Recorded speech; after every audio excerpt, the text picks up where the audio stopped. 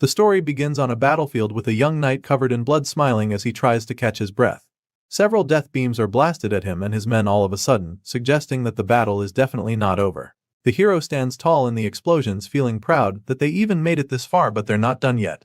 If they can just beat this last force before them, they can win the war. Sadly, just as he's conceiving the thought, a powerful red beam of energy blasts right through him. This laser of death goes through him before he can even realize it, and as he slowly looks down with his bloodshot eyes, he sees the gaping hole in the middle of his trunk. He stares at the massive hole in his chest in disbelief as it burns away rapidly and then falls to his knees in an instant. At that moment, he finally comes to terms with what just happened and the reality dawns on him. It's a fatal blow and there's sadly no coming out of this one, so the hero falls flat on his face and surrenders to death just like his comrades, whose corpses are now scattered all over the battlefield. In his final moments, he lies in a huge pool of his own blood and realizes that his story will end with him not being able to do anything. Just thinking about it drains him even more, and as there's nothing he can do now, he just remains still, allowing his life to flash before his eyes. So, how did this promising young warrior end up in this tragic situation?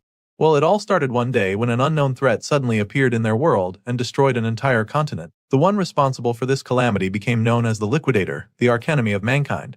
This celestial world ender went on a rampage, and so a group of warriors was created to protect mankind.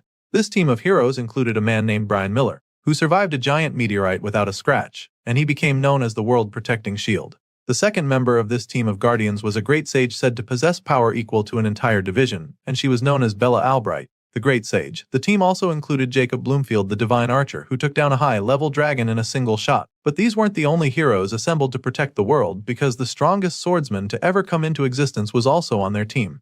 Her name was Amy White, and she was known as the Sword Saint for her power. From the little we know about these heroes, it's no wonder why they were considered humanity's best hope.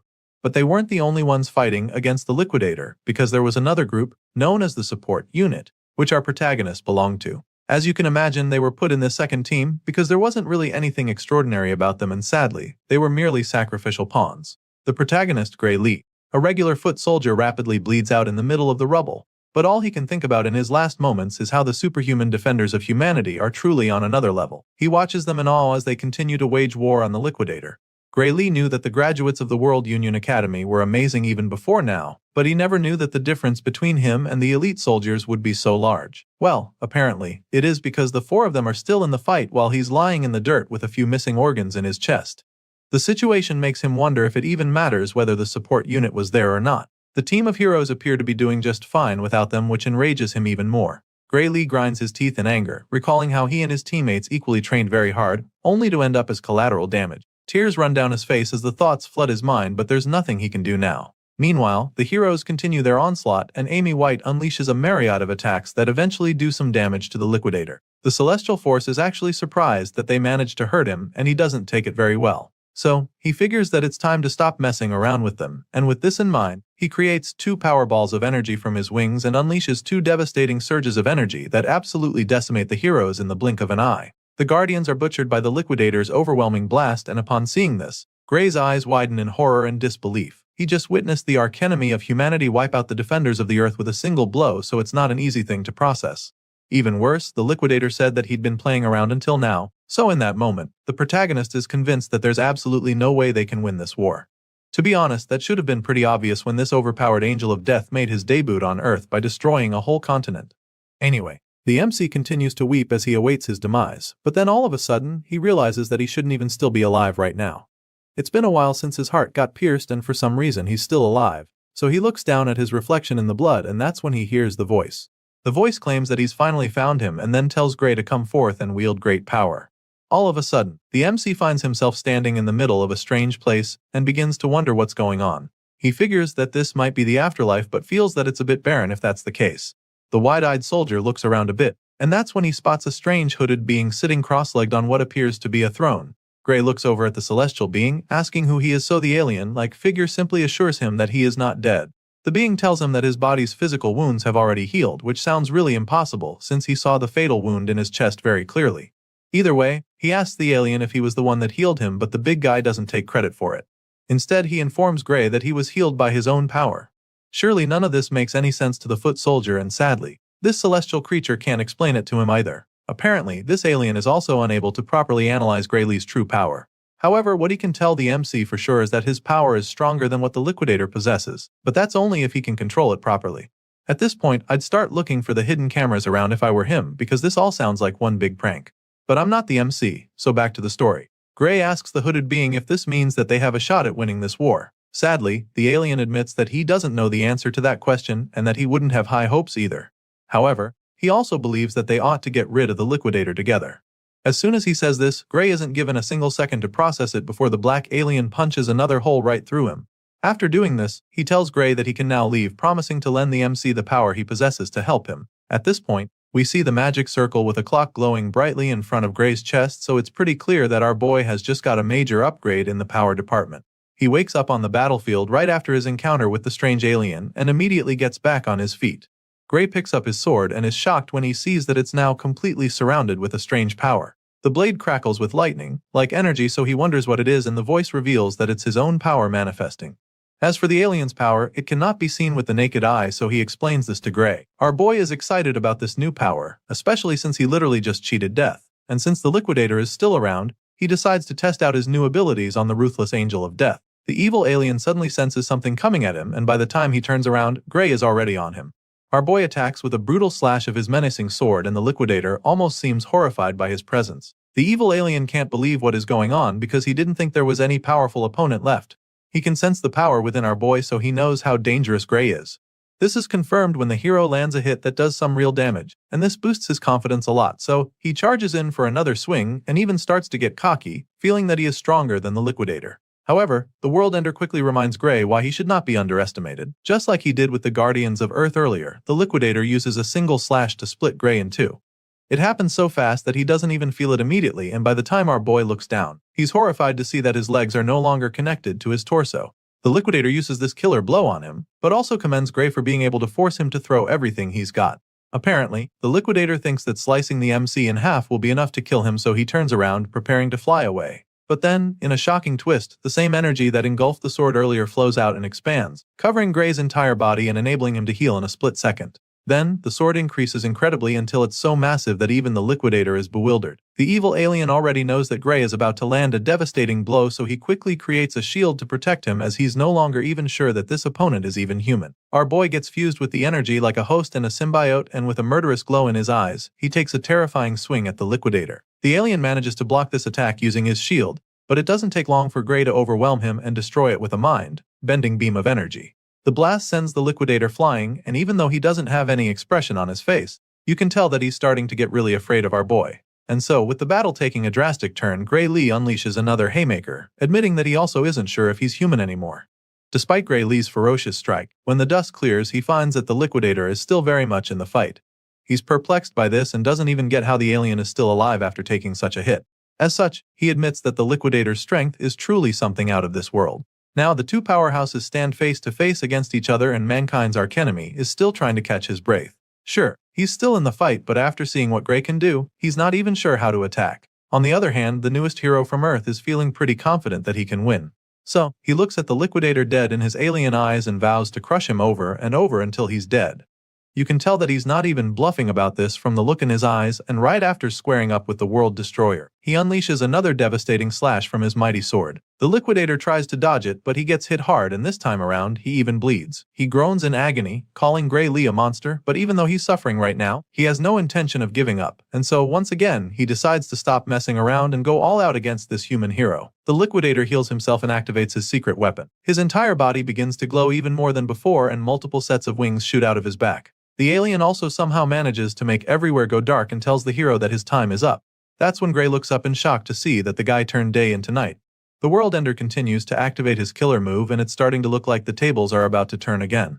However, Gray Lee is not deterred by the Liquidator's little magic trick, and so he charges at the enemy once again with his massive sword to end the fight for good. Shockingly, this time around, he's not able to penetrate the alien's shield despite pumping a lot of energy into his sword. His attack simply bounces off the barrier, leaving him pretty taken aback for a second. He's still trying to understand what's going on when the Liquidator explains it to him.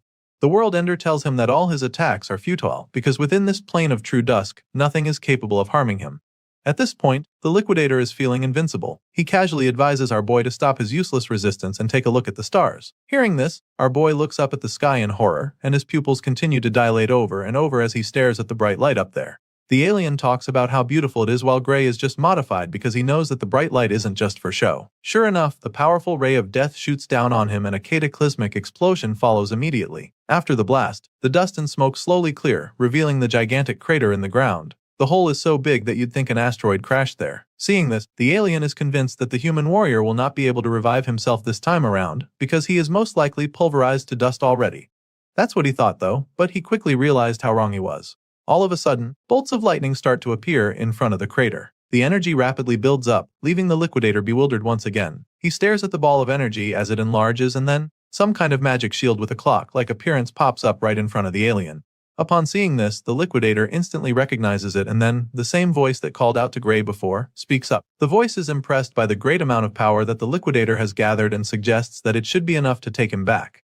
At this point, a wave of horror washes over the alien invader because this voice belongs to the one called Kronos. The Liquidator refuses to believe it, and that's when the black celestial being calls upon Gray Lee. He calls upon the hero, who wields great power and decides to use all of his power to send our boy back to the past. Of course, the Liquidator is furious when he hears this because he knows that it's all part of Kronos' master plan to destroy him. He curses at the black alien for saving Gray, but of course, that doesn't really do anything. Kronos then fulfills his promise by turning back the hands of time, claiming that this is all he can do for the human hero. By sending Gray back to the past, Kronos basically entrusts the gate of the human world to him. Everything fades out afterward, and after it all turns white, our hero suddenly wakes up in the middle of a field. As soon as he opens his eyes, he takes a look around, wondering where he is. That's when he spots the small village down the hill in the distance, and is even more stunned because it just so happens that it's his hometown, Renato Village. Gray is extremely perplexed by this since it doesn't make any sense. The last time he checked, his village had been destroyed for 15 years, so he knows that it shouldn't be here. But then again, in his confusion, he recalls what Kronos said to him on the battlefield. He remembers that the black alien god promised to send him back in time, so after putting all the pieces of the puzzle together, Gray realizes that he's actually in the past. His thoughts are suddenly interrupted when he feels a sharp sting in his hand. He takes a look at his bandaged forearm and immediately remembers having this injury. The wound is from the time when he was being picked on by someone named Belder and a few other bullies. Gray starts trembling in fear at the thought of those bullies. He remembers how badly they beat him up, and he's not ready to go through that again. Unfortunately, he also remembers how strong they were, so he's afraid that he won't be able to beat them. Our boy has been so traumatized by his bullies that just thinking about it sends him into a panic attack. He closes his eyes and eventually calms himself down. From the look of things, it appears that he never even left the village, so he concludes that defeating the Liquidator was probably just a dream. With this in mind, he accepts his fate and makes his way back to the village. He doesn't want to get hurt by the bullies, so he decides to come up with a plan for them when he's feeling stronger. Unfortunately, on the way back home, he runs into the very same bullies in the bush path. He can't believe how bad his luck is, so he just stares at them with a blank expression on his face. We're finally introduced to the leader of the gang, Belder. He claims that they've actually been looking for our boy and complains about how Gray made him go through a lot of trouble to find him. At this point, the MC is probably wishing he could just disappear or teleport elsewhere, but sadly that's not happening. Belder suddenly tosses a sword at his feet and tells Gray to pick it up. Our boy is still in a daze as he's trying to understand what's really happening here, so Belder warns him not to act dumb. And so, he bluntly tells the MC that he wants to have a mock battle, but Gray still doesn't pick up the sword. Instead, he politely declines the invitation, explaining that his injury hasn't fully healed yet. He then thanks the bullies for the offer and tells them he's not joining them till his wounds heal. Of course, these goons aren't the kind to take no for an answer. Belder insists that they have the mock battle, assuring him that it's safe since the blade is blunt. They start moving closer to him like a pack of wolves around injured prey, but Gray refuses to pick the sword. He insists that a blade is still a big chunk of iron no matter how blunt it is, and that it can still be very dangerous, but Belder finally runs out of patience. The bully gets fed up and tells Gray to shut up, claiming that he has no right to say no to him. He makes this clear to our boy and then tells him that he's free to fight without a weapon if he doesn't like swords. Before Gray can even process this, Belder charges at him with his blade, and it actually baffles him because the guy doesn't even mind attacking him when he's unarmed.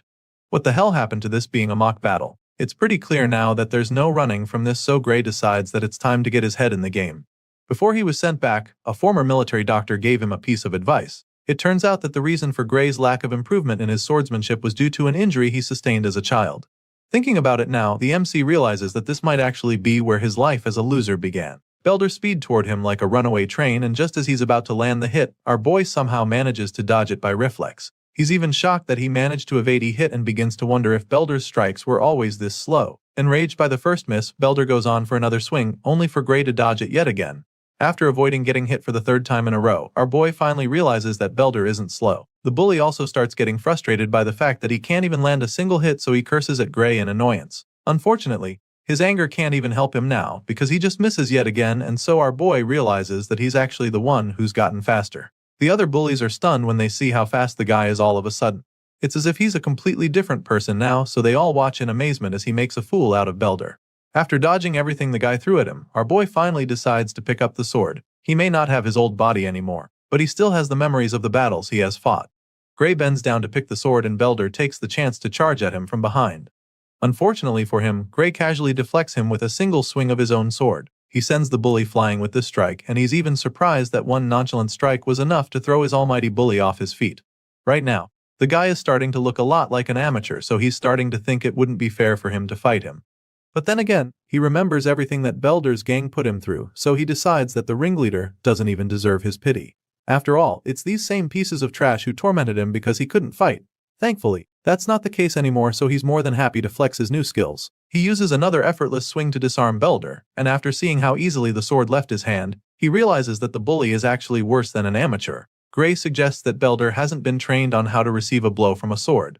This doesn't matter though. After all, these bullies were the same ones who taught him it's totally safe to beat someone with a sword as long as its blade has been dulled. And so our boy takes a big swing of the so-called blunt sword, and it still somehow manages to cut Belder's body open.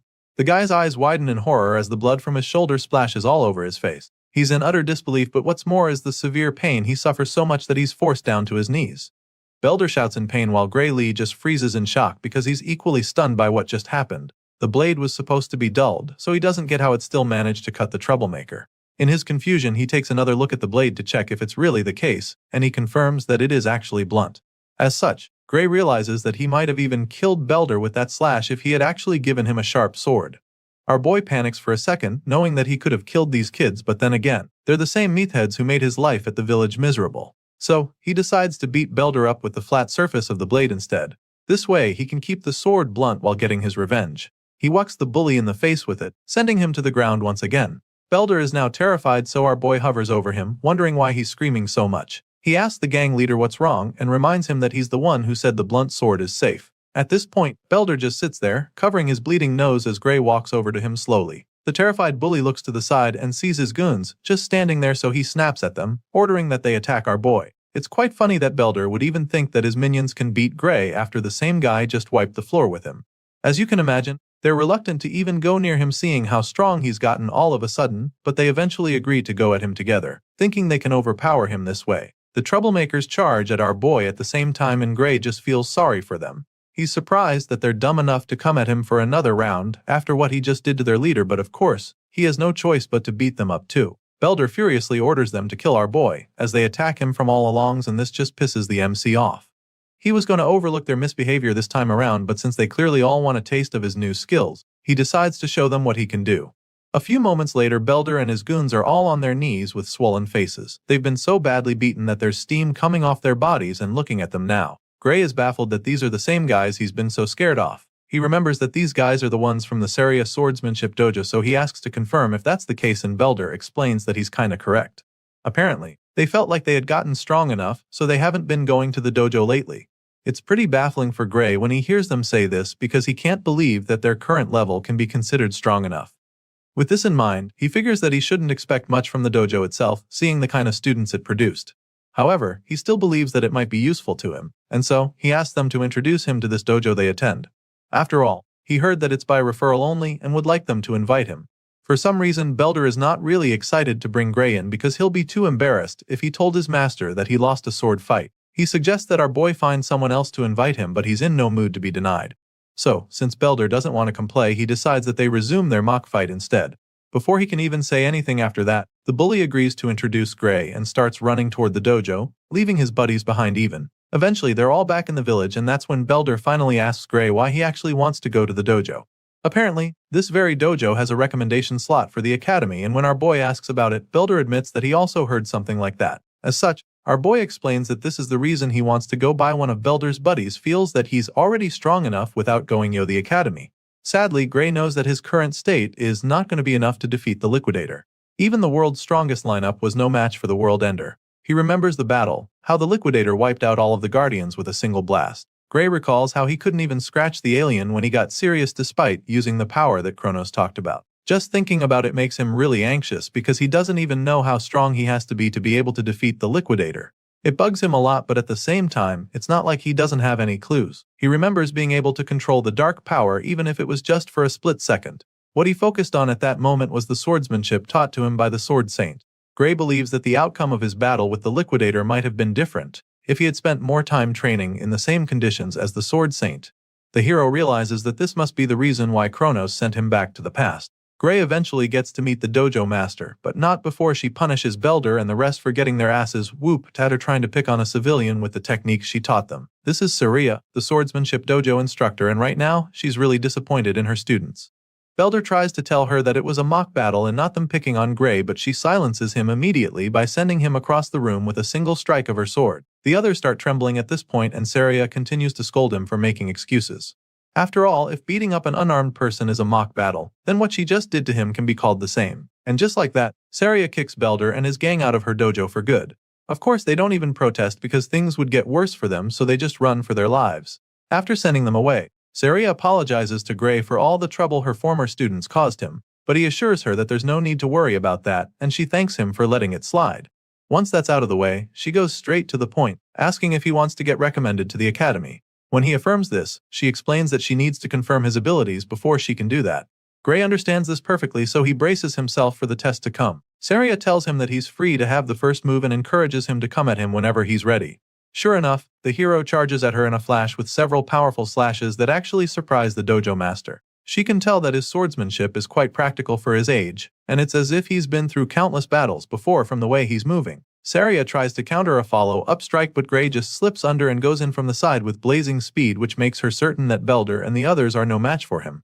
To her, Gray's style is mostly self-taught, but in the middle of each move, she gets a glimpse of swordplay that was taught at the academy, so it makes her wonder if someone there taught him. What she knows for sure is that he's a diamond in the rough with a lot of talent.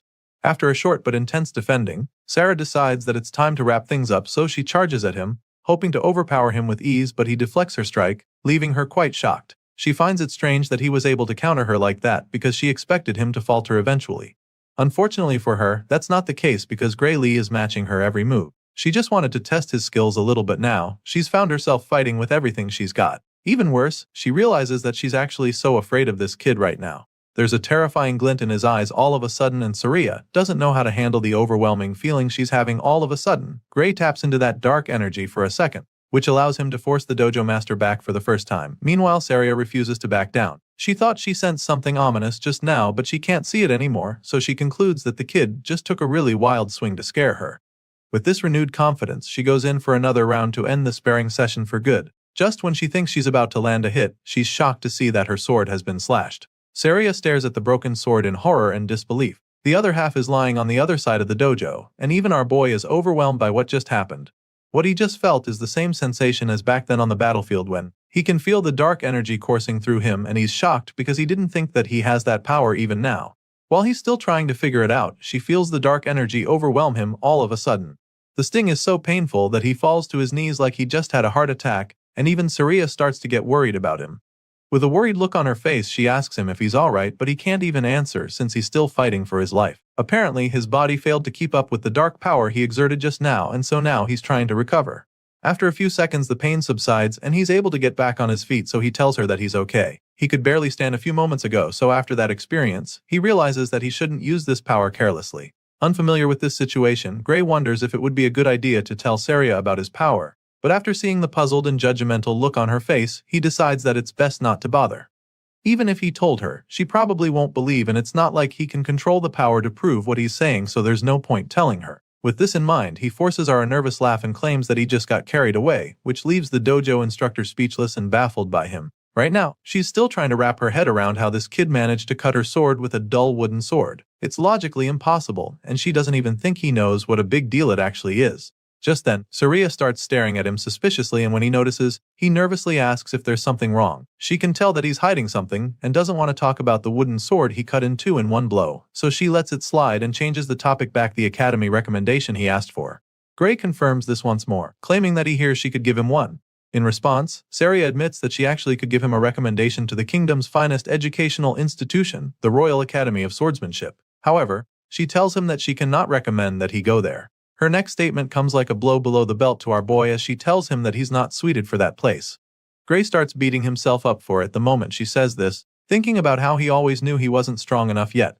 After all, he could hardly do anything against her except in that last moment, so he's not surprised that she's not impressed enough. He's still feeling sorry for himself when she completes her statement, informing him that the place he should aim for is the World Union Academy, and his eyes almost pop out of their sockets when he hears this twist. Apparently, Saria doesn't want him going to the kingdom's finest institute, because she believes that he belongs in the world's finest institution. Our boy is blown away just thinking about that place because it's the same institution where the Sword Saint and the other heroes came from. He never imagined that someone like him could even get accepted there, and Saria assures him that it's not impossible. However, his body is nowhere near fit enough to be a swordsman, and so it's going to be a stretch right now. In the Royal Academy, she feels that he'll be able to take it with his skills, but it just won't cut it in the World Union Academy. And so, she's really perplexed by the young man in front of her, because she doesn't get how on earth someone can acquire such skills with a feeble body like his. Gray Lee knows that she's right. Everybody from that academy is a genuine monster, so with a body like this, he doesn't even stand a chance of competing with them. Saria doesn't hear what he's thinking, but from the look on his face, she can tell that he's already feeling defeated. So, she asks him why he's giving up when there are still 9 months until the entrance exam. It means he's got a shot, but he also feels that 9 months is not enough, and the dojo instructor agrees with him. It's actually not enough, but she encourages him to trust her. Clearly, Saria wants to take him as her student for the next 9 months, but she also needs to know if he's ready to suffer for that long. Obviously, he doesn't want to suffer. I mean, no one does, but he knows that he needs to, so he makes up his mind and asks Saria to take him in for the next 9 months. The dojo instructor is excited to hear him say this, claiming that it's a great answer. But the happy look is quickly replaced by a terrifying grin that scares Gray, and that's when she decides that it's time to begin his hell. Our boy's intense training begins from day one, and after pushing his physical abilities to the limit, Saria pumps him full of proteins. She makes him train even when he's not in the mood and forces him to eat whether he likes it or not. This becomes his life from the day he stepped into the dojo for the first time, and 8 months later, Gray Lee's physical appearance is completely transformed. All of his muscles are finally defined with pronounced chest and arms, popping deltoids and chiseled abs. His 8 months of hell really pays off, and Saria is delighted to say that he's grown a lot more muscular. He's so ripped now that she doesn't even think she has anything to teach him anymore. And so, she encourages him to go out there with confidence. Gray is glad to hear that she's proud of him and the progress they've made, but he doesn't get why she's sending him out now when there's still a month until the exam. So, she explains to him how difficult it can be to take an exam in a place he's not used to. Which is why she feels that it's best to get there early. While he's still trying to wrap his head around it, she hands him a bag of coins, claiming that it's enough money of the trip and a month's worth of food. Gray is reluctant to take the money from her, feeling that going a month before the exam is too soon. It's almost as if she's trying to chase him out of the village all of a sudden, and when he says this, she just laughs, feeling that he's overthinking it. Our boy heard rumors of an ogre's nest that was recently found near the village, and he's aware that there are hardly any guards in the village. At this point, Saria nervously admits that she heard about that too, but she assures him that it has nothing to do with them. She tries to convince him, but he's just not buying it. The dojo instructor feels that there's nothing to worry about since the royal capital will soon send help to them. That being said, she encourages Gray to head to the exam without any worries. Our boy keeps staring at her with a blank expression on his face even after she says all of this because he doesn't believe her. He already knows that no help will ever come to this village because he's seen the future. He's literally lived it. Gray knows that his master will lose her life right before the village is destroyed. Apparently, they said she was killed when she went to kill the ogre by herself, so he knows how everything is going to play out if he doesn't do anything about it. Even though he has no intention of leaving, he tells her that he'll be leaving. Saria is glad to hear this and prays for him to pass his exam. After successfully convincing her student to leave the village, Saria sneaks out to the forest later that night. From the bloody skeleton remains scattered all over the place, you can tell that this is a dangerous region with some deadly creatures. The dojo instructor has obviously come to hunt down the ogre just like our boy predicted. According to the scout's report, the nest is right over here, so all she has to do to find it is follow the trail of blood on the ground. Just as she's about to start moving closer, a voice calls out to her, asking where she's going. She looks up the tree and is shocked to see Gray smiling down at her from a very high branch. She's dumbfounded when she sees him, and the smirk is immediately plastered on his face because he just caught her right in the act. She asks him why he's even here because as far as she's concerned, he should already be on his way to the academy by now. And before she can even try to scold him, he jumps down from the tree and stops her right there. Gray informs her that he's the one who should be asking the questions since she told him that the ogre nests would be taken care of by the army from the royal capital.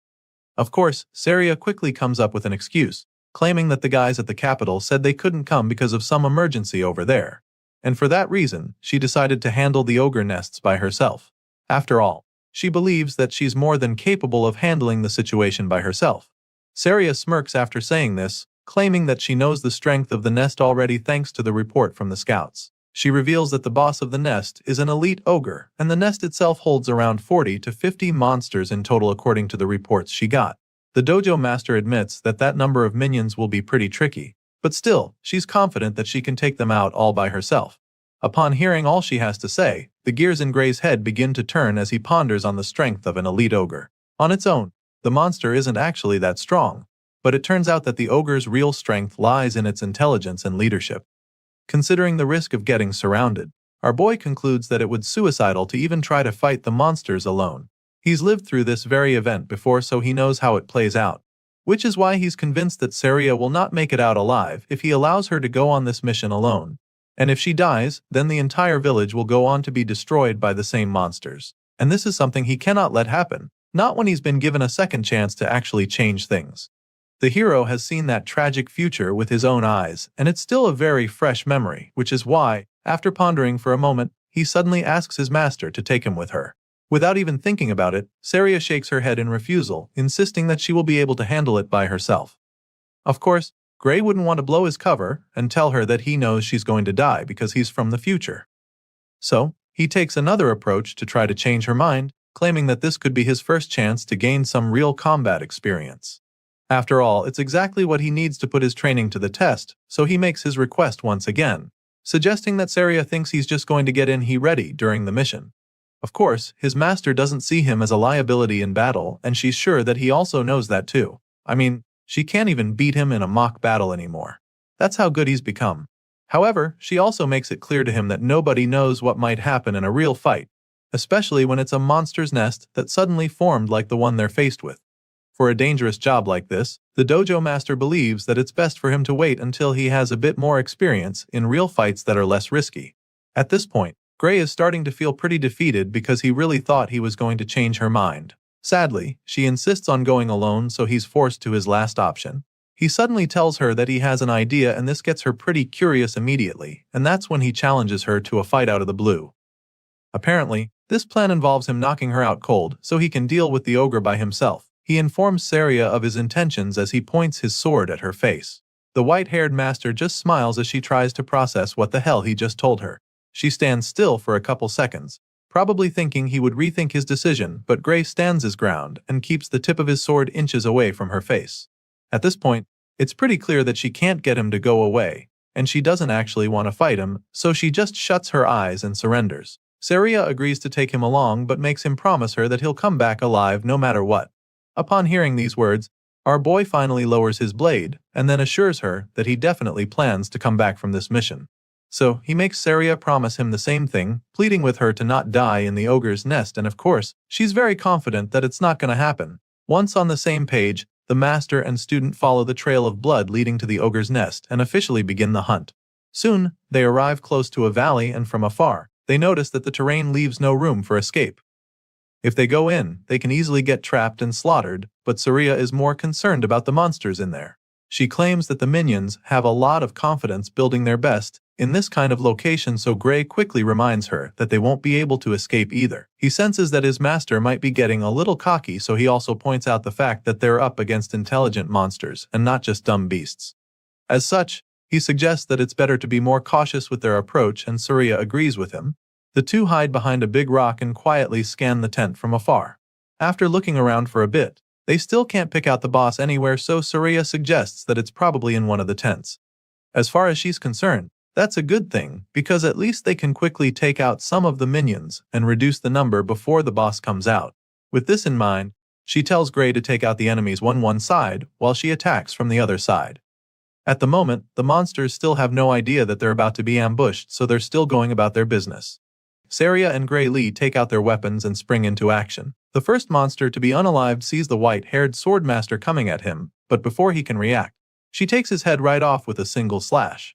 Well, this first attack alerts the others, so all their hopes of being stealthy are instantly dashed. The horde of red-eyed ogres roar at the two swordsmen, but of course, they're no match for our boy.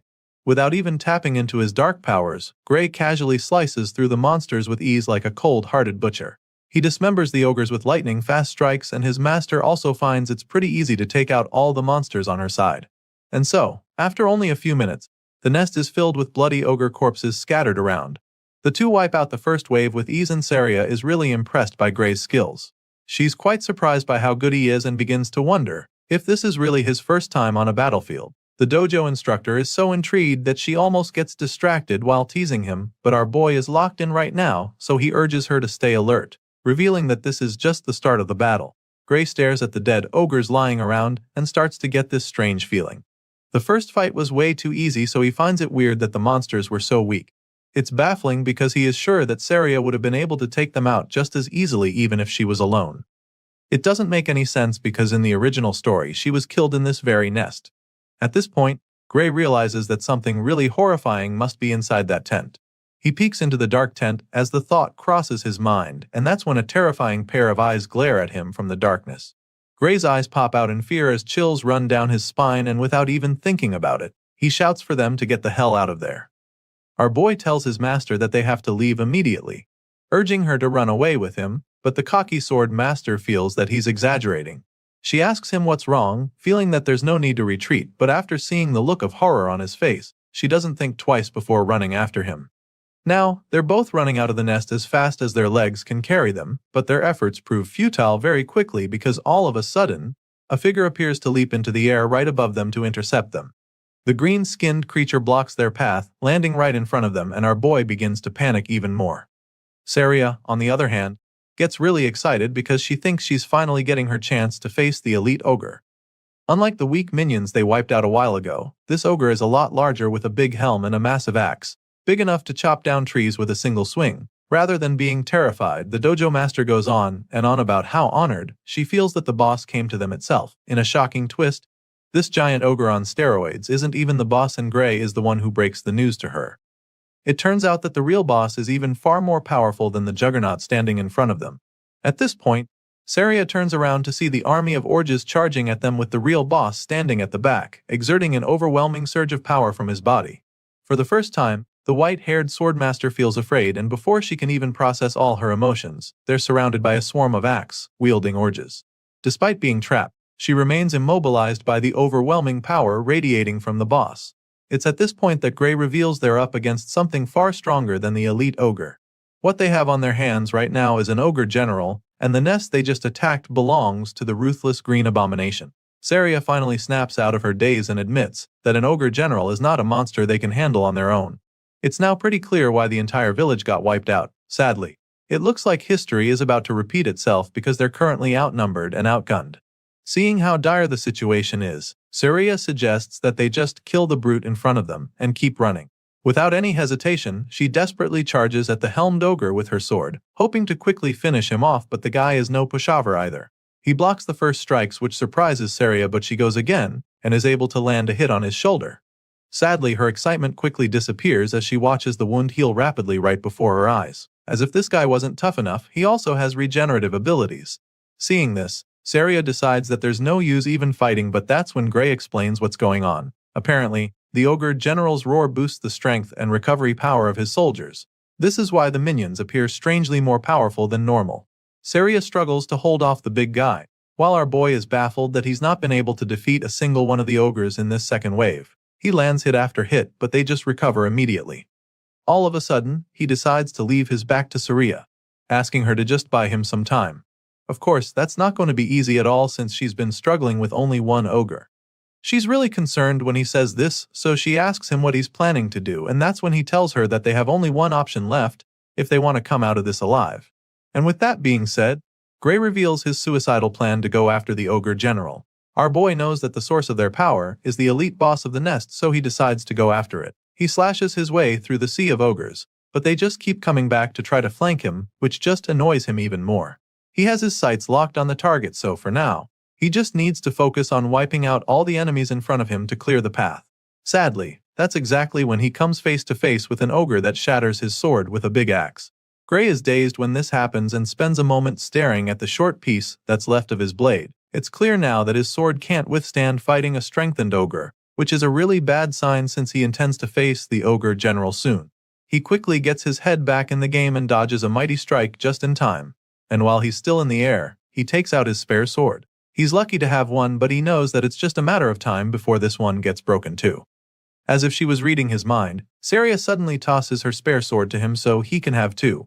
He thanks her as he catches the second blade with ease, but even though he has two swords now, he knows that there's still not enough to wipe out all the enemies. However, it's all he's got, so he's determined to make it count, since all he has to do now is wipe out the ogres in his way and take out the general.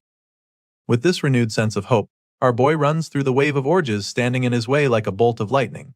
He moves so fast that some of them don't even see him coming, but in the process, he takes a few hits and even gets slashed in the face. Still, this doesn't deter him as he pushes on relentlessly through the horde of bloodthirsty monsters.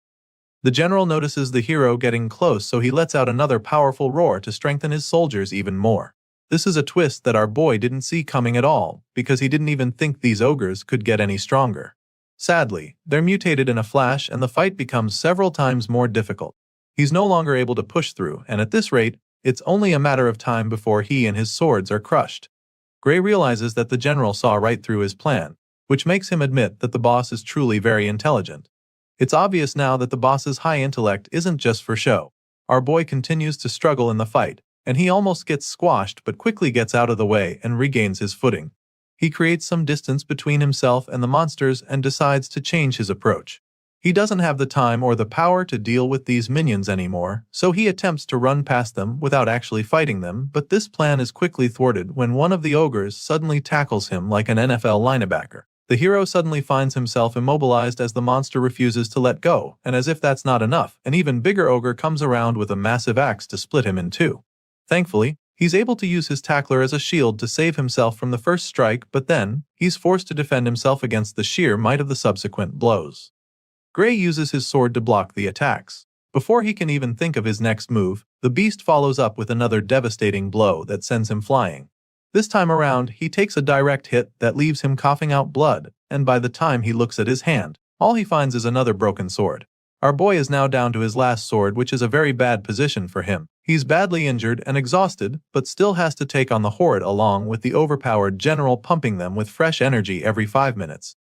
Gray struggles to get back on his feet to face the ogres now charging at him, but the gears in his head are now turning even faster, because he needs to come up with a plan to save himself. From the experience he gathered as a foot soldier, he knows for sure that he can't win this fight, and since that's the case, he decides to sacrifice himself. He suddenly shouts for her to run away, while they're focused on him, but she just smiles when she hears. Without hesitation, she lets him know that she can't do that, and not just because that big-helmed powerhouse is still in her way. Hearing this, Gray tries to scold her, wondering if she's got a death wish or something. He's afraid that she wants to die for nothing just to look brave, so he assures her that he'll run right behind her once she starts moving. However, she's not even refusing because she's worried about him. Apparently, Saria literally can't even run anymore because there's a nasty cut on her thigh, making it difficult for her to even stay on her feet. Gray gets to see the wound and is instantly horrified because his master is basically a sitting duck in that state. Just like that, saving her by sacrificing himself becomes impossible, and he immediately runs out of options. Gray's life begins to flash before his eyes just like they did in his previous life. He was sent back in time so that he could defeat the Liquidator, so it's pretty sad for him to realize that his new life is going to end just 8 months later in a filthy ogre's nest. His chances of survival drop even further when his last sword gets broken by another powerful strike. It's looking pretty bad for our hero at this point, but even with the odds stacked against him, he refuses to accept defeat. Gray Lee believes that it's not over yet because he still has one last trump card up his sleeve. Sure, he doesn't know how to use the dark power he possesses, but our boy is certain that even all these enemies before him will be no match for him if he can just tap into the power from the battle against the Liquidator. So now, with that being his last and only hope to survive, Gray forces himself to remember how he felt when he first unleashed that power.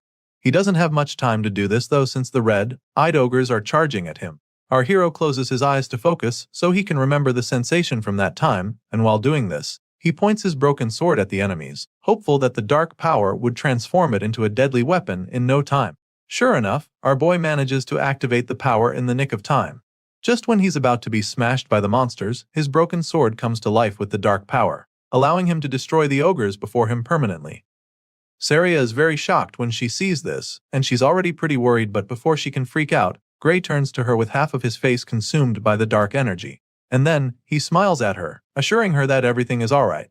Our boy's not kidding, and we're able to see why he just said that. Gray is now a lot more powerful than he was a few moments ago, which is why he's able to casually wipe out the horde of the ogres in front of him. Apparently, these strikes are so potent that the ogres are unable to recover from them, and even though the general starts to take some damage as well. She notices this and it's shocking to her, so she gets distracted for a second. In that split second, her opponent gets the chance to sneak up on her, but she sees it coming and manages to block it. Saria uses her sword to block the huge axe, and that's when she notices that the force behind it is now lighter than it was before. All of a sudden, the mightiest ogre suddenly becomes a walkover for Saria, so she takes advantage of it and destroys the brute in a flash. He sure gave her a hard time earlier, but without the general strengthening him, he's nothing. A while later, we see the hero and his master standing victorious in the nest surrounded by ogre corpses. He's amazed that they somehow managed to come out of it alive, and the bruises on his face confirm that it was no easy feat. He apologizes for breaking her sword, but the sword master assures him that she doesn't mind since he literally saved her life. Either way, he gives her back the broken sword and she takes it from him, even though that's not her major concern at the moment. While taking it off his hands, she tries to ask him about the attack he used to win the fight, but before she can finish talking, our boy collapses to the floor headfirst. The hero passes out in an instant, which leaves her absolutely horrified, so she starts. While she's trying to wake him up, we see that our boy's consciousness is actually elsewhere. He finds himself standing in a dark, empty place filled with shallow water. In the middle of the place, there's a huge door with chains on it, which he finds very strange. And while he's still trying to wrap his head around what the hell is going on, weird gusts of energy start to flow out of the door along with mysterious symbols. At first, he doesn't understand what's going on, but he quickly realizes that it's the same power that kicked in on the battlefield. A line appears in the middle of the door like a smaller gateway, allowing the dark clouds to seep out. This makes Gray wonder if opening the door will allow him to get that power. Of course, there's only one way to find out, so makes up his mind and starts marching toward the door. He gets closer, and after only a few steps, he feels an overwhelming and ominous force pull him back. The massive red skeleton spirit drags Gray away from the door with a crushing power that horrifies him. After that suffocating experience, our boy realizes that he's definitely going to die if he opens that door in his current state. Chills run down his spine as he says this, and almost immediately, a loud voice responds to him, informing that he made a wise call. As you can imagine, Gray is taken aback when he hears the voice, but he doesn't even get a chance to figure out anything else, because the next moment, he's waking up in a bed struggling to catch his breath. He wakes up like someone who just had a nightmare, so Saria is really concerned about him. Thankfully, Saria is in the room, so she comes to check on him, seeing that he's finally awake. She clearly has not fully recovered from the damage they suffered in the ogre's nest. At the same time, our boy is pretty confused, so he asks where he is, and that's when she informs him that he's been unconscious for 5 days. As such, she was even afraid that he wasn't going to wake up anymore. Our boy is still pretty surprised that he's been asleep for the last 5 days, so he figures that it's due to the fact that he must have pushed himself pretty hard. It clearly took a toll on his body, and the swordmaster agrees with him, even though she feels that he did a lot more than pushing himself pretty hard. Anyway, she's concerned about his condition, wondering what the state of his body is. She asks him if he can move, and since he also does know the answer, he decides to give it a try. Sadly, Gray suddenly realizes that he can't move his right arm at all. He can't muster any strength in it, and even though he knows he can move a bit, he's afraid that he might not be able to hold a sword with it. As if that's not bad enough, he also notices a weird bruise on his bandaged arm with dark energy spreading. Saria notices that he's struggling with it, so she asks him about it. Hearing this, Gray is a little surprised, because it means that she can't see the dark tattoo-like bruise on his arm. Since that's the case, he simply admits that he can't put any strength into his dominant arm. Apparently, the swordmaster isn't actually surprised to hear this. It's just as she thought, and so she also knows that it won't heal back to normal anytime soon. After all the bones in his right arm are in pieces. Clearly, the hero didn't know about this, especially since it doesn't even seem hurt at all from the outside. He explains this, and that's when she tells him that they've already treated it with a magic potion. For some reason, our boy doesn't like the sound of that at all. He stares at the empty potion bottle in shock and panic, because the last time he checked, such things were extremely expensive. However, his master assures him that he shouldn't worry about it, because the village chief was the one who gave it to them. He's shocked to hear this too, because he can't even wrap his head around why the chief would give a potion to someone like him. The moment he says this, she sounds baffled that he'd talk like that, and that's when she informs him that he's literally the hero of the village.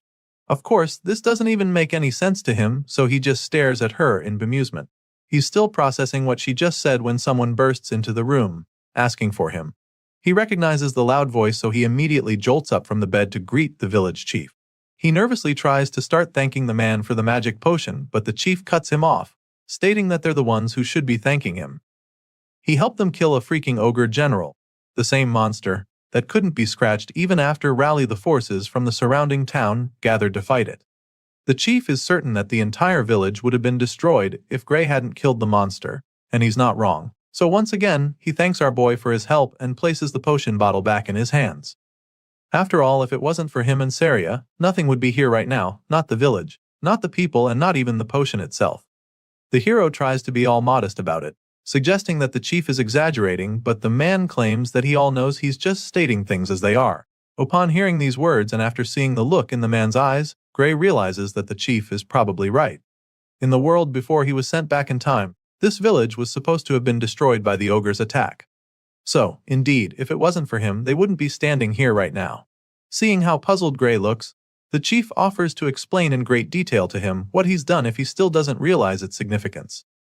Moving on from that, he asks our boy if he's really going to take the entrance exam at the World Union Academy. It turns out that our boy had forgotten all about the one thing that made him train hard for the past 8 months. So, when the chief brings it up, it's like a dagger to the heart because he realizes how much he's messed things up. He went after the ogres just over a week to the entrance exam, and he's been asleep for the past 5 days in this infirmary, which means that he only has 2 days left till the main exam. Getting to the World Union Academy alone takes 3 days on foot, so walking there is no longer even an option. He could get there in a day on horse, but he doesn't have that kind of money, and so he summons the courage to ask the chief to lend him a horse for his trip. Surprisingly, the man already knew he'd make this request, which is why he had already prepared the best horse in the whole village for Gray in advance. The chief believes that our boy should be able to get to the academy in no time with the legs on that horse. While the man is busy bragging about his pet, Saria tells the hero that they would have carried him to the exam in his sleep, even if he hadn't woken up today. After a while, our boy gathers enough strength to stand, so he walks to the door, and as soon as he goes outside, he's greeted with a huge crowd of villagers thanking him and wishing him success in his exams. They're all grateful to him for saving the village, and while most of them are holding up posters, one guy walks up to him with a sack as a gift. Gray asks what it is, and the man claims that it's something the whole village chipped in for him. Apparently, they heard that it costs a lot to apply to the World Union Academy, so they came together to raise the funds for him. Our boy is shocked that everyone contributed to the cause, but the feeling is quickly replaced with joy and gratitude as he thanks them for their kindness. Soon it's time for him to get going, so he says his goodbyes.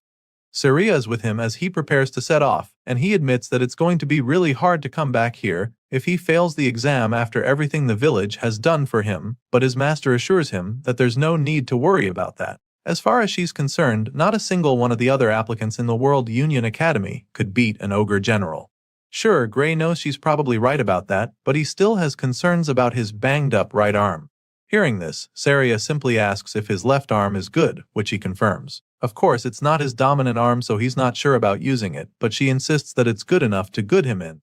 She also doesn't think he needs to use that dangerous power inside him, but he feels that the entrance exam might be tougher than they think. Thinking he can pass with just one arm seems a bit like a stretch to him, but Saria assures him that it's going to be fine, because she trusts that the Academy's examiners won't be so blind as to overlook his ability. If there's one thing she can guarantee him, it's that he'll definitely pass the exam. At this point, our boy has already mounted his horse, ready to set off, so he thanks her once again for the pep talk, feeling a lot more confident.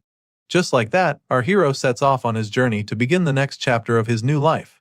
In the previous world, this village was destroyed, but he knows that the enemy of mankind still exists here. However, he also knows that this world is no longer the same as the old one, because the future can be changed with this power that he now possesses. Soon, our boy arrives at the capital, and the first thing he does is thank the beautiful horse that got him there. He's only been in the city for a short while, but he can already spot the amazing structure that is the World Union Academy. Despite how expensive it is to apply here, the place is absolutely swarming with potential applications. There's a sea of people gathered in the World Union Academy, and every single one of them dreams to become a hero. Over the speaker, they're informed that the distribution of exam tickets will begin shortly. Until the process is completed, all applicants are instructed to remain inside the central arena. Among the crowd, some people start chatting about how competitive this academy is.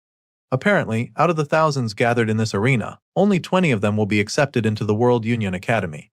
That's the rumor going around, and our boy quietly listens to the guys spreading them, but some people heard that the number of admitted students changed yearly.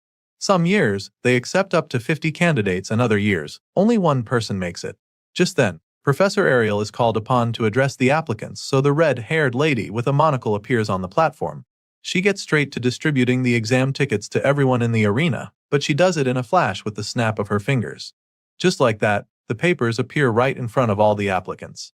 Like everyone else there, our boy is pretty impressed when the ticket appears right in front of him from a flash of flames. He grabs the paper and reads the content to discover that his candidate number 513, and he also learns that he'll be taking the fencing course. Everyone has their own ticket, and our boy will have to take the exam that requires most people to have the bones in their dominant arm to not be shattered. Professor Aries knows that some of them might be surprised by the format for the exam, but she assures them that this is how it is every year. She goes on to explain that the World Union Academy does not discriminate based on age, gender, nationality, status, or anything else. Not even their names are of any significance here. The professor makes this clear to the applicants, stating that only those who pass the exam and earn the right to cross the bridge will be asked for their names. Meanwhile, our boy is still baffled by the fact that he's taking the fencing course when he literally left his sword at the inn. He doesn't get what kind of system this is, so he's pretty hung up on it. While he's busy racking his brain, the professor reveals that she assigned their courses according to how they look. And so, she asks those who feel he was wrong about it to raise their hands. Many of the students find it hard to believe that she picked their courses just by looking at them, because there are literally thousands of them. Judging by their reactions, along with the lack of raised hands, it's pretty clear that the lady got their courses right. Still, many of them believe that there's foul play. To them, the academy either checked them beforehand or she used magic to read their minds. After confirming that she didn't miss anybody's course, Professor Ariel states that she'll be announcing their exam schedules next. As such, he asks them to check their tickets for the next update. Of course, all the applicants check their tickets, including Gray Lee, who finds out that his exam will be on the first day at 11 a.m. As you can imagine, he's not really excited to see that he's up on the first day, because he was hoping for a little more time to let his arm heal. Sadly, that's not the case. The professor goes on to pile on the pressure, announcing that this is a one-shot practical exam. Latecomers will be automatically disqualified, so she makes this known to them and advises them to be on time. She also lets them know that the academy does not accommodate personal requests for schedule changes. While the announcements are going on, Gray quietly tries to see if his arm is better now, but sadly, he still can't get any strength to it. So now, all he can do is pray that it heals by morning, even if it's only a little, because otherwise he'll have no choice but to fight with his left arm. Unfortunately, the next day, our hero wakes up and is immediately frustrated because his injured arm didn't even heal at all. Now, he has no choice but to take the exam like that because there's no option for schedule changes. Gray gets ready and heads to the exam, and when it's almost his turn, he is directed to the entrance of the arena. While waiting for his turn, he tries to calm down, reminding himself that he shouldn't be pessimistic about this right now. As he tries to maintain positive thoughts, he realizes that his left arm is still fully functional, and he can even move his right to an extent. With this in mind, he comes up with an idea. Gray concludes that he needs to use the little time he has left to watch the examiner's moves and prepare for them. Our boy believes that what he needs to do now is study his opponent and find an opening to strike. At this point, we get to see the current application in the arena. The examiner tells him to take the first move, so the brute with the big sword charges at him like a bull. He moves pretty fast and successfully takes a swing, but he misses and strikes the floor instead, just missing the examiner by centimeters. He's puzzled when he sees the chill examiner nonchalantly standing with his hands behind his back after evading the attack. The experienced teacher casually avoided the hit, which pisses the applicant, so he angrily goes in for another attack. This time, with an even more devastating swing to the side, but once again, the examiner makes his attack fruitless. He blocks the second strike with his sword, leaving the hothead in disbelief. And once the guy is stunned, he follows up with his own counterattack to quite literally sweep the guy off his feet. The examiner sends the guy crashing like a tumbleweed, and by the time he stops rolling, he's sitting on his butt without his sword and a broken arm. Seeing this, the veteran concludes his exam and asks him to exit the venue with his weapon. Of course, our boy witnessed everything that just happened, so a smile of acceptance creeps up on his face, because now, he knows without a shadow of a doubt that he's cooked. The examiner calls his number and he just starts walking into the arena. In his mind, all he can do now is go on stage and quietly take his L before going back home, because if that tough guy couldn't even land a hit with perfectly good arms, then what are his odds? Just like he did with the last guy, he tells Gray to make the first move. Sadly, our boy is even struggling to hold the sword properly right now. He can feel the pressure even more now, so he doesn't even think he stands a chance. Nevertheless, he's not a quitter, so he reminds himself that he still has to do whatever he can. With this in mind, he charges at the veteran with his blade, and during that run-up, one of Saria's teachings runs across his mind. He remembers her telling him that a sword isn't swung with just one's arms. She taught him to channel the power generated by his entire body through his arms instead, and now that remembers, he decides to do just that. Even if his right arm is powerless, he knows that he can still drive the force through his other muscles. So, he gives it a try and takes a very decent swing. The examiner dodges the strike, of course, and Gray isn't shocked, since it's not like he can fight the way he usually does. If swinging a sword without arm strength was not easy, no one would bother training their body in the first place, so he sucks it up and shoves the excuses far down below so that he can focus better. Despite being pretty much handicapped, Gray manages to force the instructor to attack him very quickly, but that is when he notices something strange. All of a sudden, the examiner's sword strike starts to look a lot slower than before. It's just like what happened with Belder, but the difference here is the insane force that comes from those apparently slow attacks. However, Gray can still tell that this man's speed and technique doesn't even come close to his master's. With this in mind, he feels that he might be able to make up for the difference in arm strength if he can just stick to the swordsmanship that he learned from her. So, that being the case, our boy goes into beast mode in the blink of an eye. He unleashes a barrage of sword slashes on the examiner, forcing the guy back faster than he would have imagined. He makes the instructor fall back a lot while trying to block the hits to the point that the man almost loses his footing. On top of that, the guy still looks very slow in Gray's eyes, so now he's starting to think that this examiner is not even nearly as strong as he thought before. In that moment, Saria's words play back in his mind as he remembers her assuring him that he would pass. So now, with the way he's dominating the examiner, he's feeling a lot more confident that he can actually do this. Our boy Gray starts to really get the upper hand in the duel, feeling a lot more confident than he was before he stepped into the arena. However, the examiner doesn't intend to lose that easily to an applicant, so he takes things up a notch and begins to attack more forcefully. The instructor unleashes a myriad of slashes, but our boy is able to block them all. Now, it's becoming clear that the difference in power is too great, even though he's already seen through his opponent's swordsmanship. The examiner is stronger than him, and so, Gray is unable to break his form. After blocking most of the attacks, he gets an opening to strike, so he thrusts his sword forcefully, but the instructor deflects it swiftly. At this point, our boy notices that the man's movements are becoming rougher, so he comes up with a plan that could win him the fight. It's a bit risky, but he feels that trying it at the perfect time might just be the move that helps him defeat his opponent. With this in mind, the hero makes up his mind to do it. He lures the instructor to throw powerful moves at him by being more defensive, and this causes the man to leave himself vulnerable for a counterattack. As soon as Gray sees this opening, a grin appears on his face because his plan worked. After all, in a fight like this, there's nothing more likely to expose an opening than a big predictable swing. With blistering speed, the hero goes in for the finishing blow, which makes the instructor lose his balance. The examiner struggles back in shock when Gray capitalizes on his mistake, and before he can recover from it, our boy launches another strike, determined to seal the deal. Now, the odds are in his favor despite being weaker and having less experience. No matter how great the difference in power is, he's convinced that he'll win if he can just get behind his opponent. Gray takes the bold swing to secure the win, but then a loud commanding voice orders him to stop.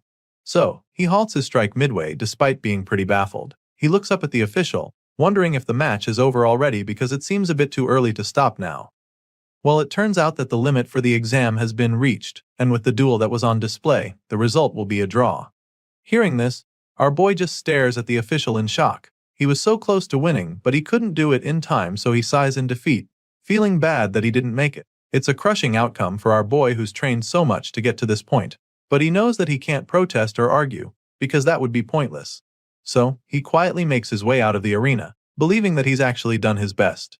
Of course, it's not so easy to accept a loss like this, especially when it determines his future. The fact that he couldn't even win the first examiner makes him feel that things will be pretty difficult for him.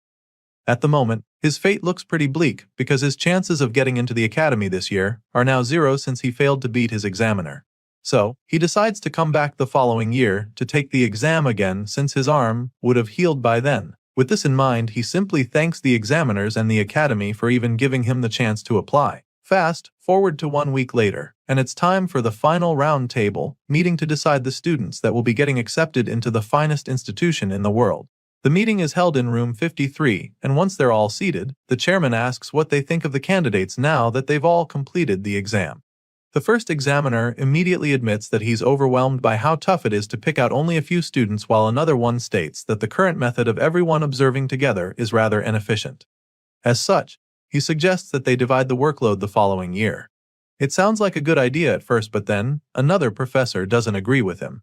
The man insists that they can't afford to overlook a talent simply for the sake of making things easier for themselves. At this point, the oldest man in the meeting reminds them that he asked to hear their thoughts on the students and not their opinions on the examination system. That being said, he decides that they start with the swordsmanship course and asks his professors to let him know which of the candidates passed in this category. Well, according to their rules, those who beat the examiners passed automatically, and those who couldn't achieve that will be assessed based on the quality they showed and how they held out during the 15-minute time limit. One of the examiners explains this and then asks the swordsmanship course instructors what they think about it. All the matches were recorded so they're able to rewatch and analyze the performance of the candidates. Other than those who beat the examiner, candidates number 5, 217 and 753 stood out. The man suggests that they kept it at that because even if the others joined, they wouldn't be able to keep up in class. The second professor agrees with this decision and then asks if anyone has a contrary opinion. None of the examiners speaks up to say anything otherwise, so the chairman figures that they have confirmed the successful candidates for the swordsmanship course. But just when they're about to make the final verdict, one of the examiners asks what the room thinks about candidate number 513.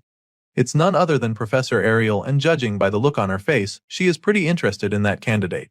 The other examiners in the room seem pretty intrigued when she brings up Gray Lee. So, they dig out the recording of his match against his examiner, and they're amazed when they realize how good he is. It certainly looks like he was going to win the fight, which is a good thing, but they also feel that things are going to be difficult for him if he has to rely on setting up traps just to beat an examiner. They notice that his technique was good, but his strength was also clearly lacking, which doesn't help his case at all.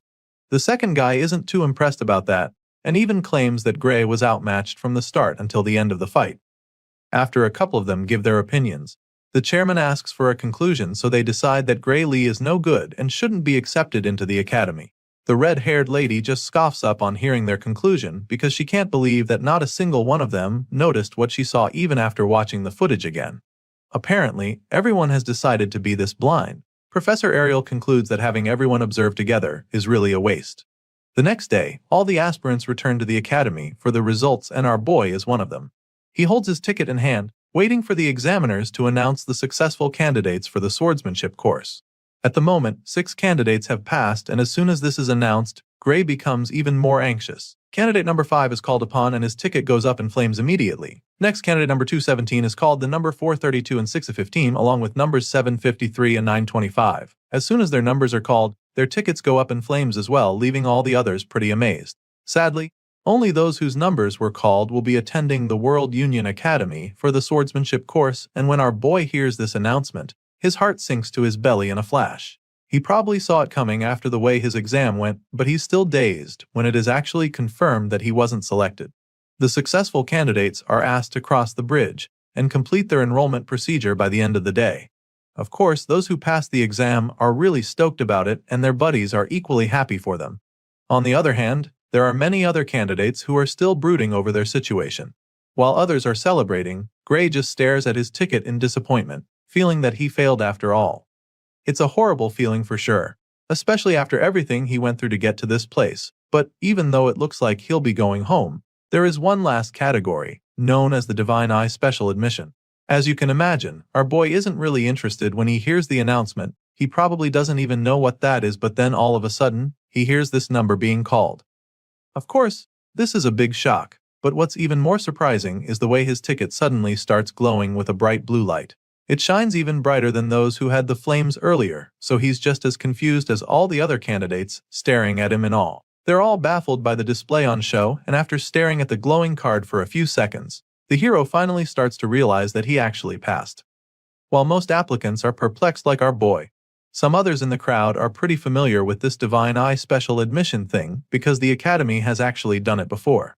At the moment, the name still doesn't ring any bells in Gray's head because he's never heard of it before. He doesn't get it, and while he's still pondering on it, those who know what it is make him understand that it's basically a way that someone gets into the institution through the back door. Some cocky know-it-alls who probably got in normally also have something to say about it. To them, the World Union Academy has really fallen to have allowed a special admission, but while the jerks are busy going on about it, our boy is simply hung up on the fact that he got in through the back door. It doesn't make any sense since he doesn't have any connections here, so he wonders if his master was the one who found a way to get him in. It's a possibility, but he knows it's a stretch because she never even mentioned anything of that sort. His thoughts are suddenly interrupted when an old man comes around to scold the candidates who were speaking ill of the Divine Eye special admission. And seeing that they've decided to be ignorant, he decides to enlighten them. He explains that the Divine Eye special admissions is an honorable category that has produced heroes for over 100 years. The old man tries to make them understand, but the jerks refuse to accept it. As far as they're concerned, the geezers at the World Union Academy are just the ones who love the Divine Eye special admission. Besides, the last time they checked, those who got in through this path were only impressive back in the day. Apparently, recent successful Divine Eye candidates include Amy White, Bella Albright, Leek Mueller and Jacob Bloomfield, who are considered complete failures at the World Union Academy. Some of these names probably ring a bell to you, because these are the names of the heroes we saw in the first chapter. For some reason, these same guys are the bottom feeders at the World Union Academy, and they're so notorious for their poor performance that even the current candidates know about them. On the other hand, Gray remembers Amy, Bella and Jacob very vividly from his past life, because the three of them were part of the main force that fought against the Liquidator. Despite what everyone is saying right now, our boy is so excited that he'll get to fight alongside them because he knows that they will become the true heroes. The story continues on the day of the entrance ceremony. Currently, the ceremony is scheduled to begin 30 minutes from now, so the students urges them to assemble in the plaza in front of the main office if they're done changing. For the first time, we get to see our boy in his stunning uniform with the World Union Academy emblem engraved into his chest pocket. After walking for a while, the guys at the front start to argue about the correct location. Apparently, they should be at the plaza in front of the main office, but there's nothing here, so they're not sure that they even came to the right place. Before they can get even more confused, one of the professors comes around to meet them. He apologizes for the confusion, explaining that they've had a bit of a delay setting up due to a mix-up. Hearing this, the students are still quite confused because they don't get what he means by setting up. Just then, the man tells them to step back a bit so that he can put the stairs in that spot. This just baffles them even more, but they step back and ask if that's good enough.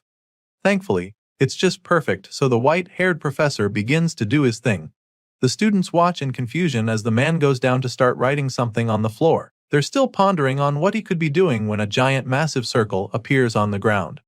The golden seal spreads out, glowing brightly, leaving the students in awe, and then in the blink of an eye, a gigantic auditorium appears with a flight of stairs attached to it. Once again, the man apologizes for the delay and then tells them to sit wherever they like in the huge hall.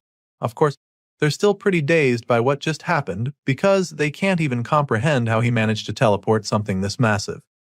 While most of the other freshmen remain pretty stoked about what the professor did, our boy quietly takes a seat. He feels that they probably did this because they want to hold the entrance ceremony in a place where they can see the school building. It's a pretty brilliant idea, and he also believes that it's a pretty extravagant way to use teleportation magic. He's heard a lot about the institution in his past life and the present one, but now, he can boldly say that he has seen the power of the World Union Academy. The hall is massive, so it's pretty obvious that the number of seats is pretty excessive. One purple-haired guy at the front points this out because he doesn't think there's need for this many seats, when only 30 students were accepted this year. However, the girl sitting next to him informs him that he doesn't even know what he's talking about. In response, he simply apologizes, claiming that he never really studied anything other than how to wield the sword. In that case, the girl decides to enlighten him a bit. The World Union Academy, as the name suggests, gathers the best students from all over the world. She first makes him understand this, and before she's even done talking, she points up at the sky in excitement, announcing that the others have arrived. That's when everyone else looks up at the sky to see the fleet of airships along with huge dragons. Most of the students are terrified when they see this because they have no idea what the hell is going on.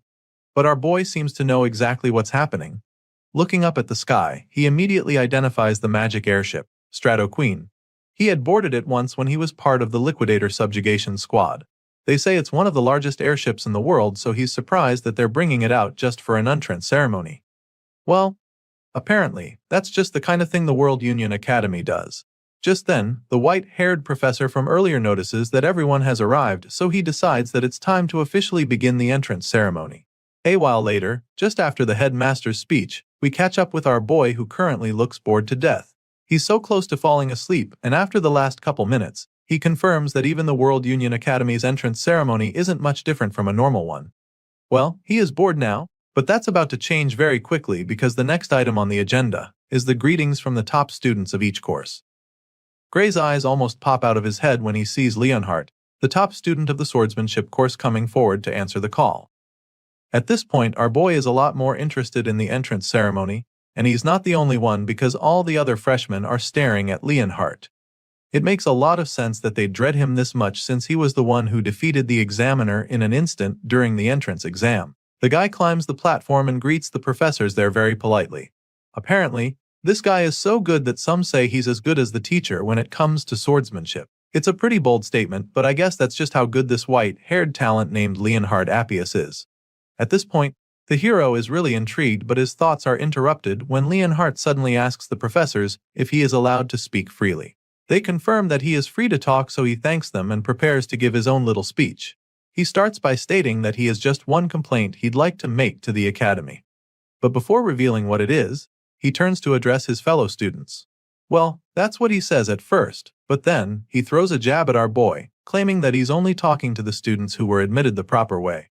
Leonhardt tells them what an honor it is to be admitted to the academy with them, hopeful that they'll all graduate as individuals capable of making meaningful contributions to the world.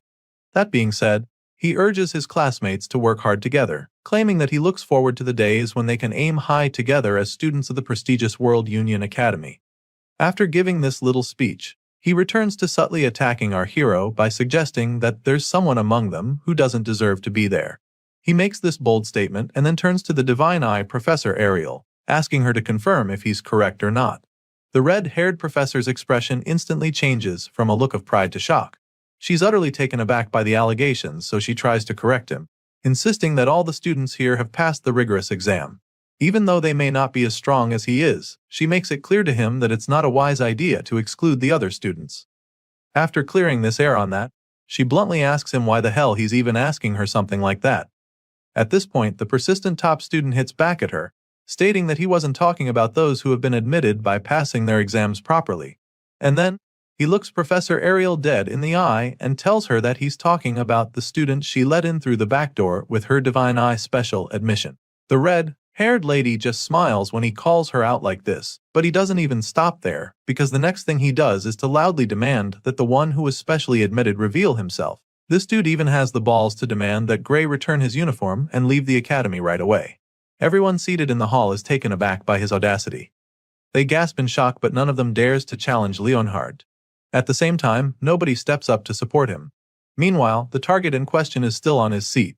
He hasn't revealed himself yet because he's trying to understand what the reason for this hostility is. He's pretty nervous, but he's relieved that Leonhardt doesn't even know his face, because that would be a serious problem for him. He remembers when the top student stood up to answer the call, and he's glad that the guy didn't notice him back then despite how close they were to each other. Since Leonhardt clearly doesn't know who he is, he figures that it's wiser to just remain seated because he might not get caught up in this whole thing if he doesn't actually step forward.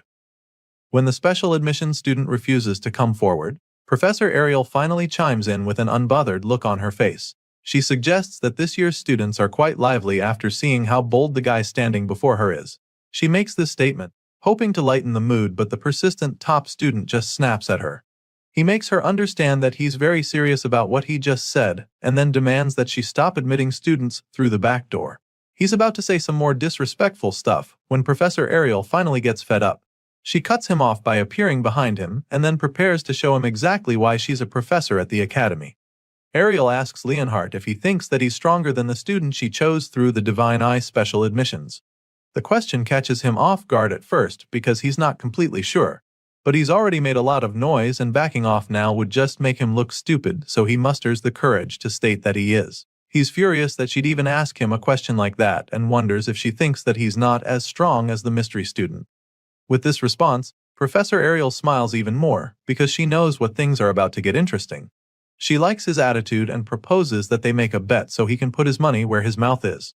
Once again, Leonhardt is taken aback by the idea she just brought up, but she reiterates and confirms that she actually wants to make a bet, and not just any regular net, because she's actually willing to gamble with her job to prove that she didn't make a mistake.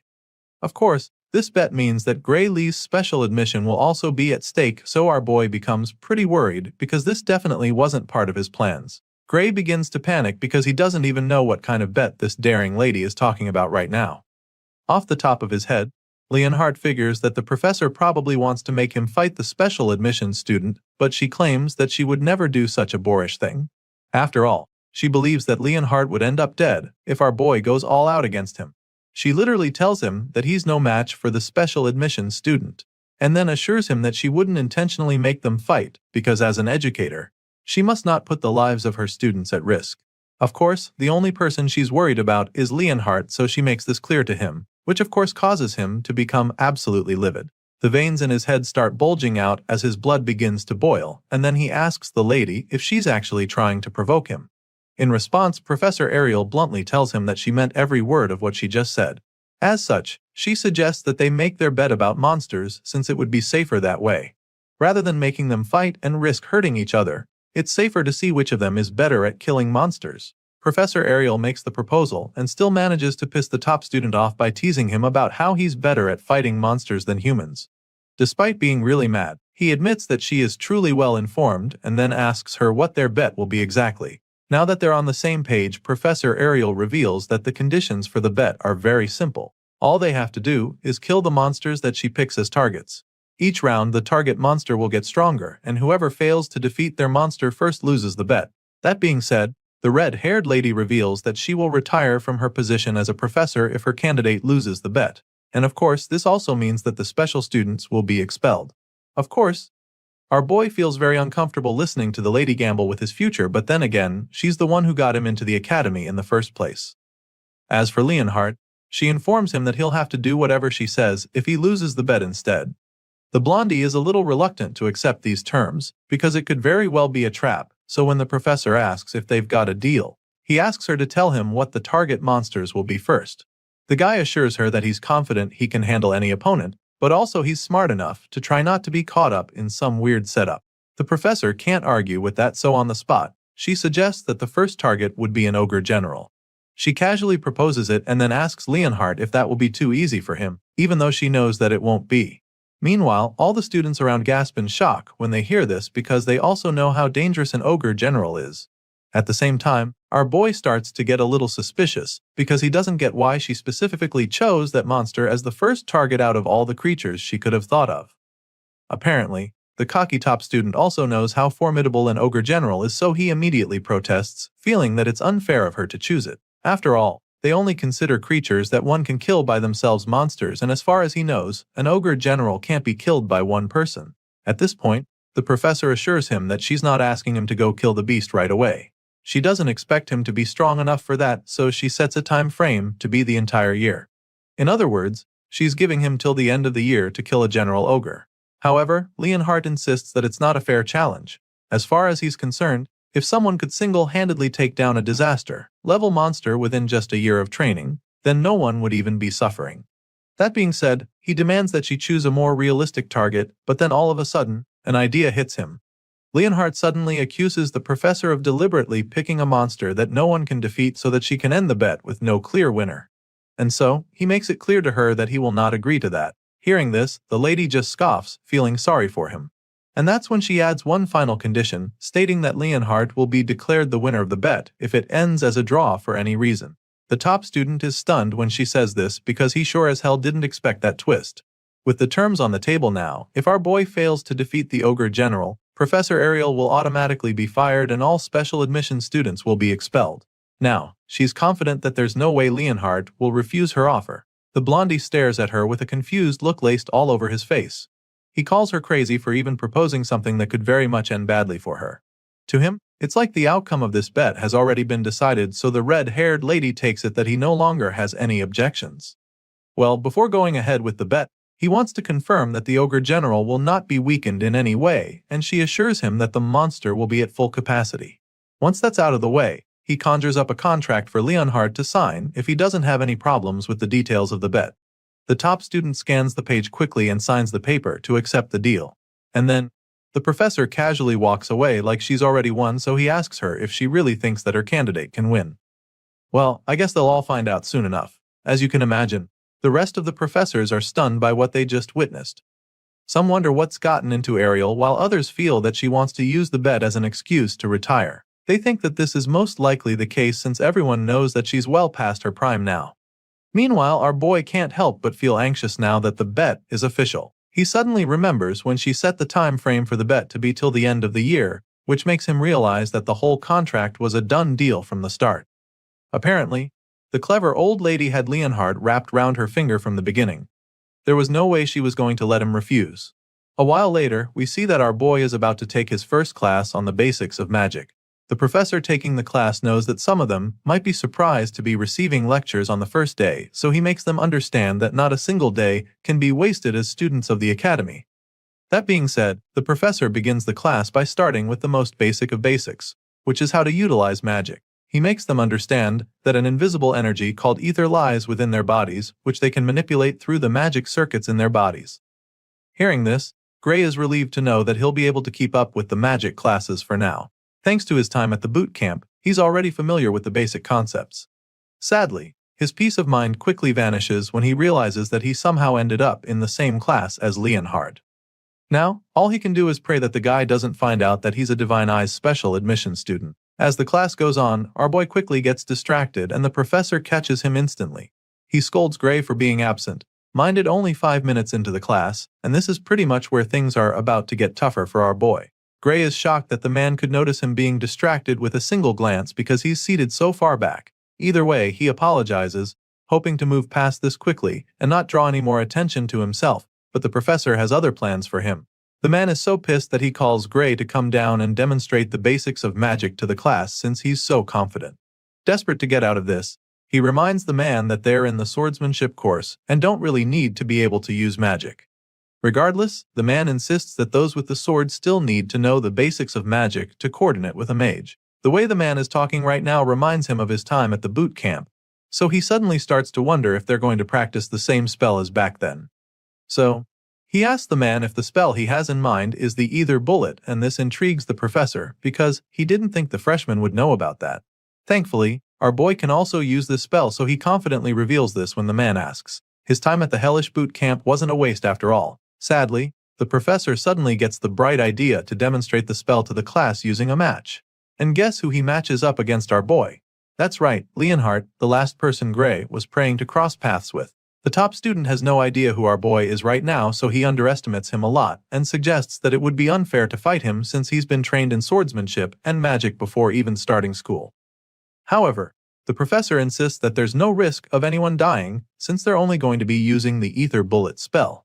Clearly, there's no getting out of this one, but at least Leon doesn't know that he is Ariel's special student. Well, not for long, because out of the blue, the old geezer decides to announce that Gray is the Divine Eyes Special Admission Student of the Year. As you can imagine, everyone in the class is stunned by the news, except Leon, who's just boiling with rage. What's worse is that the teacher didn't just spill all of this by accident.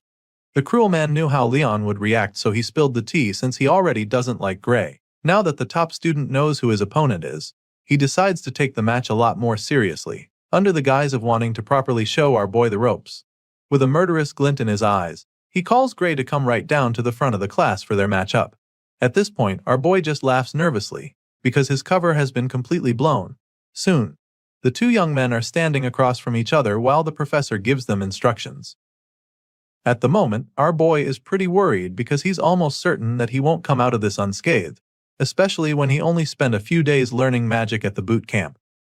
The match begins shortly and of course, Leon is the first to attack, determined to show the difference in their strength. He launches a decent ether bullet at Gray in a flash, and our boy is forced to do the same, but he's immediately blown away by the massive attack he unleashes. The two boys are astounded by the huge ether bullet that Gray shoots out with ease. Compared to our boy's blast, Leon's strike looks like a punt pebble, so the top student immediately loses all his confidence, screaming in horror as the magic ball of death speeds toward him. Luckily, the professor intervenes just in the nick of time and uses his own magic to stop Gray's ether bullet, saving Leon's life in the process. The man sighs in relief as he watches his shield stop the attack, but then all of a sudden, Gray's ether bullet shatters the barrier and causes a huge explosion in the classroom. The blast sends Leon flying, so the professor rushes to check on him even before the dust clears. The top student is literally shaking like a leaf right now, but he assures the teacher that he's fine. Thankfully, he's not hurt, but now, our boy might be in some trouble. If the barrier hadn't dampened the impact, Gray's ether bullet could have killed Leon, which is actually a big deal.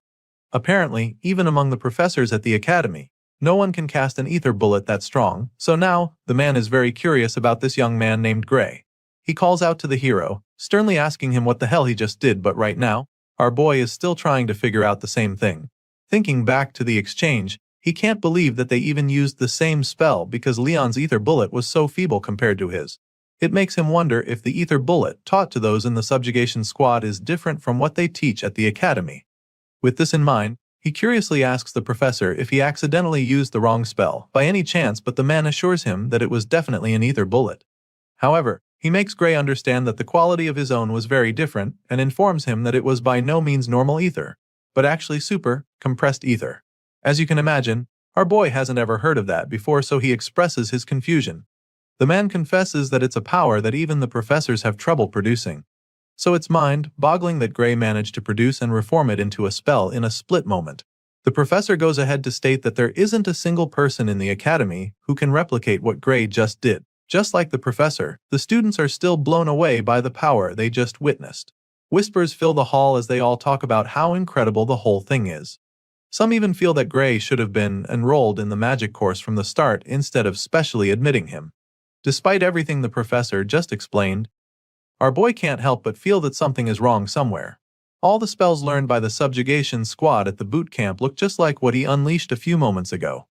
From what he can remember, he was even one of the ones lacking an aptitude for it, so to him, this is like the basics. And it makes him wonder if the professor is pulling his leg because he feels that anyone should be able to pull off something like that with proper practice. Hearing this, the man just starts laughing, which catches our boy off guard. He's so confused, but the professor just laughs even harder, like a maniac. He eventually stops laughing and then strangely asks our boy to consider transferring to the magic course. The old man is convinced that the kid is more talented at magic than swordsmanship, so he even offers to vouch for him if he agrees to transfer. Unfortunately, Gray immediately dashes his hopes by politely declining the offer. Our boy claims that he'll have to pass on it because he was told that he's not very good at magic. Of course, this response sounds like absolute crazy talk to the professor, especially after what he just witnessed with his naked eyes.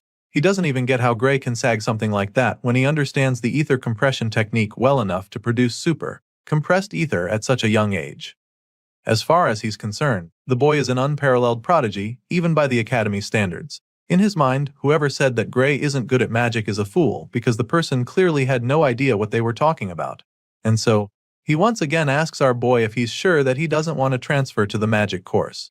Gray just remains silent at this point while the other students talk about how amazing it is to see a professor who rarely compliments students to be showering someone with this much praise. When the hero fails to give him an answer, the man bluntly informs him that it would be a big loss for the world if he doesn't study magic.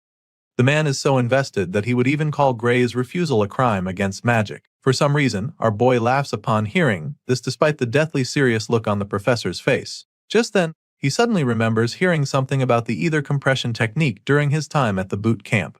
You see, back then, they were taught by the greatest mage to ever live in their world. On that faithful day, she told them about something called OD. It's also known as life force, but nobody knew it existed before, and as a result, it was very difficult to cast proper magic. She told them how people had to continuously compress ether within their bodies and then gather it. And even then, they could only use it when the bits happened to mix with OD by chance. This memory plays back in Gray's mind, so he immediately asks his current professor if he knows about OD. The man is instantly stumped by the question because he has no idea what that is. Seeing the professor's reaction, our boy confirms that he's currently in a world where the people are yet to learn of the existence of OD. Apparently, he was sent far back to a time when people don't know how to cast proper magic. With this in mind, he's now certain that what he learned in the subjugation squad was knowledge from the future. As you can imagine, This is a really big deal, because it could change the way the whole world uses magic, and Gray knows this as well, so he also knows that he has to be careful who he tells about it. His thoughts are interrupted when the professor asks him again if Hest finally going to transfer to the magic course. Despite the huge discovery he just made, our boy refuses for the third time in a row, claiming that he just loves swords too much. He thanks the man for his offer but passes on it, and at this point, the professor finally gives up on trying to change his mind. However, he is hopeful that Gray will reconsider his decision, so he tells the special student to come find him if he ever has a rethink, stating that any time at all is fine for that visit. Once again, the hero thanks the man for his kind offer, and the professor finally allows him to return to his seat. He's so impressed by the talent in front of him that he promises not to bother Gray anymore if he looks away during class. The man is literally a fan at this point, because he claims that he doesn't even mind if the boy gets bored and decides to leave the class. As far as he's concerned, this class is just way too basic for Gray Lee. The hero quietly makes his way back to his seat while all the other students stare at him in awe. They can't believe that the notorious Professor Carlos is the same person kissing Gray's ass right now. Well, it turns out that the professor isn't the only one sucking up to the hero, because from the looks of things, Leonhard is practically in love with Gray right now, because the guy is literally calling him Lord now. Our boy sees the top student acting this way around him, and of course, it makes him so uncomfortable that chills run down his spine. Later that day, Gray receives a note from Professor Ariel asking him to see her after class. On the way to her office, he can't help but wonder why he got summoned out of the blue. He feels that it might be Professor Carlos's doing, so he starts hoping that the red-haired lady won't advise him to change courses as well. Soon, he's right in front of her door, and immediately he knocks. She already knows it's him, so she lets him in. He's about to apologize for the intrusion when he suddenly senses a sneak attack from the side. The person tries to strike him with a sword, but his reflexes kick in at lightning speed, allowing him to block the hit and knock down the attacker. He's shocked that his body reacted on its own, but he can't think about that right now since he just got attacked. He turns to the assailant, wondering what the hell that was fire, but then as soon as he sees the girl, he can't help the feelings that he's seen her somewhere before. Gray takes a battle stance after knocking the attacker down, and then as soon as he takes a closer look, he's stunned because the girl looks very familiar. He's still trying to figure out where he's seen her before when a voice interrupts his thoughts. The person sounds impressed by what they just saw, and then our boy looks up to see that it's the red-haired professor. The lady is glad to confirm that her eyes were right about the young talent she selected, because at least now, it's clear that she didn't make a mistake. While she's bragging about her special admissions student, two of her colleagues who are in the room as well have some reservations of their own. They don't seem to like Gray very much and even suggest that the green-haired girl, Bella, didn't attack with any real intent. As such, they feel that Ariel might have even asked her to go easy on the new guy. They admit that Bella's movements were flawless, but to have her sword be knocked out of her hand so easily was just unnatural. Our boy listens to them scold the blue-haired girl and realizes that she's the famous Belle Albright from his past life. She was one of the heroes from the World Union Academy who fought against the Liquidator and was considered the greatest sorceress in the world.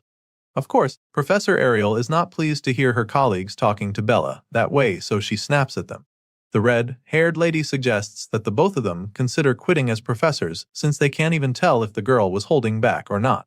She stretches out her hand as if demanding something from them, so when they see her reaction, they immediately change their opinion. The first guy drops a stack of coins in her hand while nervously stating that they were only joking about what they said. Gray watches in confusion as this exchange happens right in front of him, and then all of a sudden, he gets a good idea of what's going on. Still, he curiously asks the professors what they're doing, and that's when Ariel informs him that they were actually gambling. Apparently, they made a bet on whether our boy would be able to fend off Bella's surprise attack or not. As you'd expect, the red-haired lady put her money on the hero, and thanks to him, she just made some really good money. For this reason, she decides to let him enjoy the spoils as well, so she tosses one of the coins at him, telling him that this is his part. At first, he doesn't know what she threw at him, so when he realizes that it's a hold coin, his eyes almost pop out of his head. A single gold coin is worth a fortune, so he's pretty blown away by it. The other professors are obviously not happy about the outcome, but they can't help the feeling that Ariel was right about Gray. It's just like the red-haired lady said, because from the exchange earlier, it looked like he deliberately didn't use his dominant arm. It's almost as if he was trying to protect his immobile arm, so they wonder if it's because of injury. This is what the first man has in mind, but his colleague isn't even sure what to think. rather than an apparent physical injury to the muscles. The first man thinks that the reason for this is more likely a deeper kind of wound. Hearing this, his colleague agrees, stating that a simple injury wouldn't cause that. Our boy listens in shock as the men analyze the situation, and he almost can't believe his ears. He's amazed that they can tell that much just from looking at him, so he expresses how surprised he is. But that's when the men remind him that they wouldn't be professors of the academy if they couldn't tell that much. Sure, to most people, it wouldn't be very obvious, but Professor Ariel was already aware about his condition during the exam. The red-haired lady has pretty much gotten all she needs from her annoying colleagues already, and since she's made them see that she was right about Gray, she bluntly tells them that it's time to leave. She can see them as they're suddenly interested in the kid, so she reminds them he's her student and makes it very clear to them that she's not going to give him up. However, the other professors don't make it too obvious that they want Gray, so they insist that they're only going to admit that he has potential for now. That being said, they inform the hero that he will fail to meet the academy's admission standards if his wound doesn't heal in time. The two men tell Gray to keep this in mind before finally leaving the office. As you can imagine, our boy is a little threatened by what they said, because he doesn't even know when his injured arm will heal. But Professor Ariel notices him getting all anxious, so she helps him take his mind off it. Now that he nuisances are gone, she suggests that they start talking about magic, which can only mean that she's heard about his incredible display in class. Our hero takes a seat along with Professor Ariel and Bella Albright so they can have the seemingly important talk. The redhead reveals that she heard about him using super compressed ether in Professor Carlos's class. He's not too surprised that she already knew, but it's still pretty intriguing. In response, the experienced professor reveals that Carlos came to her office earlier and even asked that she hand Gray over to the magic course without consulting him. Of course, Ariel didn't do that, which is why they're even sitting here having the conversation right now. She declined Carlos's request because as far as she's concerned, Gray is more suited to wield the sword than magic. The hero is pretty shocked when she says this because he literally uses magic that nobody in this world knows how to use. But for some reason, Professor Ariel doesn't think that he looks like he's good at magic compression. To her, he doesn't even show signs of having practiced it before. At this point, Gray realizes that he's dealing with a professor that's truly on another level from the others. It turns out that her divine eye is at it again, and she managed to see right through the facade that Carlos couldn't. All she needs to do is look at him to get the truth, so he realizes that it would be best for him not to lie to her. With this in mind, he calmly takes a sip of his drink and tells her that she's absolutely correct. The red-haired lady is glad to see that he's cooperating, so she asks him to tell her what sort of trick he's using to fool everyone else. She knows for a fact that he's not really using ether compression magic, so she urges him to confide in her. She promises not to divulge the information to anyone, and even offers to reward him if he lets her in on his secret. She's desperate to get answers, but it's not even for her. The reason she needs to is because of Bella. Of course, the hero is shocked that she would even say this because Bella is literally the sorcerer who taught him the very same magic in his previous life. He's so shocked that he almost addresses her as the sorceress, but he quickly dodges the bullet. Gray is truly stunned because he knows just how good Bella is. Professor Ariel can understand his confusion, so she decides to explain the situation. Apparently, even though the girl is a genius at magic theory, she's far from the best when it comes to actually using the magic. For some reason, the girl just can't use the ether compression technique properly, and it's the same reason she can't create super compressed ether. Hearing this, Gray suddenly remembers what he heard about Bella Albright being a late bloomer. She might have been the most powerful sorcerer in his previous life, but her time at the academy wasn't actually impressive. After hearing what the professor just said, he now understands why that was the case. Moving on, the professor goes on to reveal what she noticed. From what she heard from Carlos, when Gray used the super compressed ether, he didn't even look like he compressed ether at all.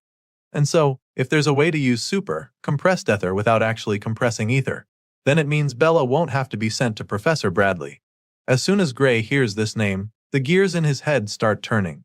He suddenly remembers the man known as Professor Varian Bradley, and judging by the horrified look on his face, it's pretty clear that the man might be a problem for students. Seeing the look on his face, Professor Ariel is intrigued that he knows of the man. Well, it's practically impossible not to know him since he's extremely infamous. After all, he has conducted countless experiments of humans, murdering many in the process. On top of that, he has caused magic disasters that resulted in the death of tens of thousands of people. To cut the long story short, Professor Varian Bradley is history's worst magic criminal. The fact that Ariel talked about Bella being sent to the man puzzles our boy a bit, because he can't believe that the man still hasn't been caught in this period. Sadly, That's the case, and if Bella can't create super, compressed ether by the end of the year, she'll be sent to him where she will undergo surgery. As you can imagine, Gray is mortified by this information, so he immediately informs the professor that it's likely a bad idea. It turns out that Ariel even knows that it's not wise.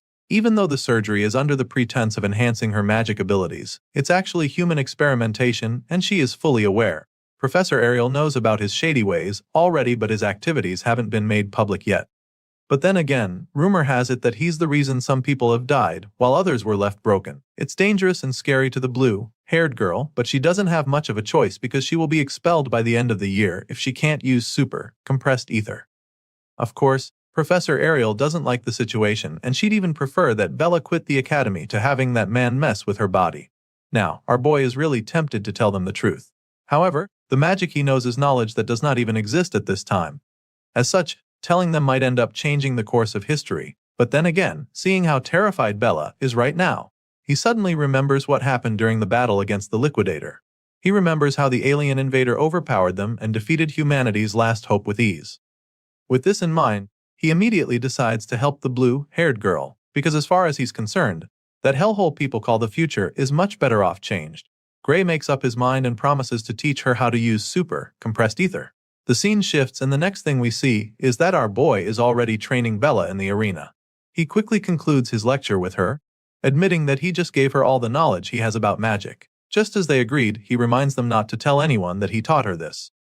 Of course, Ariel intends to honor her word, so she even creates a signed magic contract, which states that they would literally die if they break the deal. Now that they've gotten that out of the way, he asks them what they think about what he just taught Bella. In response, the red-haired professor reveals that just learning about OD alone blew her mind. However, the knowledge of magic he revealed is beyond that. As for Bella, she thinks that it's brief yet well organized. His lecture was pretty good for her, to the point that she felt like she was listening to a magic class from hundreds of years into the future. In other words, just hearing Gray's explanation has definitely advanced the history of magic by 100 years.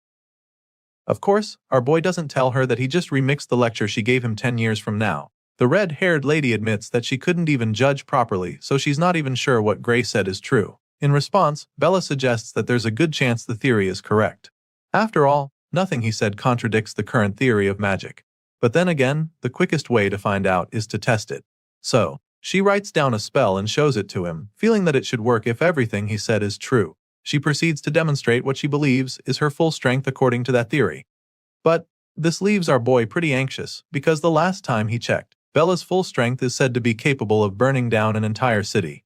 Moreover, she was said to be unable to properly control her powerful magic output. The timid young girl lifts her staff to cast the spell using Gray's teachings, and before anyone can even process what's going on, a mind-blowing blast follows.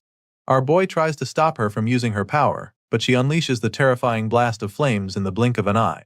They all take cover to protect themselves from the explosion, but then Gray looks up and discovers something really strange. He looks up at the overwhelming power and sees the flames suddenly flowing back to her staff. At this point, our boy realizes that she just saved his life, because if she hadn't taken control of the power run that split second, then he'd probably have been toast. All the flames from the devastating inferno go right back to her staff, and the blue-haired girl instantly expresses her excitement. She's so proud of herself for successfully controlling her power, and once she's feeling pretty confident, she uses the flames to conjure a massive dragon. For the first time since entering the academy, Bella Albright can finally enjoy using magic, but the final is short-lived because she suddenly runs out of ether. She starts feeling really dizzy and collapses instantly. Bella falls face flat on the floor, so Gray rushes to check on her. He calls out to her, trying to wake her up, but Professor Ariel tells him to just let her rest, explaining that she fell asleep because she ran out of ether. Hearing this, our boy is a lot more relaxed, so he just smiles at Bella, feeling pretty proud. Her spell is still active even after she passed out, so the professor takes some time to admire her magic. To her, it was a really marvelous sight, and she's really impressed that Bella managed to put together magic on that scale in such a short amount of time. But just then, the half-conscious girl mumbles something about how Gray's theory is what's truly amazing. If only she knew it was her own theory. Now that she can easily create super compressed ether, she no longer needs the surgery, so Ariel can't wait to tell Bradley that they won't be needing his services anymore. The red-haired professor is glad that Bella no longer needs the surgery, but she's even more grateful that the girl didn't lose her magic control. When she says this, our boy is pretty intrigued, so he asks the lady what she's talking about. At this point, Ariel explains that Bradley's surgery comes at the expense of control even though it increases one's magical output. Even though the details of how it works are a secret, Ariel knows for sure that the surgery forcibly breaks one's limiter. This information is quite new to our boy, but it also makes a lot of sense because in his previous life, he remembers that Bella couldn't control her magic. Well, thanks to Gray, Bella doesn't have to go through that anymore since she can now create super, compressed ether. Since he's done his part, Ariel states that she will now fulfill her own part of the contact. First of all, she would like to help fix his arm and she has a special type of magic she wants to use on it. Of course, our boy is stunned to hear this, but he doesn't refuse, so he lets her do her thing. The professor releases a surge of magic into his right hand and the magic fills the air, leaving our boy speechless. He watches in awe as she attempts to heal his hand, and by the time she's done, she asks him how he feels. The moment of truth arrives as Gray tries to move his fingers. Sure enough, he's able to control his hand, so he's truly astounded. He thanks the professor for what she just did, revealing that a magical healing potion could cure him. To this, the lady just scoffs and then tells him to never compare her nerve-restoring magic to his average magic potions. She trusts her skills, but she's also curious to know if his hand moves the way it did before, so she tells him to try swinging a sword. Our boy is more than happy to try this out because it's been ages since he held a sword with his dominant arm. He takes the first swing and is a little surprised by the outcome, so he tries a couple more slashes and he remains speechless. At this point, he informs the professor that his hand doesn't move as well as it used to. He explains this to Ariel, but she's not even surprised. She actually suspected that she might have repaired his nerves, but she also knows that her magic cannot heal the wounds in his soul. Gray is a little taken aback when she starts talking about his soul, so she assures him that he heard right. Today's magic knowledge hasn't proven the existence of one's soul yet, but she believes that it does. After all, she can see it with her divine eye. And even now, from what she can see, Gray's soul is slowly healing. She assures him that it will heal naturally as long as he doesn't overexert himself. He's not sure how to achieve this, so he asks the professor if this means that he should refrain from practicing with swords. Thankfully, that's not the case. Ariel assures him that it's fine for him to exercise as he normally would, but at the moment, she's even more concerned in finding out what kind of swordsmanship could harm one's soul this much. Hearing this, the hero just laughs nervously, hoping that she doesn't start asking too many questions. Apparently, Ariel is aware of someone who uses a swordsmanship that uses one's soul to move the sword, but Gray doesn't know who she's talking about, so she reveals that it's Amy White. She figures that our boy might know Amy, but he's just stunned because he doesn't get why she's talking about the Sword Saint. In the present timeline, he shouldn't even know Amy. The professor notices the confusion on his face, so she realizes that she might be wrong. Her guess was wrong, but in her defense, the way Gray wields the sword gave her the impression that he learned it from Amy. But on second thought, she admits that he is slightly different. As such, she figures that the person he trained under might be a bit more skilled than Amy. However, she's confident that the girl will be just as skilled as Gray's master in a few years. After listening to the professor's multiple theories, our boy is just blown away that she managed to think that far in such a short time. Either way, he finally reveals that he learned swordsmanship at a dojo in his hometown. Still, he knows that he needs to change the topic now because if he lets the conversation continue, he might end up spilling everything. With this in mind, he asks her if it's even possible for someone's soul to be damaged because of swordsmanship. In response, the professor explains that ordinary swordsmanship cannot do this. To begin with, she doesn't believe that something ordinary can defeat an ogre general with just one slash, not to mention cutting down surrounding ogres. Apparently, Professor Ariel already knew of his feat, and this explains a lot. She somehow found out about his past, and so now, she's already won the bet she made earlier. She reveals that she was shown some of the remains left at the scene. She found the sight magnificent because even the most sophisticated cleaving magic couldn't have done that. That being said, Professor Ariel reveals that she knows about the mysterious power within him, and then asks him if he used it. The jig is up at this point, but he's curious as to whether she can see the power with her eye, and she confirms this, revealing that she can even see the power leaking through the chain door. The response sends chills down Gray's spine as the memory of that ominous door flashes across his mind. It's not something someone can just guess, so now, he's certain that the red-haired lady can actually see it. It's not a new thing for her though, because she's seen power like this before, but it's not exactly the same despite having a similar vibe. Our boy is taken aback by this because he didn't think there were people with similar power to him. At this point, Professor Ariel reveals that they do exist, but she also admits that she's not sure they are human. From what she's heard, the one she's talking about is the Liquidator, and the moment she reveals this, The hero's eyes widen in horror because he has no idea why that name is being mentioned in this time period. Seeing that he knows that futuristic kind of magic theory, it's not so surprising though. Hearing this, Gray confirms that what he's been using is really knowledge from the future. However, no one has truly figured out that part yet. Just then, the professor asks him how much he knows about the Liquidator, and this leaves him dumbfounded for a second. Regardless, he tells her that all he knows is that the celestial being is an extremely dangerous threat to humanity. As far as Gray is concerned, the Liquidator has to be stopped before he appears, because if that happens, then he must be destroyed no matter what it takes. For some reason, the professor thinks that his explanation is a little extreme, but she does agree that the Liquidator is dangerous. Even so, Varian Bradley seems intent on continuing his experiments, and she reveals this to our guy. As you can imagine, Gray is taken aback at this point because he's not even sure how Varian is related to this.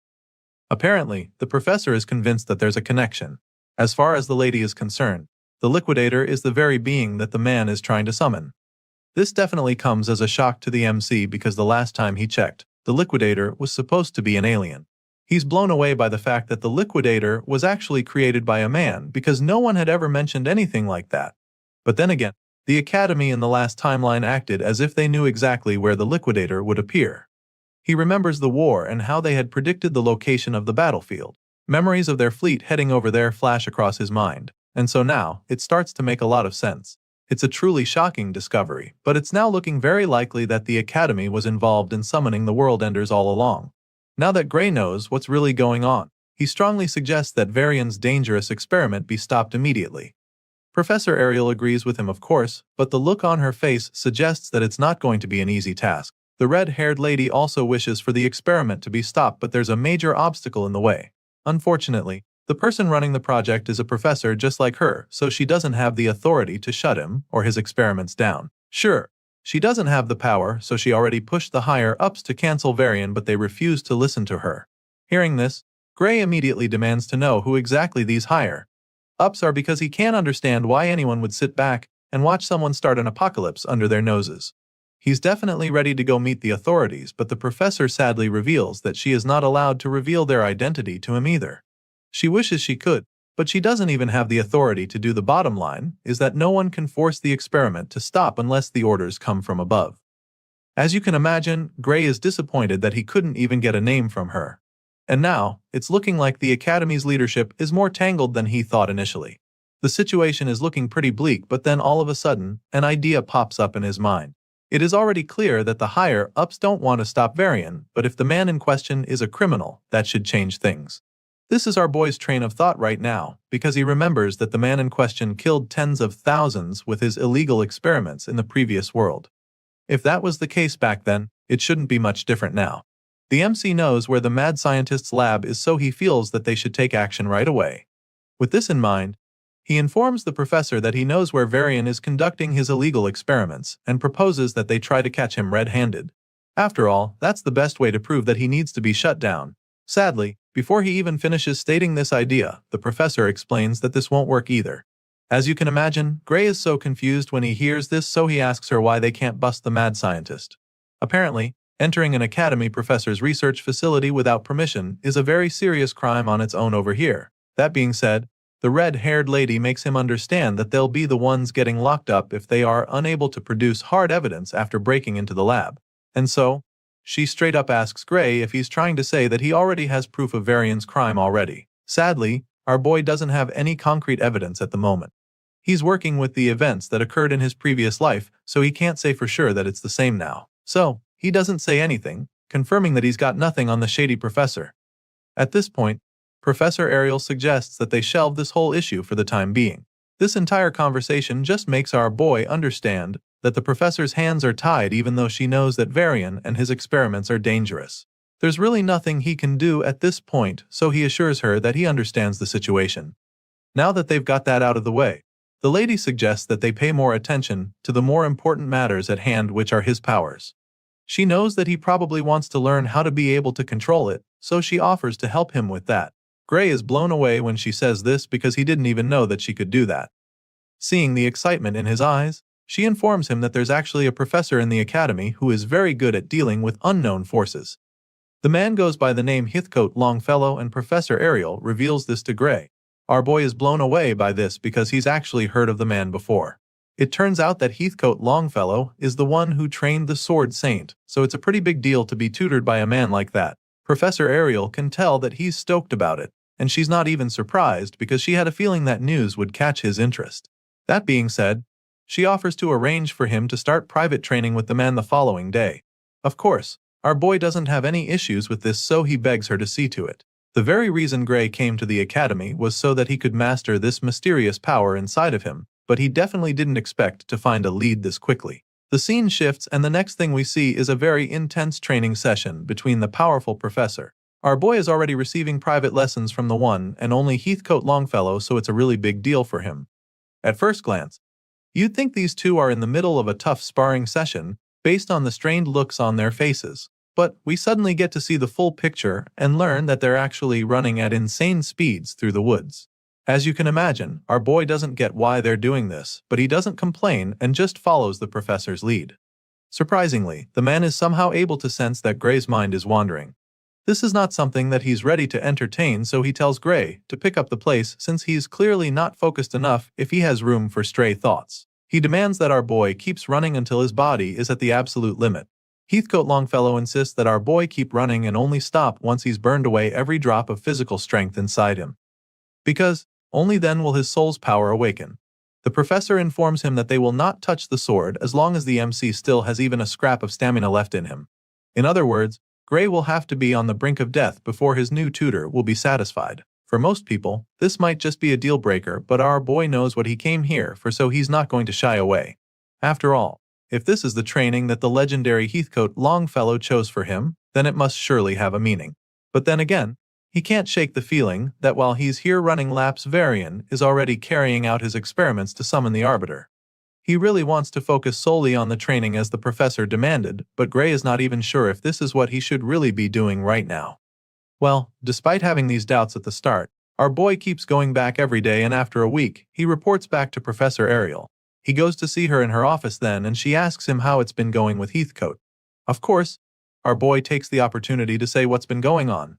He tells her how it's mostly been running and adds that they do a bit of sword drills at the very end. Regardless, he does feel a bit stronger, and he admits this too. Of course, the lady isn't surprised to hear this because all of this sounds exactly like Professor Heathcote Longfellow. Their discussion is suddenly interrupted when someone suddenly knocks on the door. Professor Ariel lets him in and the man gives her a letter that just arrived for her. He hands her the sealed envelope and takes his leave. Gray just watches the whole thing play out, looking all confused, but then the lady opens the letter to start reading through, and the look on her face informs him that there's something wrong, so he asks her what's up. Rather than telling him, she simply turns the paper to his face for him to see for himself. And by the time he sees it, his eyes widen in horror because the whole thing is just a report that Bella Albright has succeeded in producing super compressed ether. It appears that she has indeed gained a power closely resembling it.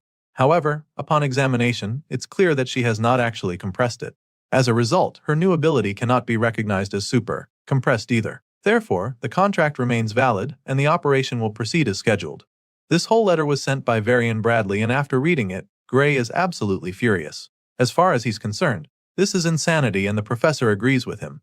So, she suggests that Bradley is determined to force Bella into surgery by all means, even if she doesn't need it anymore. The mad scientist wants to make sure that he achieves his goals.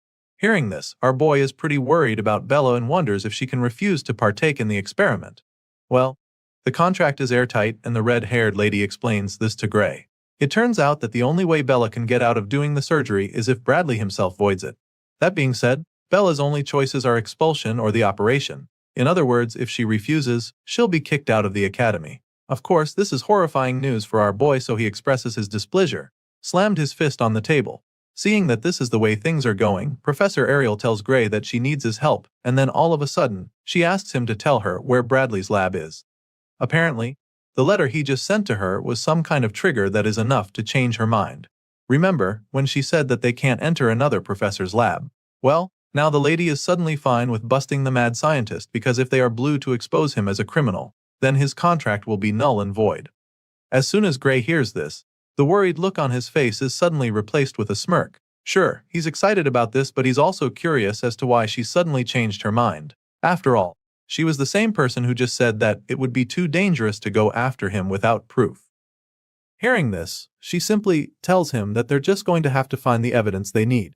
She makes this bold statement and then informs Gray that she's putting her faith in him right now. You can tell that she's nervous about this whole plan, but then again, she realizes that she's actually even put her faith in him from the start. She was bold enough to do this because her divine eye had already told her that our boy was telling the truth the whole time. Apparently, she's known this for a while now, but it just took her this long to get herself to finally admit it. Our boy listens to her saying all of this, and it makes him feel very good about their plan. Professor Ariel confesses this to him, and then finally asks him to show her the way. It's clear that he knows the things that can help them, so she urges him to share in order to bring Bradley's crime to light together.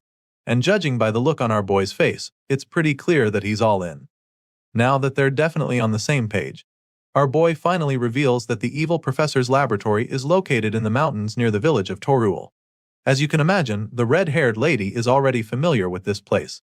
It's not the first time she's hearing about it, and she definitely remembers Bradley Varian having a laboratory there that was authorized by the Academy. She confirms this, which leaves Gray pretty surprised, because why would anyone do illegal experiments in an authorized lab?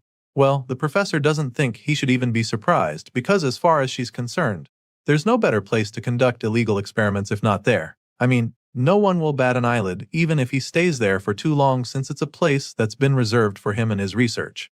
On top of that, no other professor in the academy has the authority to interfere with his lab, so the Torwal Mountains are just perfect for the mad scientist.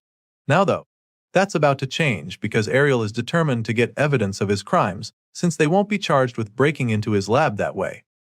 While they're plotting and scheming on how to bust the evil professor, Bella interrupts them with a knock on the door. Of course, Professor Ariel lets her in, so the blue-haired girl comes in with a paper in her hand. From the look on her face, you can tell that she's kinda nervous. She reveals that she just received the letter, and before she can even say anything else, Ariel snatches the envelope from her. The red-haired lady tells her not to worry about anything, promising to take over from here. Of course, Bella doesn't know what the letter is even about yet, so she's pretty confused when the professor says this. She tries to ask Ariel what she means, wondering if her professor is planning to fight Bradley Varian for her sake.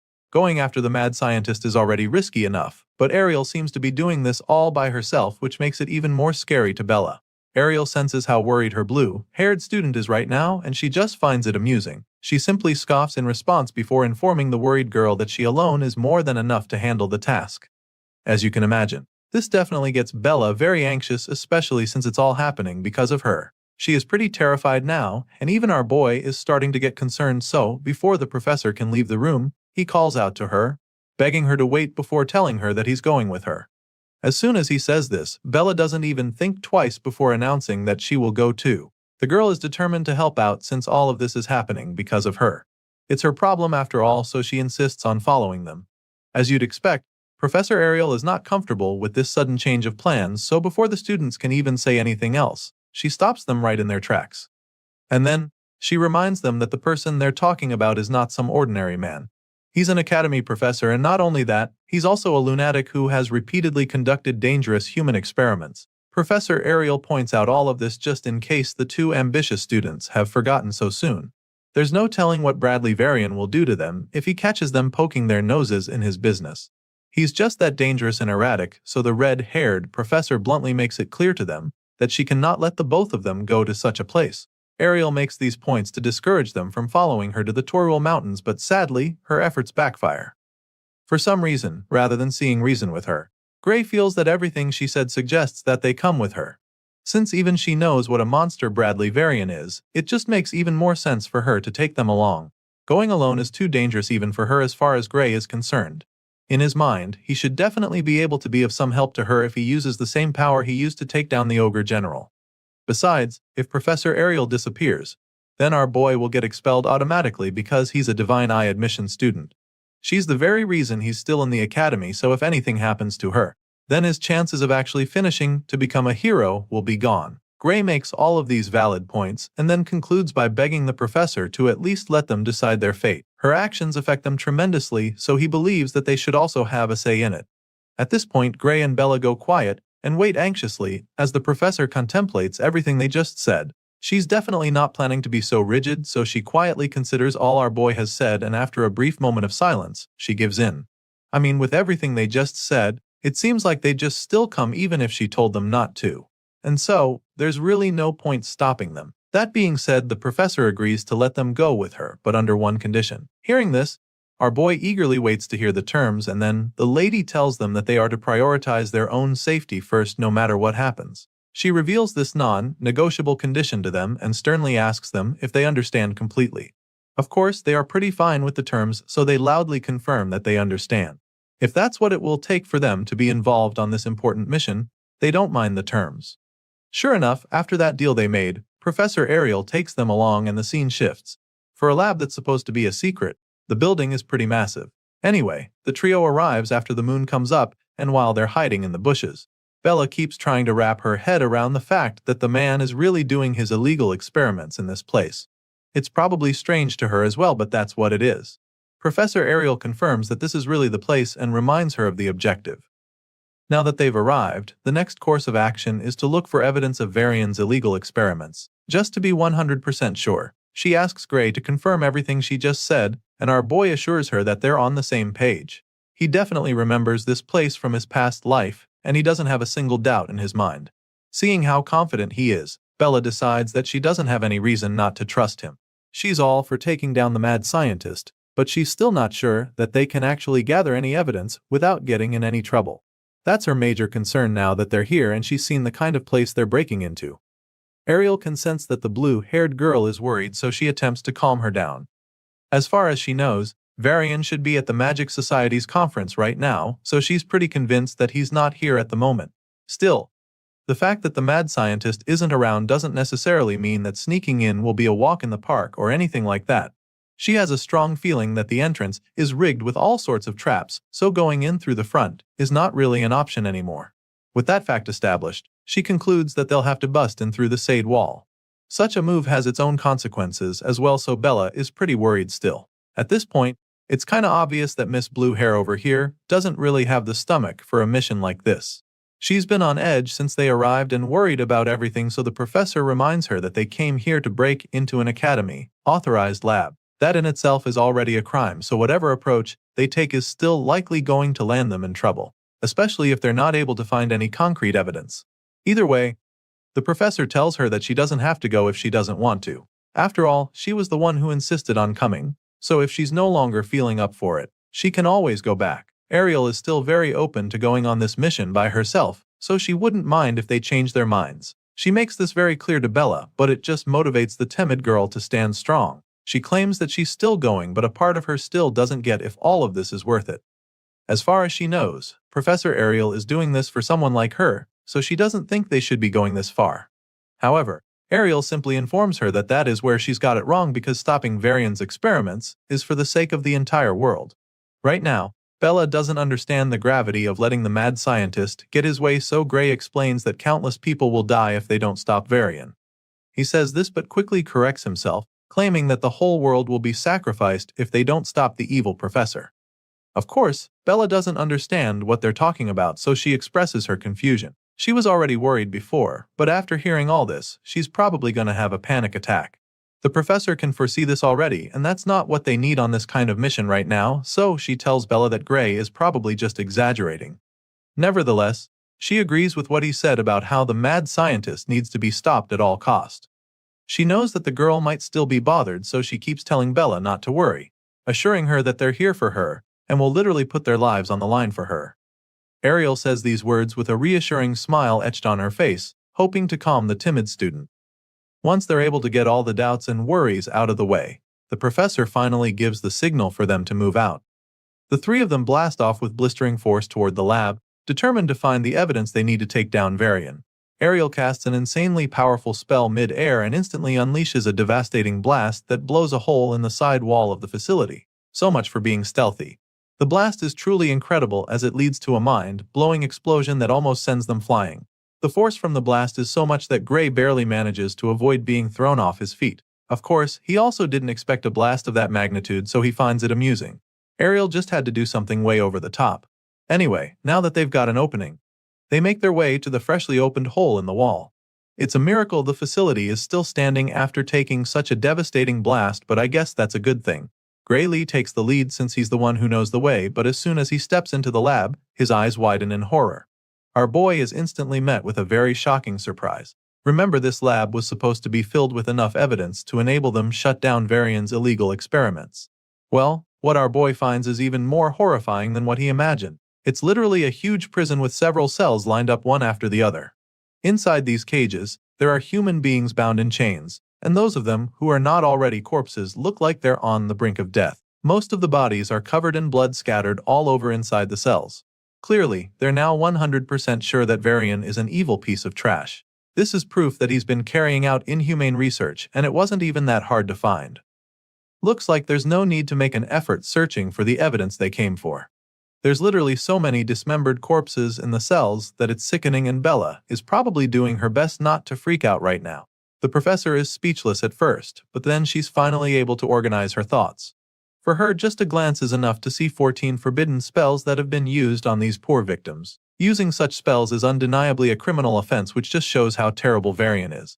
There isn't even a need to mention the unauthorized human experiments, as far as she's concerned, because merely using these forbidden spells is an equally serious offense in the eyes of the Academy. They're still taking a tour of the horrific research facility when they suddenly come across some more disturbing stuff on the other side.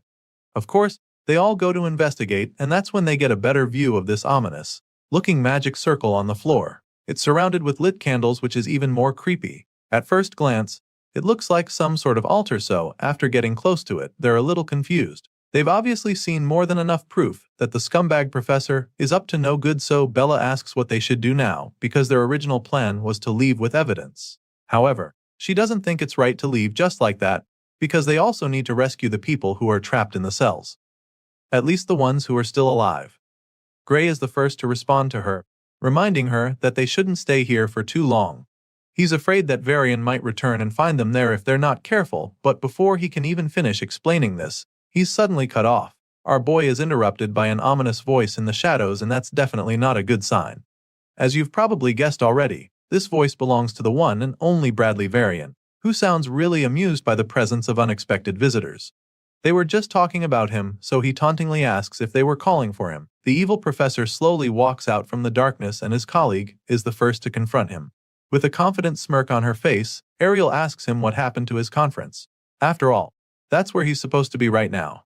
She calls his name, and that's when we finally get to see the face of this notoriously dangerous man. After Varian reveals himself, our boy is taken aback because the man actually isn't supposed to be here. He doesn't understand what went wrong, but he braces himself for anything that might happen. The evil scientist finally responds to Ariel, revealing that he arranged for a double to attend the conference in his stead. Apparently, he has an important experiment to do here, so he couldn't leave. The Twisted Man explains this, which leaves Ariel a little puzzled because she doesn't know what he's talking about. He confirms that the experiment is way too important, stating that he even managed to get some fresh materials for it. By fresh materials, this madman is actually referring to the human corpses he's hung in one of the rooms. He claims that he wanted to use them while they're still fresh, but now that he's got visitors, he's changed his plans. Varian says this with a truly terrifying look on his face that sends chills down their spines. He doesn't mind changing his plans though, since he wanted materials with more potential for magic than an average person anyway. Clearly, he's basically telling them that they're his next victims, and they definitely understand. Varian admits that he doesn't know how they caught wind of his experiments since it's a secret, and he's also pretty sure that they didn't tell anyone they were coming here. That being said, he concludes that no one would suspect a thing if the three of them suddenly went missing, making it very clear to them that he's ready for them. But Varian is more than happy to put them to use as best as possible. The guy is still talking trash when he looks up to see the massive ball of flames headed right for his face. He's shocked by this, but despite seeing the fireball, he can't do anything before it hits him. A huge explosion follows as soon as the flames reach him, and as the fire rages on, that's when we see who unleashed the blast. Professor Ariel looks to her side in shock to discover that Bella with her staff still smoking. Apparently, the blue-haired girl was done listening to the twisted scientist. After a brutal blast like that, you'd think that Varian won't even be able to get back on his feet, but that's not the case. Bella and Ariel watch anxiously as Varian emerges from the flames without a scratch. The mad scientist admits that Bella's powerful blast was really magnificent. He's truly impressed with the girl and commends Professor Ariel, because her divine eye clearly hasn't lost its edge for her to have picked such a talent. He didn't think that a special admission like Bella would be such an exceptional talent, but he was clearly wrong about that. Seeing how amazing Bella's abilities are, Varian suddenly begins to consider looking closer at the other Divine Eye recruits as well. The man makes this cryptic threat with a sinister look on his face, and then proceeds to address the blue-haired girl who just hired a mini inferno at him. He claims that he's not impressed with what just happened, informing her that she's an academy student who just tried to assassinate a professor. Despite being terrified, Bella musters the courage to hit back at him, telling him that it is better to kill than be killed. Sadly, she missed her chance to do that now, and she knows it. It's pretty obvious that she might not get another, so before things get even more out of their control, Professor Ariel reveals that they're pulling back for now. After all, they have already gathered the evidence they came for, and she believes that the Academy will handle the rest once they report what they know. Varian also finds it amusing that she thinks he would just let them walk away, after all the trouble they've caused him already. Just to let them know who's in charge, Varian immediately charges up his spear with dark energy and unleashes a devastating blast on Bella. The blue-haired girl stands there looking horrified as the massive beam of death speeds toward her, and just when it looks like she's about to be obliterated, Professor Ariel creates a big shield to deflect Varian's attack. Her barrier dissipates the energy from the scientist's blast, deflecting it for a while. Bella just watches in terror as all this is happening, while the mad scientist seems to be enjoying himself even more. Varian laughs at Ariel's attempt, informing her that this is one of the fruits of his research known as Gluttony Flame. Apparently, this special move casts fire that devours defensive magic and burns it into fuel. The man confidently explains this to them, and that's when Ariel begins to realize how much danger they're actually in, because all of a sudden, she finds herself struggling to hold back the blast. Her shield appears to be giving way all of a sudden, and it's becoming very difficult for her to hold on. In theory, the Gluttony Flame can't be blocked because it would just consume anything in its path, and the only downside is the fact that it costs a little rare material to conjure. Hearing the smugness in his voice, Ariel musters all the strength she can to keep holding on. She pumps in more magic into her shield and reinforces it until it starts to push Varian's Gluttony Flame back.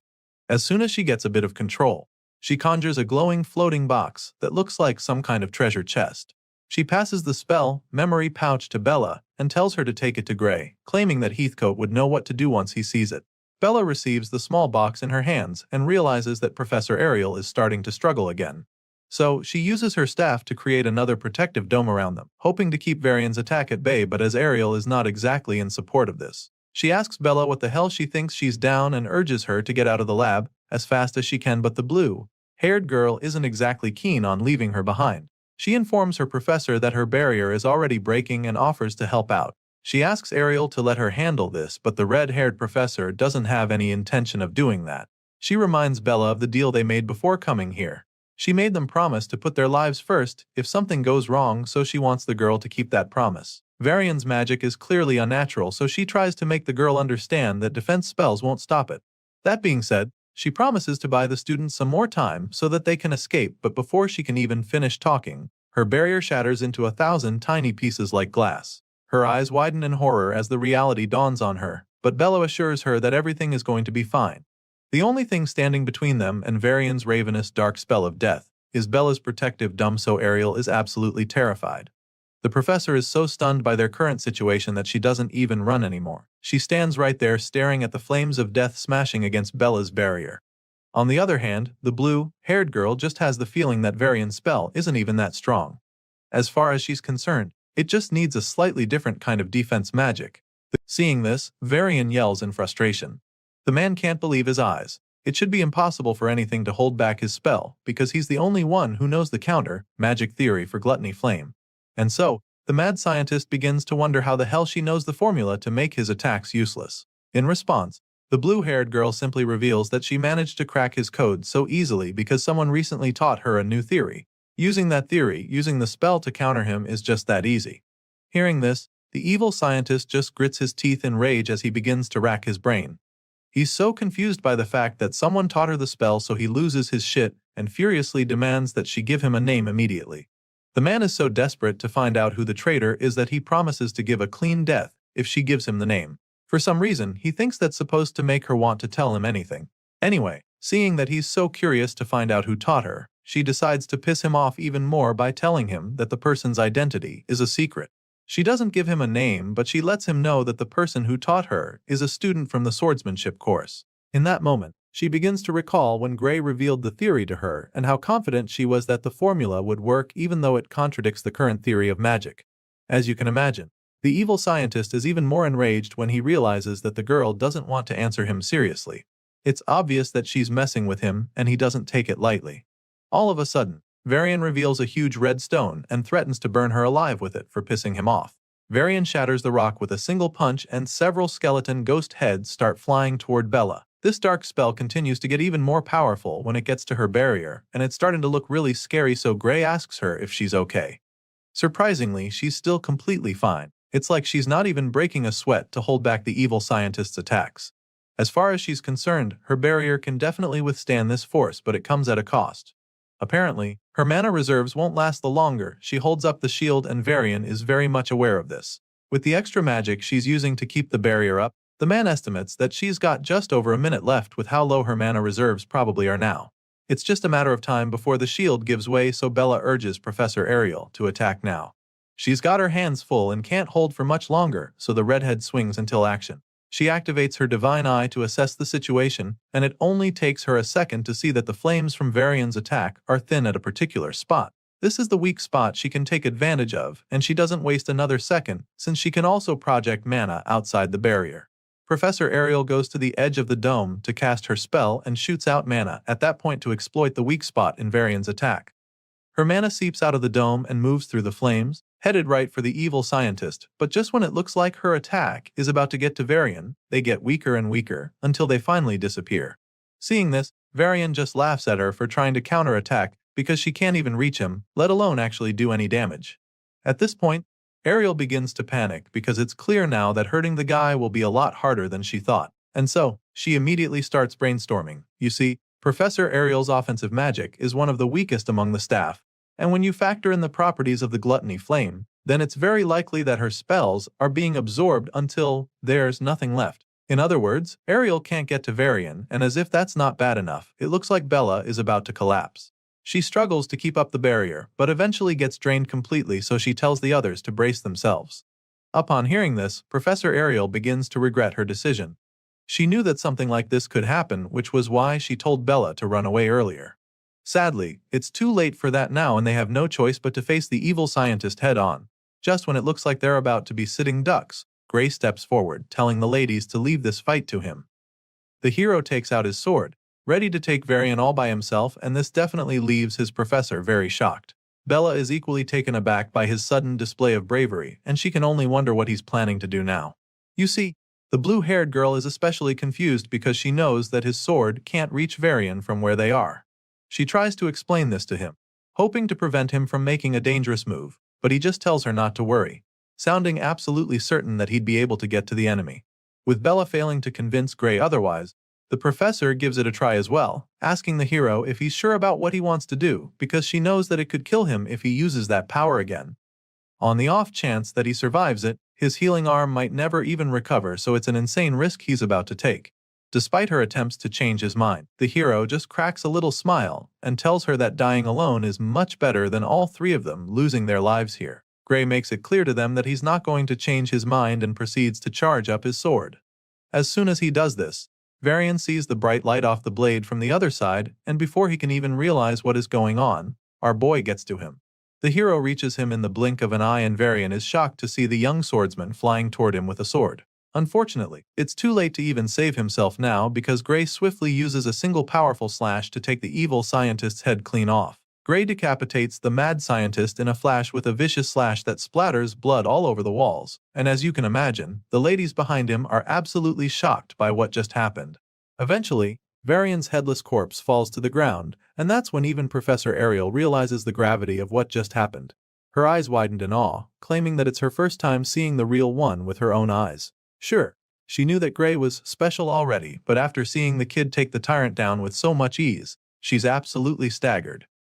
They're all still coming to terms with the situation when all of a sudden, they notice pieces of rock coming down. Bella looks up at this point, and that's when she sees the huge cracks in the ceiling. The place appears to be coming down on them, but before things can get out of control, Professor Ariel uses her magic to stop the rocks from smashing them. She keeps the debris suspended for the meantime, and judging by the look on her face, she's not breaking a sweat. She then turns to the young swordsman and admits that his actions were beyond her expectations. She's definitely impressed but also pretty concerned about his body, because he used that self-destructive power earlier. The moment she asks how his body is, the sword falls right out of his hand, confirming that something is wrong. It turns out that his little gimmick just now came at a cost, just as the professor predicted. At the moment, Gray's dominant hand is starting to hurt quite a bit and somehow feels numb at the same time. On top of that, those dark tattoos are still all over his arm, which explains the problem he is having right now. Despite all of this, Gray insists that he can still move the arm, so he picks up the sword just to prove that he is all good, and of course, this display leaves the professor really impressed. With a small smile on her face, she suggests that his training appears to be paying off a lot and showing results, which he agrees with as he sheathes his sword. Right now, the hero can actually confirm that he's getting a lot stronger because he knows for a fact that he would have passed out for days and woken up unable to move his arms if he had tried using that power back when he was still in the village. He remembers so clearly how he woke up in an infirmary to see that he had been unconscious for days. On the other hand, now using that dark energy only leaves him with a hurting harm, so he can't help but feel that it's quite the improvement. Looking back now, all the difficult things that Heathcote put him through start to make sense. Gray confirms that the training was really worth it because his mentor pushed him to the limit of body. Heathcote made sure that every drop of physical strength was drained to ensure that he activated the power in his soul, all while ensuring that they did not even touch the sword until Gray was ready. All the memories of his training run through his mind, and while he's thinking back, Ariel notices him clenching his fist like he's fighting back the pain he's feeling. So, she walks over to him and thanks him for saving them, admitting that he's the only reason that the three of them are still alive. However, she also goes ahead to apologize to him for making him use the dark power inside him. She knows that it took a toll on him, so she wants him to know that she's sorry, but our boy simply waves off the apology, telling her not to worry about it. After all, he was the one who insisted that they had to stop Varian in the first place, so he didn't mind putting his life on the line if it meant that they could put an end to the mad scientist's reign of terror. Gray Lee makes her understand that he was happy to do it, so the red-haired professor simply thanks him once again. Even though she's grateful for the risk he just took, she also knows that he can't afford to use that dark power anytime soon. It might be too much for his body to handle, so she advises him to try not to tap into the power for a while, making him understand that the damage that will follow will be irreversible. The professor makes this very clear to him, with a pretty scary look on her face, which leaves the young hero quite worried. Gray's eyes widen in horror when she says this because he knows that she's right, so he doesn't bother saying anything else besides assuring her that he understands the situation. Right after this little exchange between the two, the timid student who came along finally chimes in. Bella calls out to Gray and nervously asks him if the energy he just used was magic. Apparently, the blue-haired girl is a little confused right now because she didn't sense any other at all when our boy was using the dark power. All this while they've been talking, she's been trying to figure out what that energy really was, but now she's come up with the conclusion that it's just impossible to even call that much power magical energy. It just doesn't make any sense to her, so she tries to get answers from the hero, but the professor cuts her off immediately. As you can imagine, Ariel doesn't really want the young girl getting involved with something as dangerous as this, so she just tells Bella that it's better if she doesn't pry into the matter any further. Of course, the blue-haired girl is just left speechless at this point, and she's probably even more curious now. So she asks the professor to tell her why she shouldn't ask questions. At this point, the red-haired lady appears to be losing her patience. Seeing that the timid student isn't ready to cooperate with her, she begins to cast a spell, and then threatens to erase Bella's memories if she can't promise to stay out of the matter and keep all of this a secret. An ominous-looking ball of magic begins to form in Ariel's palm as her divine eye glints menacingly, so when Bella sees that her teacher isn't bluffing, she finally agrees to back off. The girl is pretty terrified all of a sudden because she's on the verge of having her memories wiped, so she quickly suggests that they make a magic contract to keep her talking to anyone about what happened here. Seeing that the girl is finally on board, Professor Ariel cancels the spell and agrees to write a magic contract. The two ladies sign the contract, and once that's out of the way, Ariel starts to wonder what they should do next. She asks Gray what he thinks, and the hero doesn't even hesitate to suggest that they start by helping all of Varian's victims who might still be alive. Even though he's concerned about the experiments that the tyrant was working on, he believes that the first course of action should be getting these ones back to safety. Hearing this, the professor takes a look around and concludes that most of them look like they're just being out to sleep with magic. She confirms that they're not in any danger at the moment since Varian is gone. but they're not looking good either, so she figures that it would be a good idea to take them to the Academy's medical facilities just to be safe. Still, she's eager to see what the mad scientist was up to, so with this in mind, she snaps her finger to cast another spell. This time around, she uses the magic to encapsulate all the victims inside a magic bubble while they're still lying in the cells. Ariel explains that this spell will protect them from any external harm for the meantime. After covering them all in protective bubbles, she decides that it's time to investigate further inside. The trio make their way deeper into Varian's lair and continue to get creeped out with every step they take. Now that she's looking at this place a second time, Ariel realizes just how insane this dungeon lab actually is. They look into the cells and it's one horrifying thing or the other. They come across a cell with human corpses hung in a row inside, and she doesn't even need her divine eye to know that illegal activities were being conducted here. Almost everything that Varian did involved the use of human sacrifice to produce magical catalysts or enhance a human's magical abilities. There's dozens of dead bodies with pipes running through their mouths and other parts of their bodies, used to drain the life out of them for the twisted experiments. They've definitely seen a lot of crazy stuff, but Ariel can't help but notice that there's not a single experiment relating to the liquidator. And so, this makes her wonder if Varian's ties to the world ender could be in a different facility. And it's pretty strange to our boy that they haven't seen anything about the liquidator here, because in his past world, an incident that killed tens of thousands of people occurred in this very place. Things aren't adding up right now, so our boy starts brainstorming. He doesn't understand how the mere production of a magical catalyst could cause such an incident of that scale. As he's trying to put the pieces together, a horrifying realization suddenly hits him. Chills run down his spine when he suddenly remembers that the thing that killed all those people in his past world was a miasma that welled from the ground. It's at this point that our boy realizes that they've been searching for the wrong thing, and judging by the look on his face, he's not ready to go up against that thing called a miasma. Ariel looks back suddenly to see him looking like he just saw a ghost, so she asks him what's wrong, but he doesn't say anything. He just stands there, looking hopelessly terrified, so Bella calls out to him as well, hoping to snap him out of his dazed state. Apparently, our boy is no longer in any mood to talk, because it dawns on him that there might actually be something very dangerous lurking beneath this facility. Eventually, he gets his head back in the game and finally responds to the ladies. Since they still haven't come across anything that could be related to the liquidator up here, he suggests that the thing they're looking for might actually be underground. Gray figures that there could be hidden passages that lead down there, and his professor begins to consider the possibility. She looks around the place with her divine eye, hoping to see some suspicious patterns or something like that, but even after a few seconds of looking hard, she's unable to see any hidden passages. Ariel is just about to give up the search when her divine eye suddenly picks up something in the distance. So, she immediately rushes over to that point to see what it is, but while she's tracking down the clue, it slowly starts to fade away. At this point, she's struggling to stay on it because of how faint it is. Regardless, she's very sure that it's there. Apparently, she picked up traces of short-distance teleportation magic on that spot, and upon closer investigation, she can still see the faint traces on the floor.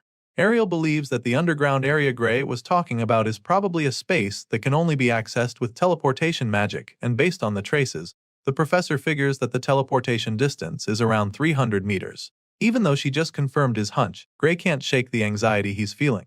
300 meters underground is a pretty far way to go, so he's worried that they might not be able to reach the place, but that's when the red-haired professor reminds him that she can use a short-distance teleportation gate as well. She's definitely eager to see what her evil colleague was hiding down there, so she is more than happy to give the teleportation spell a try. And so, with the snap of her fingers, Ariel conjures up a big magic seal on the spot beneath them, which represents the teleportation gate. It's a pretty dangerous attempt they're about to make, because there's a possibility that nothing is down there. And if that's the case, the other end of the gate would lead to nothing but earth. Despite the fact that it's pretty risky, all three of them are ready to take those chances, so they let the professor know that they're on board, and she goes ahead to transport them through the teleportation gate. The moment they go in, a bright flash follows, and all they can see for a while is nothing but white. After a few seconds, the three of them open their eyes again and are absolutely blown away by what they see. It appears that they've made their way down to some kind of hidden underground city, with tall buildings all over the place. It's pretty enormous, so it's quite mind-boggling for them to discover that there's a space this big right under Varian's facility. The place looks like a sleeping city with no color. It's all pale and foggy like some kind of dream, but even though they're not sure exactly what this place is, Bella confirms that she can feel a tremendous output of ether coming from all over the place. It's a little overwhelming for her, but she's able to pinpoint the area with the largest output of magical energy. The blue-haired girl points to the huge structure in the middle of the white city, and Ariel immediately begins to panic when she sees it too, because she realizes that ether isn't the only energy flowing in this place. The professor confirms that there is also a different kind of energy, completely different from magic, that's leaking out of that tall structure. She is not sure what this strange energy is, but she knows for a fact that it's greater than anything she has ever seen before. Hearing this, Gray starts to get a few ideas, so he puts the pieces together and asks the professor if this power she's sensing is similar to what he has. He's so nervous just asking her the question because he's not sure he's ready for the truth. But as you can imagine, this dark potent surge of energy is identical to what he has, so before he even gets to ask, the professor confirms his guess, and in that moment, she reveals that it is indeed the liquidator's power she's sensing. Using Professor Ariel's teleportation magic, the three of them make it to the secret underground city hidden beneath Varian's facility. And after confirming that the ominous energy they're sensing is the same as the liquidator's, they have no choice but to investigate further. The group of heroes make their way into that huge structure where the energy was radiating from, and they're absolutely taken aback by what they find inside. It's a huge empty hall that definitely looks creepy, but on the other side of the tall building, there's a door. They're all very curious at this point, but they can't get any answers if they don't dig deeper.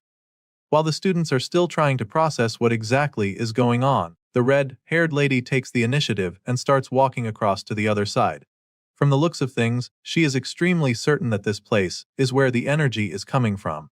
Ariel reaches the mysterious door, and of course, she has only one thing in mind, which is getting inside. She knocks on the door, and when there's no response, she slowly pushes it open. Bella is pretty nervous at this point, because she's not sure they should be going in there or even touching the door. The blue-haired girl tries to discourage her professor from being so forward, but Ariel simply tells her to relax. As far as she's concerned, this door doesn't hold any power, and she's convinced that it's just placed there as a symbol for the ritual. And so, just like that, Ariel walks in and then looks back at the students, feeling that they should know all this already. Anyway, now that she's in, she assures them that the power is not in the door, but actually in the magic rigs around it. That's when we get to see what she's talking about.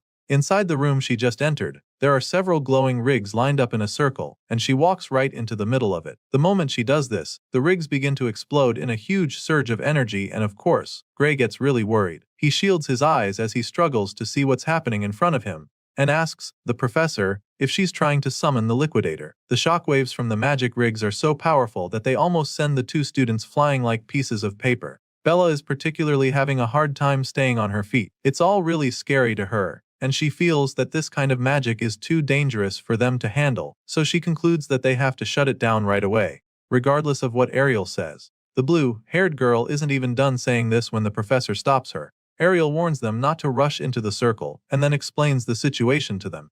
Apparently, Ariel's prediction tells her that this setup isn't actually capable of summoning the liquidator. However, just as she's trying to assure the students that everything is fine, the glass in the rigs begin to shatter. Of course, this just makes our boy panic even more, because now he's afraid that the space between her and the source of the dark energy is being torn open. They call out to the professor, desperately warning her that she's in danger, but that's when something unexpected happens. All of a sudden, the waves of energy swirling all over the room begin to get concentrated at a particular crack in the glass. And when Gray sees this, all he can do is stare in confusion. While the students are still trying to wrap their heads around what the hell is going on, the professor starts talking about how her predictions were correct. Apparently, she was right to think that those devices weren't made to summon the liquidator. In fact, from the look of things, they were created to just pinch a tiny gap toward where the world ender exists, and then funnel the leaking power. Ariel looks up at the ceiling, where the waves of dark energy are still swirling around. They spiral around a strange object that's floating above them, which she figures must be the core. You see, the professor believes that this core, which is being used to crystallize the dark power, is made from human lives. Ariel is fairly certain about this, and she shares this theory with the perplexed students there with her. She has reason to believe that this particular core was created using about 10 souls, but she can't be sure that number is correct because the molding process may have taken more sacrifices. With this in mind, it all starts to make sense to her. She begins to understand why Varian had so many of his victims locked up in the facility.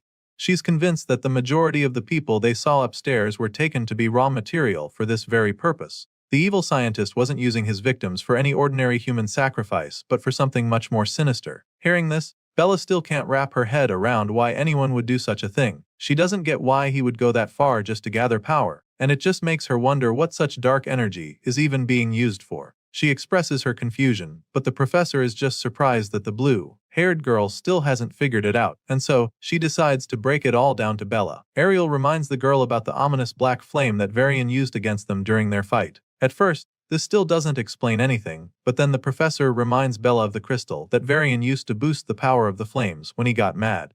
As far as Ariel is concerned, this core will look like those crystals by the time it's done being formed, and this time around, she has a feeling that this new catalyst won't be limited to just black flames by the time it's fully formed. The professor fears that such power can be used to do a lot of horrible things, and if they mass-produce the stuff, then there's no telling what they could actually do with it. Just as she finishes explaining all this to the students, the cracks begin to disappear without a trace. With everything that Ariel just said, our boy finally has a clearer picture of what's going on, so he realizes that maybe Varian wasn't even trying to summon the liquidator after all. However, Ariel isn't completely sure about that. Whether Varian tried to reach the liquidator or not, she doesn't know for sure, but what she can tell is that the space-opening magic rigs were pushed to the limit.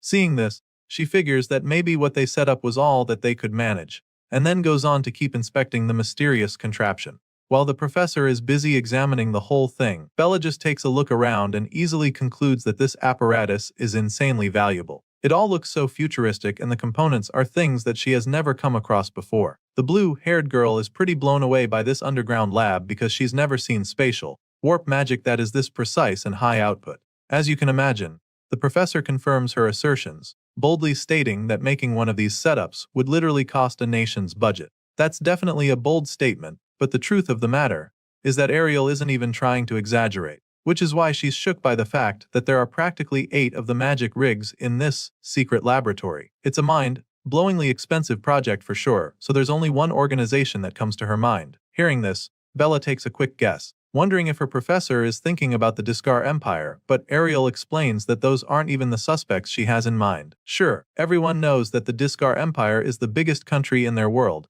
but for some reason, Ariel doesn't think they're the ones behind this. You see, the professor doesn't think that the Discar Empire has the magical research resources to build one of these. At this point, the blue-haired girl is left completely stumped because she has no idea who could be behind this if Ariel doesn't think her guess is right. Well, the professor is convinced that there has to be some kind of organization running the show, and this organization has to be one with magical research that's far greater than anything the Empire has. Ariel shares her thoughts with the students, hoping to get them on the same page with her, but Bella still looks pretty confused, so our boy is forced to spell it out and reveal that Ariel is talking about the World Union Academy. Gray is convinced that they are the ones behind this based on everything that the professor said, and when he asks if he's correct, the red-haired lady reveals that he's absolutely spot on. You see, as far as Shess concerned, no other research body can support this scale and budget, so she has very good reason to believe her instincts. Even after listening to everything, Bella still finds it pretty hard to believe that the Academy is behind something like this. It just doesn't make any sense because the World Union Academy is supposed to defend the world from threats and not be the ones threatening humanity. Seeing the horrified look on Bella's face, the professor can understand why she doesn't want to believe. It's not easy to come to terms with it, but Ariel tries to make the girl understand that there's no other group capable of pulling this off. Gray is equally shaken by the harsh reality of the situation, and even though it's a hard pill to swallow, he gets his head in the game. However, he still knows that this new discovery shouldn't mean that the whole academy is their enemy, because most of them could still be on their side. At the very least, before the reset,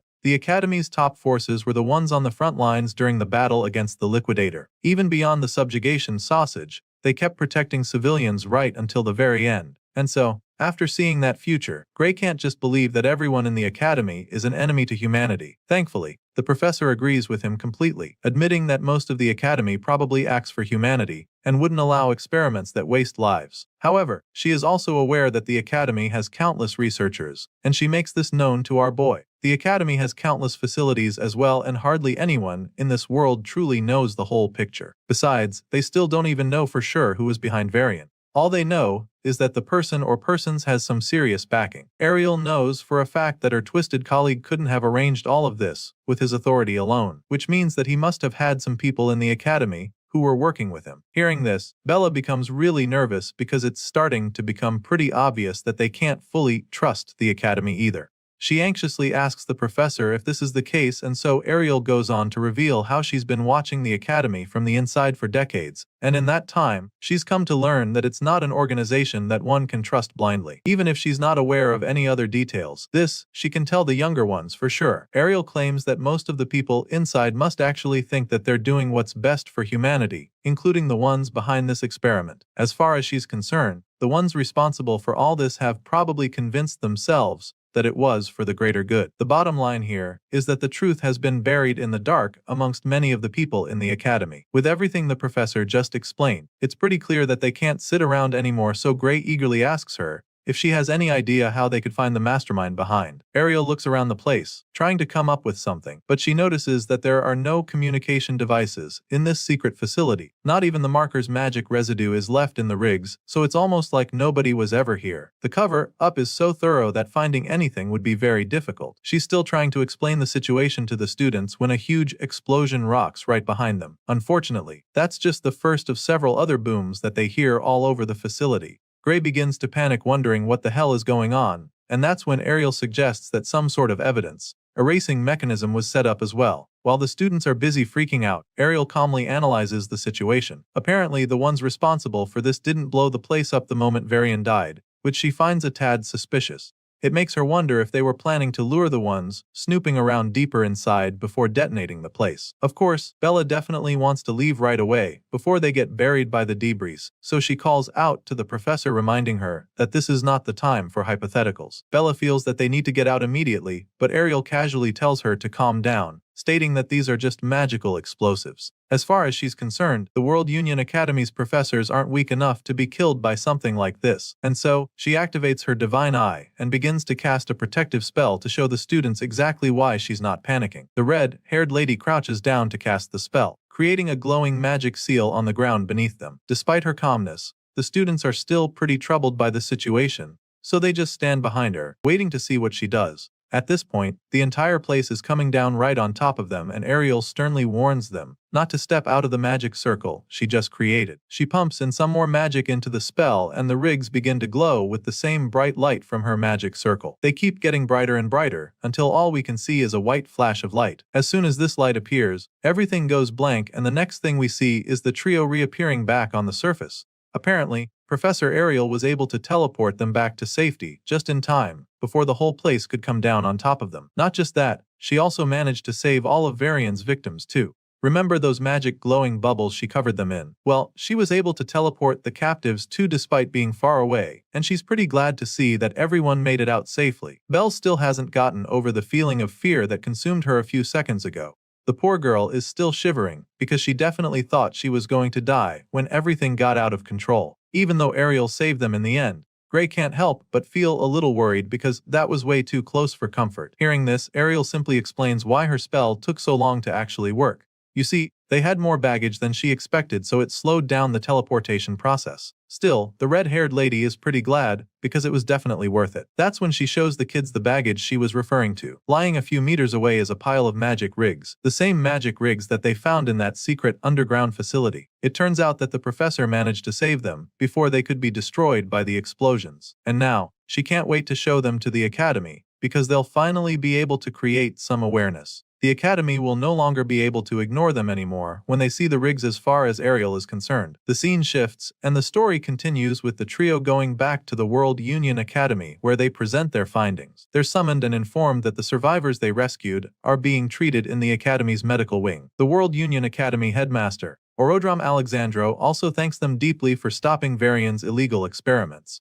Once that's out of the way, he goes ahead to talk about the magic engines that the twisted scientist was using. He examines the schematics of the rigs, and after taking a good look at them, he confirms what Ariel says earlier. Just as the professor predicted, each one of the rigs is worth more than a national budget. Of course, Ariel is glad you see that the headmaster is on the same page with her. She points out how there were 8 of those rigs, and insists that there's no way Varian could have gathered that kind of firepower all on his own. I mean, she can't even begin to imagine how he managed to obtain these components if he did it all alone. In that moment, the headmaster suddenly reveals that these parts she's talking about are stolen goods. Orodrom Alexandro states that they were hijacked mid-transport, adding that 78 transport agents were even wiped out during the heist. As you can imagine, This is pretty shocking news to the students, so they have a hard time processing it all, but Ariel just has a cold blank look on her face like she's not surprised to hear this. Apparently, she's heard of an incident like this before where 78 agents of the academy were killed, so she asks the headmaster if he's talking about the incident from 15 years ago. Ariel is actually hoping that it's not the same one, but the headmaster confirms that her guess is right, explaining that the stolen cargo back then carried these very engines. Hearing this, Ariel begins to think back, trying to recall details from that incident,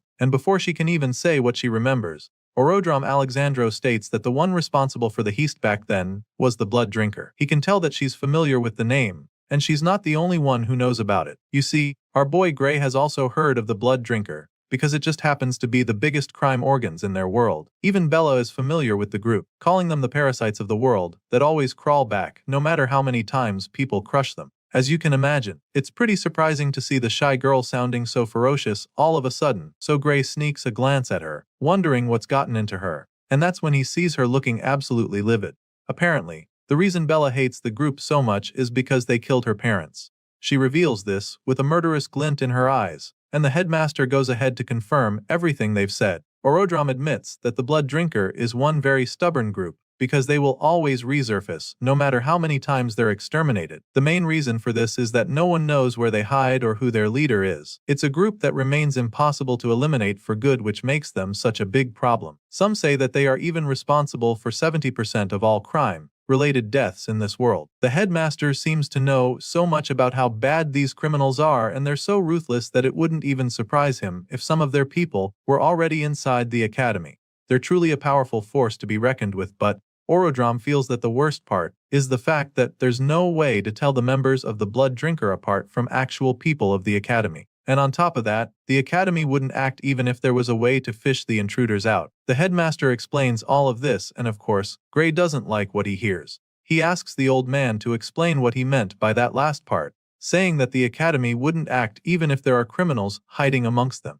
Bro looks like he's about to snap at the old man, but before he can say anything else, Professor Ariel cuts him off, informing him that this is just how the academy operates now. She explains that anyone with talent gets a chance to grow stronger in the academy, regardless of their bloodline, their race, or gender. At this point, the headmaster chimes in, confirming all that the lady just said, and then goes on to say that all candidates who are talented enough are accepted freely into the academy, and that it doesn't matter if they're criminals. Of course, this is a pretty insane way to run things, and Bella doesn't hesitate to let them know how absurd she thinks their tradition is. As far as she's concerned, any criminals that are currently in the academy should be seriously dealt with, and she angrily states this before the headmaster. In response, the man simply claims that he agrees with her. However, he makes it known to her that the higher-ups don't seem to share that view. If it were up to him, all known criminals in the academy would be hunted down, but clearly, it's out of his control. The blue-haired girl is pretty confused when he says this because the last time she checked, he's literally the headmaster of the institution. She feels that he should at least have enough power to oversee something like this, but the man explains that he's nothing more than an underling. He may be the face of the academy on paper, but in reality, he's just a figurehead, and the authority he actually holds is laughable. The headmaster reveals all of this shocking news to the students, and then asks them if they really want to know who is truly running things at the academy.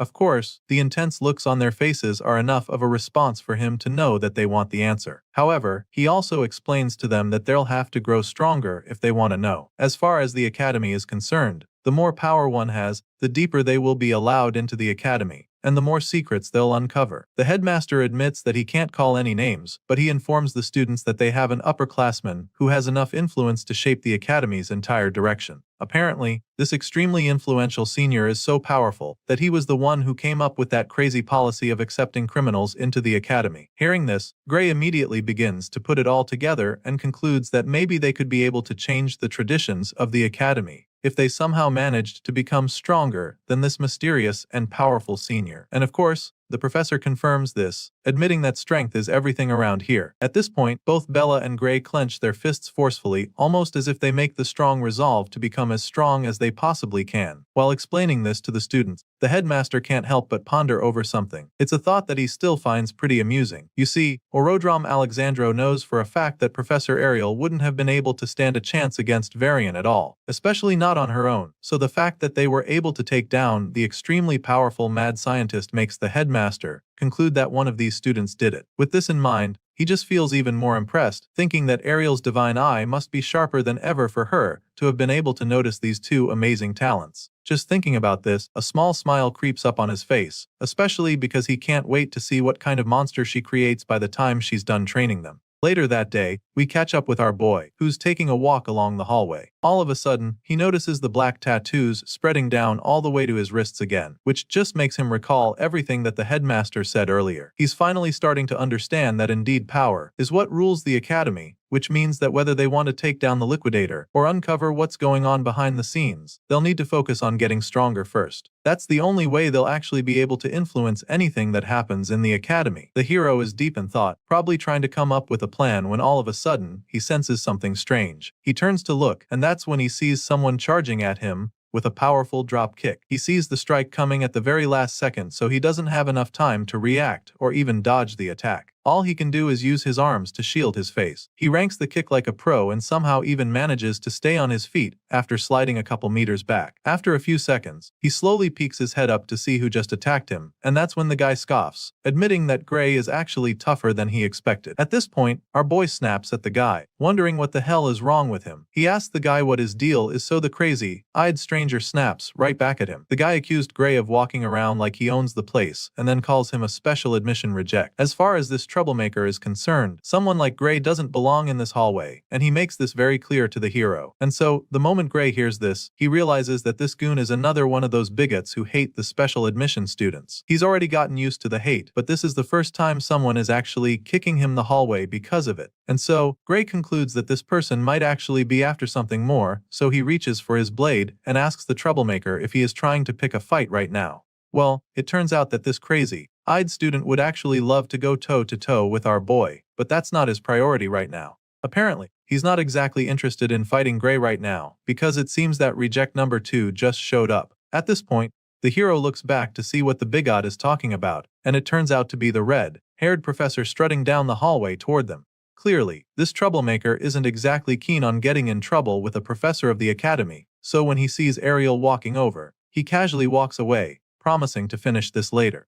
As he's walking away, he can be heard talking to someone, as if he's talking through a communication device. Mr. Crazy Eyes apologizes to someone over the phone, claiming that surveillance is too tight for him to get any closer to the target, and then promises to send someone else there soon. It just so happens that this finger-biting brainwashed hater is reporting back to Varian, which is absolutely shocking because the evil scientist is supposed to be dead. As soon as the hallway stalker leaves, Professor Ariel gets to Gray to see how he is, and she's definitely so she asks him what happened. The truth of the matter is that the hero still isn't even sure what the hell just happened, so he simply tells the red-haired lady that some random student just kicked him for no reason. He also tells her how the crazy-eyed stranger said that a divine eye special admit like him shouldn't even be walking around the academy's halls. As you can imagine, the lady is taken aback by this report, so she takes a second to process before going on to check our boy's body for wounds or bruises. Since there was no weapon and Gray wasn't injured, she informs him that there's not much she can do about the situation officially. That being said, she suggests that Gray chase the troublemaker down and punch the lights out of him for what he did. She gives him this idea with a really mischievous grin on her face, and you can already tell that she can't wait to see Gary mop the floor with the guy. On the other hand, the hero is so shocked when he hears her telling him to go punch another student, because he didn't even think he was allowed to do something like that. Well, it's not like fighting in the hallway is allowed in the academy, so she can't technically permit it since she's his professor. But then again, she suddenly starts acting like her eyesight has been getting bad lately, suggesting that she might not even notice if something were to happen nearby. At this point, Gray completely understands her angle, but rather than taking the free pass to teach the goon a lesson, he decides to let it slide. As far as he's concerned, it would be way too suspicious, so he suggests that they just leave the guy alone. Gray really doesn't want to cause any more trouble, so he doesn't mind, but the professor is a little disappointed because she was really looking forward to a showdown. Even though it's the right thing to do, she's pretty surprised that Gray actually decided not to retaliate. Besides that, the fact that he could be attacked just like that makes her begin to wonder if the Divine Eye special admits are really that disliked at the academy. Seeing how concerned she is, the MC decides to finally open up, admitting that the haters make fun of them sometimes. But that's just mockery, and he had gotten used to it. So he was really shocked to see that things could actually get physical. For some reason, the red-haired lady had no idea that the Divine Eye special admits were being mocked by other students. She's shocked to hear what Gray just told her, and so she tells him how sorry she is.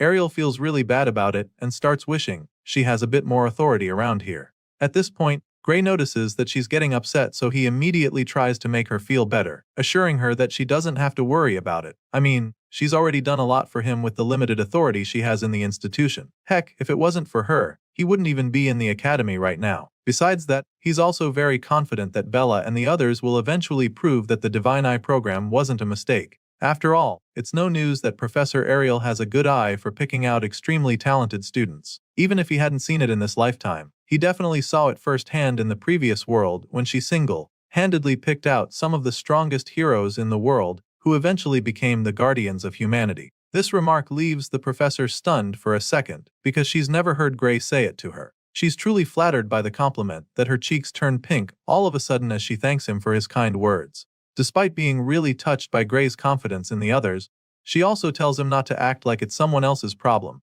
just in case he wasn't already aware. Ariel makes him understand that he's the one she expects the most out of everyone in the Divine Eye group. She hammers on this fact and starts calling some of the older students, like Amy White, Leek Muller, and Jacob Bloomfield. She's convinced that these guys will all become top tier just like the special admits before them. Ariel reveals that she definitely has faith in these students, but also admits that the first time she truly believed that someone could surpass humanity itself was when she met him. As you can imagine, the hero begins to feel a little under pressure when she starts talking like this. It's pretty rough on Gray for her to be comparing him to these guys, and it looks like she already knows that he's feeling the pressure. She keeps staring at him intently like she's trying to read his mind while he's fighting the feeling of nervousness. Eventually, Gray decides not to feel pressured because that kind of thinking is weak, and he can't afford to be weak because the mastermind behind Varian probably hasn't given up on summoning the Liquidator yet. He thinks back to that day on the battlefield and recalls how even the great heroes in the previous world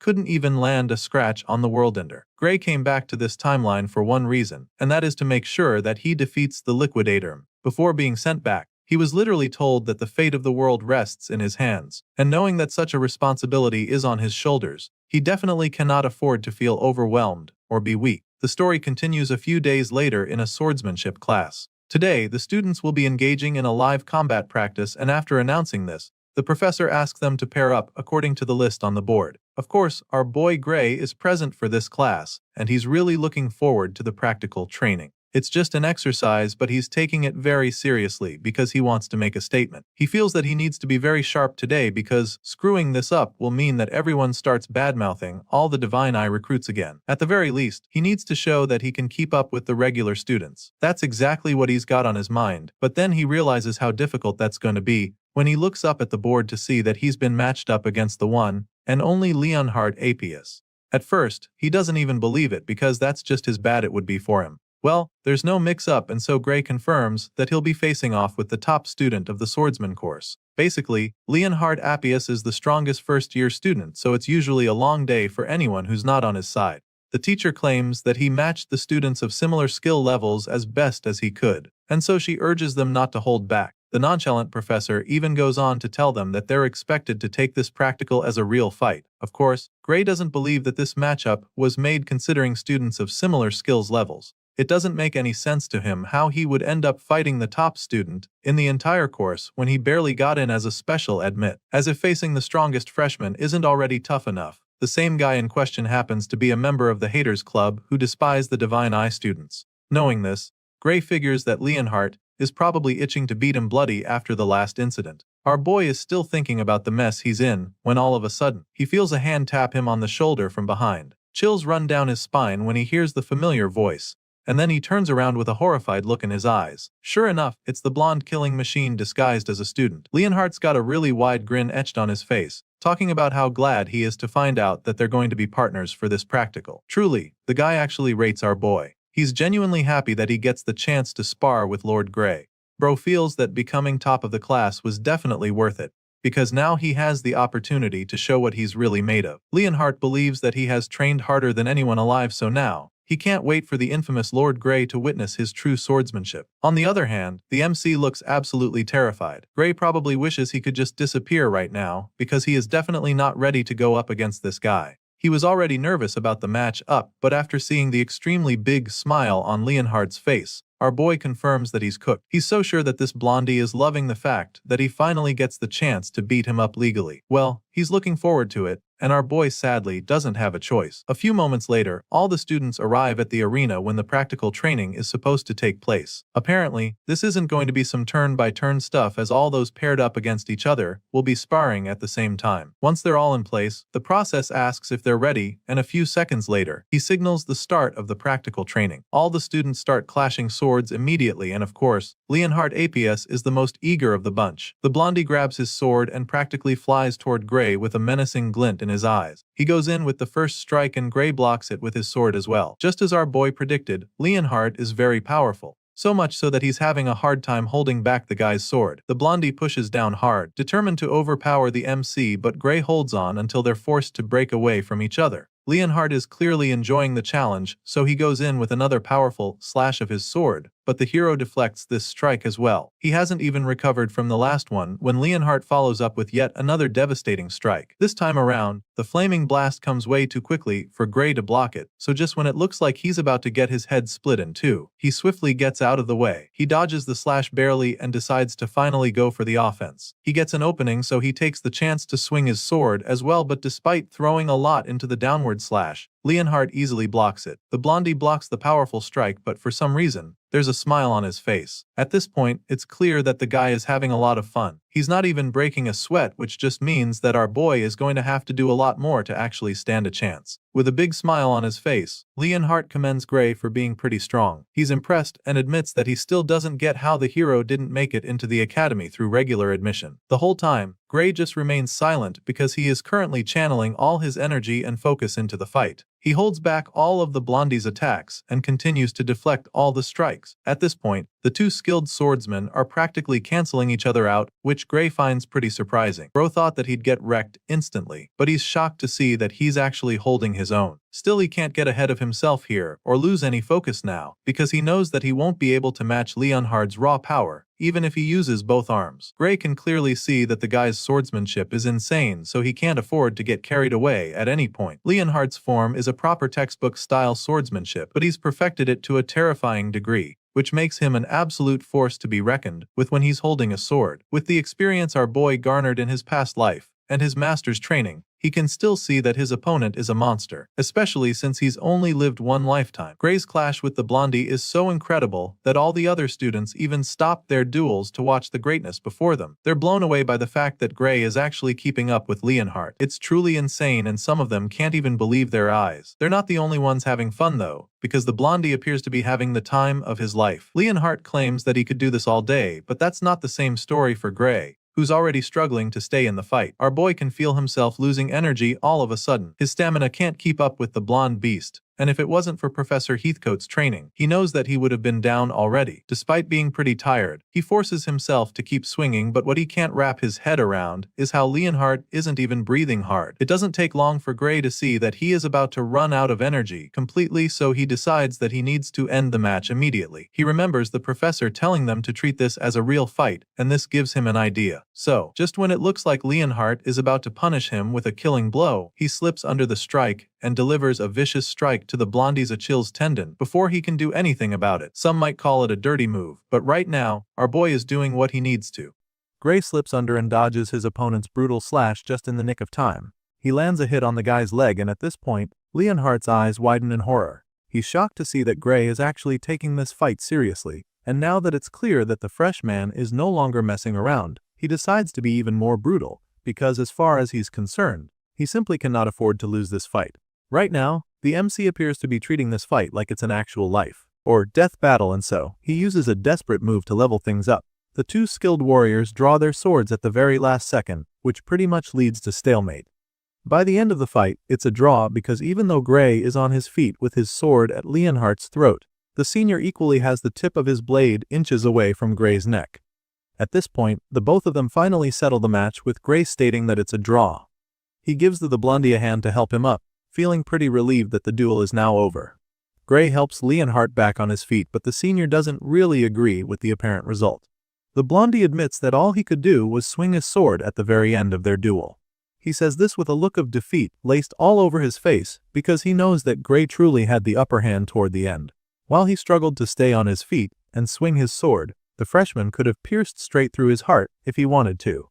Leonhardt knows this all too well and admits how helpless he was at the end of the battle. If this was an actual fight to the death, Leonhardt would probably be dead by now, but it's a mock battle, and so he knows that Gray forced himself to thrust the sword at his neck, instead of going for his heart. The blondie says all of this, and then waits for Gray to try and deny it. He bluntly asks our boy to tell him if he's wrong about this. Of course, Leonhardt is spot on and Gray knows this as well, so he just confirms everything. After all, the blondie has figured it out already. At this point, the MC smiles sheepishly before suggesting that it would just be messed up to drive his sword at someone's heart in a mock duel, especially when the whole thing was set up with several protective spells. Clearly, our boy had no intention of actually hurting Leonhardt, and the blondie can also see that now. But the bottom line of it all is that he still lost in the end. Leonhardt almost looks relieved while saying this, claiming that Gray has finally made him understand the difference between real combat and fencing practice. This senior suddenly starts walking away from the arena, but before he leaves, he makes sure to thank our boy for helping him see that fighting isn't just about sword skills. Hearing this, Gray nervously admits that his own style is a bit of a cheat move for a swordsmanship class. He tries to make Leonhardt feel better about it, but the blondie isn't cutting himself any slack. After all, the instructor made it very clear to them that they were supposed to treat the duel like real combat. As far as the guy is concerned, there's no such thing as cheating in a real fight, because the goal at the end of the day is to come out victorious no matter what it takes. That being said, Leonhardt turns to Gray one more time and points his sword at our boy as he asks him if he'd like to go for another round. Seeing the tip of the guy's blade barely inches away from his face, the MC starts to feel really nervous. He definitely didn't expect this guy to be asking for another fight so quickly, because the first battle they had wasn't exactly a walk in the park for him. Gray feels that he only won that round because he managed to catch Leonhardt off guard, so now that there's a sword in his face, he doesn't know what to do. In his mind, there's no way he'll be able to stand a chance if they go at it head on. Our boy feels that this isn't even a matter of technique anymore, because Leonhardt is simply on another level when it comes to strength. The guy's entire stamina practically leaves him graze in the dust, so he's desperately hoping he can get out of this sticky situation. Just when it looks like there's no escaping, someone in the crowd steps up. The guy with a sword on his shoulder struts over to the two fighters, telling the both of them to hold it right there. Hearing the voice, our boy is shocked, so he turns to see who it is, and that's when this man reminds them that this is still a sword class, regardless of real combat training. The confident man then informs them that nobody said they're allowed to use anything other than a sword. He then goes on to ask how the hell Gray Lee got paired with the top student, calling our boy a special admit loser. At this point, our boy starts to get a little offended, so he just stares at the guy with a confused look on his face. He's pretty irritated at this point, but the guy goes further to tell Gray that he shouldn't get cocky just because he's got some magic. All of this just leaves our boy quite frustrated, because this is literally the last place he wants to be right now. It's not like he asked for this particular matchup either, so he doesn't get why this troublemaker is trying to make a fuss about it. Still, he doesn't say anything to the guy, and that's when Leonhardt finally speaks up. The blondie hits back at her ducha bag, informing him that the professor decided that he's the only one worthy of fighting Gray. He then politely tells the troublemaker to butt out of this, hoping that it would be enough, and this just leaves Gray stunned because of how blunt the blondie is. Before things can get out of hand, the professor in question appears. The man walks over to the three young men and confirms what Leon just said, stating that he was the one who made the matchups.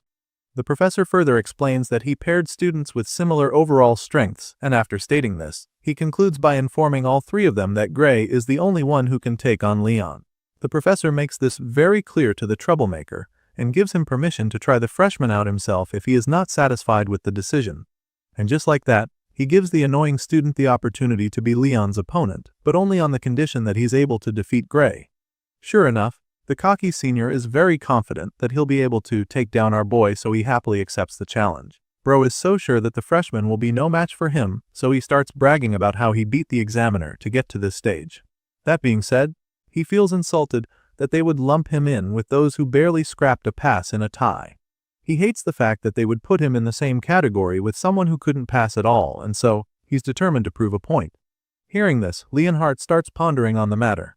The troublemaker is judging Gray by his admission category without even knowing his true strength, which he'll soon find out is a big mistake. Leon finds it amusing that he guy can be thinking this way, but he's not too surprised because it's just like looking at the old him.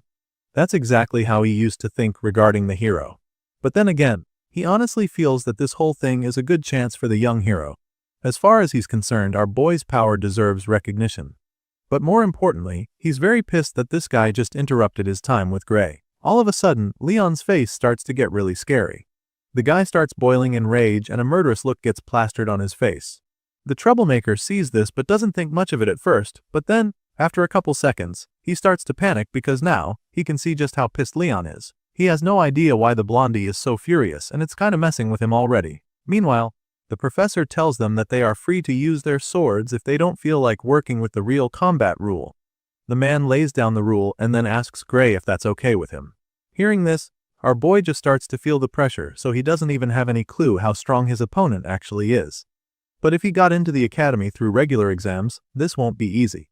Our boy takes another look on the guy's face and concludes that this opponent definitely got better stamina and strength than him. Even with Gray's master's brutal training, he still knows that he can't beat years of proper nourishment and conditioning. Our boy admits that he's not that confident in his skills, but then again, it's not like he will get expelled if he loses the battle, so it's a risk that he's willing to take. He asks the professor just to make sure that he's safe, and the man assures him that this is just a class practice. Even at that, the professor still tells the both of them not to go easy on each other. After hearing all the confirmation, our boy immediately gets his head in the game. He takes out his sword and gets into battle mode just like his cocky opponent, who is equally ready for the duel. Once both students are armed and ready to clash blades, the professor signals the start of their duel, and the challenger doesn't hesitate to charge at our boy. He dashes over to the hero with a murderous look in his eyes. He feels that it's finally time for him to put the special admit in his place, so he yells at our boy, telling him to know his damn role. Sure enough, Gray blocks the hit with his own sword, and that marks the start of an intense sword fight. After scraping their blades together for a couple of seconds, our boy notices something that leaves him confused for a second. He suddenly notices that he's slowly overpowering his opponent, and so he takes advantage of it, knowing that he has the upper hand. With one sweeping move, Gray is able to send the guy flying. He shoves him into the air in the blink of an eye, and this leaves his opponent absolutely shocked. On the other hand, Gray can now see that his opponent hits light, so he concludes that his power is nothing special. Despite being tossed back like a piece of paper just now, the guy remains determined to win the fight, so he comes in again with another powerful swing. Gray sees it coming from the start and casually delivers a mean slash of his own. He takes the swing, feeling that his opponent might just be holding back and not actually throwing everything he's got, but this idea immediately vanishes from his mind when he sees blood splashing all over the place. Apparently, Gray's casual strike managed to cut open the cocky senior and send him falling to the ground in that instant. Our boy watches in horror as the guy goes down, desperately hoping that he didn't just cause him major harm. Once the cocky senior is down, the professor immediately announces that the match is over, because he can probably also see that he won't easily recover from that. Anyway, the MC rushes over to check on his fallen opponent, anxiously asking him if he's okay. Gray apologizes to her guy, and starts to explain how he was actually aiming for his sword instead. Unfortunately, he missed the target and ended up slashing the senior. It all happened so fast, but the MC actually expected the guy to be able to dodge it in time. Well, I guess the guy is all talk and no show. Well, we're about to find out for sure, because just when it looks like the fight is done and over, the injured guy slowly reaches for his sword again. He gradually gets back up, claiming that all they just witnessed was a fluke, and that Gray only brought him down because he caught him off guard. And so, with blood all over his face and tears running down his cheeks, the resolute senior challenges our boy to one more duel. Clearly, this guy has no intention of giving up, and it appears that a broken nose and other facial injuries are not even slightly going to deter him. Seeing just how desperate the guy is to prove himself, the disappointed professor doesn't even bother trying to talk him out of it. The man simply gives him permission to keep going at it until he's had enough. At the same time, other students at the back are starting to get worried about the challenger, because he looks like he's in a great deal of pain. Well, it's looking like pain is just fuel for this guy, because, right after getting back on his feet, he charges at the MC with his sword once again. Our boy sees this attack coming from a mile away, but he's not even slightly dazed by it.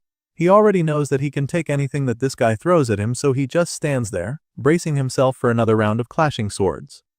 A few moments later, we see Gray looking really worried with guilt written all over his face. And so now, the cocky senior is completely unrecognizable since his entire face is swollen from all the beatings. At this point, it's just so embarrassing that even the professor can't take it anymore. He covers his face in shame and finally decides to stop the fight before the senior gets himself killed. He ends the match and asks that the guy be taken to the infirmary right away. Sometime after all of that is over, we see Leon and Gray standing on stage with the professor who is about to make an announcement. He informs the other students that these two will be this year's representatives. After making the announcement, he asks the crowd if they have any objections, and the first person to complain is Gray, who seems shocked that he was appointed as one of the representatives. He doesn't seem familiar with the term, so the professor decides to explain. You see, the top first years take on the second-year champion in the inter-year battle, and for some reason, there's a record for losing 35 years in a row, which is currently held by the first years. The professor explains the dilemma to the both of them, but also suggests that this year might just be different for them. The man says this with a lot of hope and confidence, which just goes to show how much faith the man has in our boy. As you can imagine, 35 consecutive losses is a really bad record, and our boy even has a hard time believing that it's try at first. It leaves him quite stunned and makes him wonder if the power gap between the first years and the second years really is that big. Well, it just so happens that this is exactly the case, because the professor sharply confirms it without any iota of doubt in his mind. After all, a year at the academy is huge, and there's a lot that can be learned in that time frame. Anyway, the professor goes on to remind Gray that losing isn't an abnormal thing. It's actually pretty normal to lose from time to time, and one should even expect it. That being said, he's almost 100% sure that history will repeat itself once again, so he assures Gray that it would truly be impressive enough if he even manages to put up a decent fight against his direct seniors.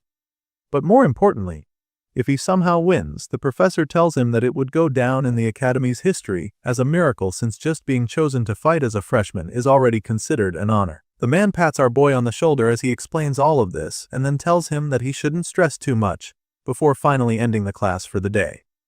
Even after the professor leaves, our boy still finds himself pondering over what the man said. Since the man told him not to stress over it, he figures that the inter-year battle might not be as serious as he thought. Regardless, as a Divine Eye special student, he knows that this is the perfect chance for him to prove that he can actually fight, and so he makes up his mind to train hard for the upcoming competition. The scene shifts from here, and the next thing we see is a seemingly important faculty meeting among the academy professors. With all the members still seated toward the end of the meeting, the headmaster moves on to the last agenda for the day. This last subject happens to be Professor Budra's proposal, and so the man in question doesn't hesitate to get straight to it. For some reason, the fat man in question suddenly proposes that the Divine Eye Specialist student, Amy White, he expelled. As you already know, Professor Ariel isn't going to just sit there and let that happen, but she quietly allows him to finish talking. This angry-looking fat man is Professor Budra, a professor from the magic department, and he seems to have beef with the red-haired lady and her special students. After listening to his proposal, Ariel is the first to respond, blasting him for even suggesting such a thing when she is the one in charge of managing the Divine Eye students and not him. Clearly, Professor Budra doesn't respect her, so it's no surprise that he hits back at her, claiming that she is the main problem. He then goes ahead to remind all the members of the faculty present that Amy White failed the third year's advancement exam, and how she got to stay in spite of that, because she is a special admit. Apparently, that didn't sit well with Professor Budra, because he's still trying to get the girl kicked out of the school. Every other student who failed the exam was expelled, so he'd like his colleagues to assess and tell him if it seems fair to them that Amy gets to stay. Of course, none of them can actually support the fact that the girl in question got to remain in the academy, but they don't say anything either because they know that Professor Ariel would have a response. Sure enough, the red-haired lady answers Professor Budra, reminding him that Amy White is progressing steadily toward top-class, world-level combat ability. She stands up for the girl, explaining that the student is unable to display her full power at the moment due to the harsh backlash on her body currently. As far as Ariel is concerned, Amy White would have passed the advancement exam with flying colors if she didn't suffer what she had to. The red-haired lady makes this very clear to the board, insisting that the girl needs to stay, but of course, Budra refuses to buy this. In his mind, Professor Ariel is just making excuses for the girl again, and he's truly had enough of it. But he's not even the only one, because another member of the board suddenly chimes in to discredit Ariel even more. He mocks her statement and accuses her of making a useless student look like some hidden prodigy. This bearded man doesn't look like he's even slightly moved by Ariel's statements, so he suggests that she stop spouting that fantasy of any White having secret powers. He clearly doesn't believe it, and neither does half of the board, but the red-haired lady insists that it's the truth. Professor Ariel can already sense that she's losing support very fast, so he tells her colleagues that Amy White has improved so much that she could gain full control of her powers any day now. Still, she tries to make them understand that pushing the girl too soon might make her lose the chance forever. Despite her best attempts to sway the faculty board, this bearded man is bent on thwarting her efforts. He's not hearing any of it, and even sounds even more pissed when she says this because she's already used this same excuse before. From the look of things, he concludes that Professor Ariel is planning to leg someone who can't meet the Academy's standard to just stay here indefinitely. He throws the allegation her way, but she immediately hits back, reminding him that the Academy exists to nurture exceptional talents. As far as she's concerned, kicking out someone gifted just because they don't fit neatly into a system defeats the whole purpose. Professor Budra just smiles mischievously when he hears her talking about talent. He seems to find it pretty amusing that she thinks Amy White actually has talent. Maybe the special admits were impressive in the old days, but right now, Budra is convinced that the current batch is just full of failures. Amy White, Bella Albright, Jacob Bloomfield, and the rest call into this category, and so Budra feels that Ariel might be the real problem. To him, it's starting to look like the Great Divine Eye is losing its keenness, because of how much the special admits are struggling these days. Of course, the bearded man right next to Budra agrees, suggesting that it might be time to consider abolishing the Divine Eye program entirely. They both burst into laughter after this, but Ariel is completely shocked at their suggestion. She can't believe that they would actually want to abolish the program, so she snaps at them, wondering what the hell they're thinking. Sadly, these men mean every word of it and are determined to convince the board that it should be scrapped. Budra points out how the program was established ages ago by the Academy's Founders Council and explains that it can be abolished the same way if over half the faculty agree to the idea. Apparently, this is the rule, and the fat man doesn't hesitate to remind the red-haired lady how things work. She's still trying to tackle Budra when she gets attacked by another member of the board. The man with the mustache chimes in, suggesting that the current Divine Eye students don't impress him either, and even though he's heard that Bella Albright has improved, he still doesn't think that it's a major achievement. Besides, her mana capacity is also very questionable, so he's not exactly keen on letting someone like her remain in the Academy. At this point, it becomes clear to Ariel that she'll have to work a lot harder if she wants to win the board over. Despite being cornered, the lady still tries to protest, but before she can even get a word in, a much older professor cuts her off. This old man isn't on her side either, since he feels that the recent batch of special admits are below the standard. The geezer has been around long enough to know how impressive the Divine Eye students of old were, so he really doesn't fancy the new generation, and neither does the bearded man sitting next to him. As far as they're concerned, the Divine Eye students just don't have the impact that they used to. Thankfully, not all the professors in the room agree with this, and so just like that, the boardroom becomes divided. Sadly, Ariel can clearly see that the voices against her are more than she expected. So, she's afraid that the program might really get shut down if things proceed at this rate. If she wants to win this debate, she'll have to do so much to win them over, and Professor Budra is more than ready to make this even more difficult. The fat man goes on to state that the program has been outdated for a very long time, and then finally suggests that it's time for them to move on from the old tradition. He can tell that he's winning, so he starts to get cocky. Before Ariel can even say anything, he tells her not to bother trying to claim that she can judge talent better than the rest of them, because all of her special picks have been struggling at the Academy. Budra discredits her capacity, even more than before, as his mocking laughter fills the room, but Ariel knows better than to let this get under her skin. She wishes she could bluntly say that she still sees much better than all of them, but she can't because it would just provoke the board members, who already dislike her. Right now, her priority is to win them over, and she's determined to do that even if it means she has to swallow Budra's insults. Even though it looks like they are on Budra's side, many professors still care about whether the program benefits the Academy, and so she will have to be very careful what she says moving forward if she wants them on her side. Professor Ariel doesn't respond to anything that the fat man said, and this just makes him even more cocky, cause now he's thinking that he's finally shut her up for good. Well, he definitely is enjoying himself, and he's glad to see that she knows that she's way past her prime already. The bearded man from earlier chimes in again to support Budra in mocking Ariel. He admits that she had great achievements in the past, but then suggests that maybe it's time for her to retire before she ruins her legacy. For some reason, these guys are all hating on the red-haired lady, and they're not even being subtle about it. One of them even tells her to go start her own school, if she's thinking of raising her favorite students however she likes. To them, each insult thrown at Ariel is funnier than the last, and so they can't even control themselves anymore. It's almost like they're drunk on the hatred, and they're so convinced that Ariel is nothing more than a washed-up Divine Eye. Of course, it's a really annoying sight on display, but the red-haired lady still does let them get under her skin. She remains calm and collected because she knows for a fact that she can still recognize real talent. Unfortunately, She can't prove that to these geezers right now, and that's very bad because she knows that her kids still need more time to grow. There's no doubt in her mind that they'll prove themselves soon enough, but she just needs to stop themselves from getting expelled before they get the chance. Right now, she's desperate to keep her students in the school, and she's ready to do almost anything that it takes to achieve this. Her mind trails off while she's brainstorming, but she's suddenly drawn out of her thoughts when someone asks her about one of her students named Gray. She's taken aback when the man asks her about our boy, but she shouldn't even be too surprised since he's been making waves from the start. Some members of the board heard that he's promising among the first-year swordsmanship students, and they're also aware that he was picked for the inter-year battle too. Of course, Budra doesn't think much of this and quickly tries to discredit our boy as well. And what better way to do this than by setting him up in an unfair matchup? With this in mind, Budra suggests that the promising student should prove his stuff in the competition so that they can decide the future of the Divine Eye program after seeing the results.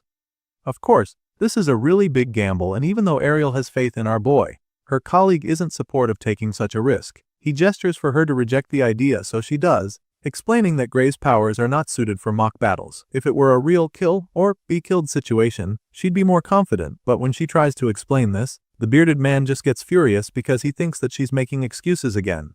The man feels that Gay should be able to show his mettle in real combat if he can't show it in training like other students. After all, every professor seated there knows this, so he isn't letting Ariel off the hook that easily this time. Still, Ariel tries to make them understand that Gray's abilities aren't normal swordsmanship skills, but she doesn't get the chance to finish because the headmaster suddenly calls it a day. As far as he's concerned, this discussion is heading nowhere and he's already heard enough. However, he still believes that the Divine Eye program has a role to play in the academy, so he decides that they'll use the results of the inter-year battle to make a decision. This is not what Ariel was gunning for, so she tries to protest, but it's all futile. As for Budra and his cohorts, they're happily looking forward to the competition because they're absolutely certain that Gray will get destroyed on the battlefield. The meeting is adjourned and all the professors take their leave, except Ariel, who just sits there, feeling defeated. She remembers the staggering power she witnessed the boy display, and she has no doubt that he's strong enough. However, she also knows that his power isn't suited for mock battles, which just means that he still needs time. What she's hoping for is unreasonable right now, and she knows it, but she's putting all her faith in Gray because he's the only one who can help the other Divine Eye students, those raw gems with world-class potential. At the moment, our boy is the only one who can protect them and save them from being expelled. The story continues on the day of the long-awaited and much-anticipated inter-year battle. All the seats in the arena are absolutely packed with students, to the point that they almost look like an army of ants from above. While all the spectators take their seats, the students who will be taking part in the competition line up on the center stage. 4 of them appear before the crowd to represent their respective classes, and the host of the event is more than happy to announce the start of the inter-year battle. He informs the crowd that the fights will begin shortly, and then proceeds to introduce the competitors who will be participating. First on the list is none other than the first-year top student, Leonhard Appius, and the next in line is the second-year top student, Luniel Hartman. These two are the most popular up on stage, but there's an underdog in their midst as well. Sure enough, it's Gray Lee, our boy who will be participating as the first-year challenger in this event. Of course, he's not the only new cat in the mix because another student named Deeble Redardle is introduced as the second-year challenger. As soon as Deeble is introduced, our boy realizes that the crazy-looking guy with a sick appearance is the same one who jumped him out of nowhere in the hallway some days back. And so, you can imagine how nervous he gets when he realizes that this is the psycho that he'll be up against for the inter-year battle. Gray is still trying to wrap his head around what the hell is going on when the announcer starts talking again. The man assures the crowd that they are about to witness what these warriors are truly capable of, and this definitely gets them excited. But the most excited person in the stands right now is Professor Budra, who can't wait to see Gray's downfall. Leon takes a look at the stands and is truly overwhelmed by how many professors came around to observe the showdown. And so, this makes Blondie wonder if this is always how the inter-year battle is. He expresses his confusion to Luniel, the second-year top student, and the dark-haired guy admits that the competition hasn't always been this anticipated by the teachers. Apparently, this is a first because before now, only 3 fencing professors bothered to even show up. That being said, the second-year student can't help but wonder why there are so many professors present this time. In that moment, a wave of realization suddenly hits Leon. The blondie figures that the teachers probably came around in numbers because they're curious about Gray Lee. It makes perfect sense, since the guy has been making waves since he arrived at the academy. A small smile creeps up on his face as the thought lingers in his mind, and it just makes him conclude that the old geezers certainly have excellent taste. Meanwhile, Luniel notices the blondie freshman smiling to himself, which makes him wonder if Leon has always been this weird. Anyway, it appears that Professor Budra heard what Leon just said about their reason for coming, and the fat man loudly confirms his guess. Budra speaks for many other professors there, admitting that they came to witness the final battle of the Divine Eye Special admits. This comes as a shock to the students in the stands since they obviously aren't up to date with the politics among their teachers. Anyway, the thing that really gets our boy's attention is the fact that Budrata said this would be the final battle of the special admits. He doesn't get what the man means by that, so he expresses his confusion, asking Budra what he means by that. At this point, the chubby professor gets even more excited because clearly nobody told Gray the stakes involved with this competition. And so, he happily informs the young hero that the Divine Eye program is being abolished. Of course, this comes as a shock to the MC, and he doesn't even pretend like he's not horrified by the news. Right now, he's absolutely desperate to be told otherwise, so he turns to Professor Ariel to hear from her. He asks the red-haired lady if what Budra says is true, but she's reluctant to answer him. She just stays quiet with a look of helplessness laced all over her face. She knows that telling Gray the truth would make him want to push himself to the limit. And if that happens, there's a chance that he'll use that dark, mysterious power within him that she's been trying so hard to hide from everyone. Right now, that's the last thing she wants for him, because if he uses that power in his current state, it could actually kill him. So, with all of this in mind, Professor Ariel finally decides what to tell him. She takes a deep breath to calm herself, and then without mincing words, she tells Gray that Budra is lying to him. She tells our boy that the fat man is just trying to mess with his focus, and then encourages him to keep his head in the game. She tells our boy to just fight and not let their words get to him, which leaves him and the other contestants pretty puzzled. Gray is stunned for a second when he hears this, but it's also quite a relief for him. Gray believes her and takes a moment to process her words before immediately regaining complete focus. From the look on his face, you can tell just how determined he is, and even though Ariel's little stunt seems to be working, Budra refuses to be moved by her gimmick. The man simply scoffs, feeling confident that Gray still won't win, so he tells them to do whatever. After all, he believes that they're just going to embarrass themselves at the end of the day. As far as he's concerned, Gray is definitely going to lose, and once that happens, other professors will finally realize that the Divine Eye Ariel's sight isn't as keen as it used to be. And so, just like that, Professor Ariel once again puts the future of the Divine Eye program in Gray's hands without telling him what he's up against. Thankfully, our boy is feeling more motivated than ever because he's definitely not going to let Budra's insults slide. He makes this very clear to the fat man, who is taken aback by his audacity. Gray doesn't really care if the man insults him or makes fun of the students, but what he will not take lightly is Budra talking down on Professor Ariel's judgment. The freshman boldly hits back at the annoying professor, and even Ariel is shocked at how fearless he is right now. As you can imagine, Budra isn't as patient as the red-haired lady, so he is immediately offended by Gray's tone. It makes him wonder what kind of strength Ariel's eye must have picked up in him to make him so bold. Anyway, Budra is still convinced that the freshman will fail woefully once the battle starts, so he tells Gray to get ready to lose. Budra and several others are convinced that he doesn't stand a chance, but all of this is just fuel for our boy, who relishes the challenge presented to him. The red-eyed hero hits back at the professor one more time, telling him and his cohorts to watch him prove them wrong. Of course, such a slick response quickly gets under Budra's skin, and he instantly loses his cool. The fat man is absolutely furious at how arrogant the boy is and almost charges at Gray by himself, but his bearded colleague holds him back in time, urging him to calm down. Once all that drama is over, the moderator of the inter-year battle calls on the contestants to take their positions. He tells them to split up and go with their teammates, so they do just that. Gray did talk big just now, and he sounded really confident, but Ariel still can't help but feel worried for him. She definitely appreciates his trust in her, but she's really anxious because she has no idea what he's planning to do. She feels that it would even be better if he was fighting the top student Luniel, because his practical swordsmanship might give him a slim chance, but that's not the case. You see, the reason the red-haired lady is panicking so much right now is because our boy has been matched with a terrible opponent, Deeble Redardle. Apparently, this psycho looking is just as bad as he looks, if not worse. Bradley rewired his brain surgically, boosting his reflexes to inhuman levels, so now the twisted fighter is practically a living weapon just waiting to be unleashed. As far as Ariel is concerned, Deeble is the worst possible matchup for Gray's ambush tactics, which is why she's extremely nervous. Right now, She's desperately hoping that the MC isn't planning to use that ability against Deeble during the fight, because it's definitely not going to work. Just before the battle is about to commence, she calls out to Gray from the stands, and when he turns around, she tells him not to worry about her. She also begs him not to push himself too hard for the fight, and upon hearing this, he just flashes a small smile at her before telling her that he knows all this. After putting the fighters in their positions, the moderator informs the crowd that they will be starting with the top student match. So, he calls on the representatives to step forward. Once they're in the middle of the ring, facing each other, he gives them a few instructions, explaining that the arena is surrounded with protective magic to prevent fatal wounds, and so, this means that triggering their opponent's safeguard will count as a victory. After explaining this, the man tells them to fight as if this is real combat because that's the only way to win. Luniel understands the rules already, so he looks ready to begin, but Leon is a little hung up on the fact that they're expected to fight like it's real combat.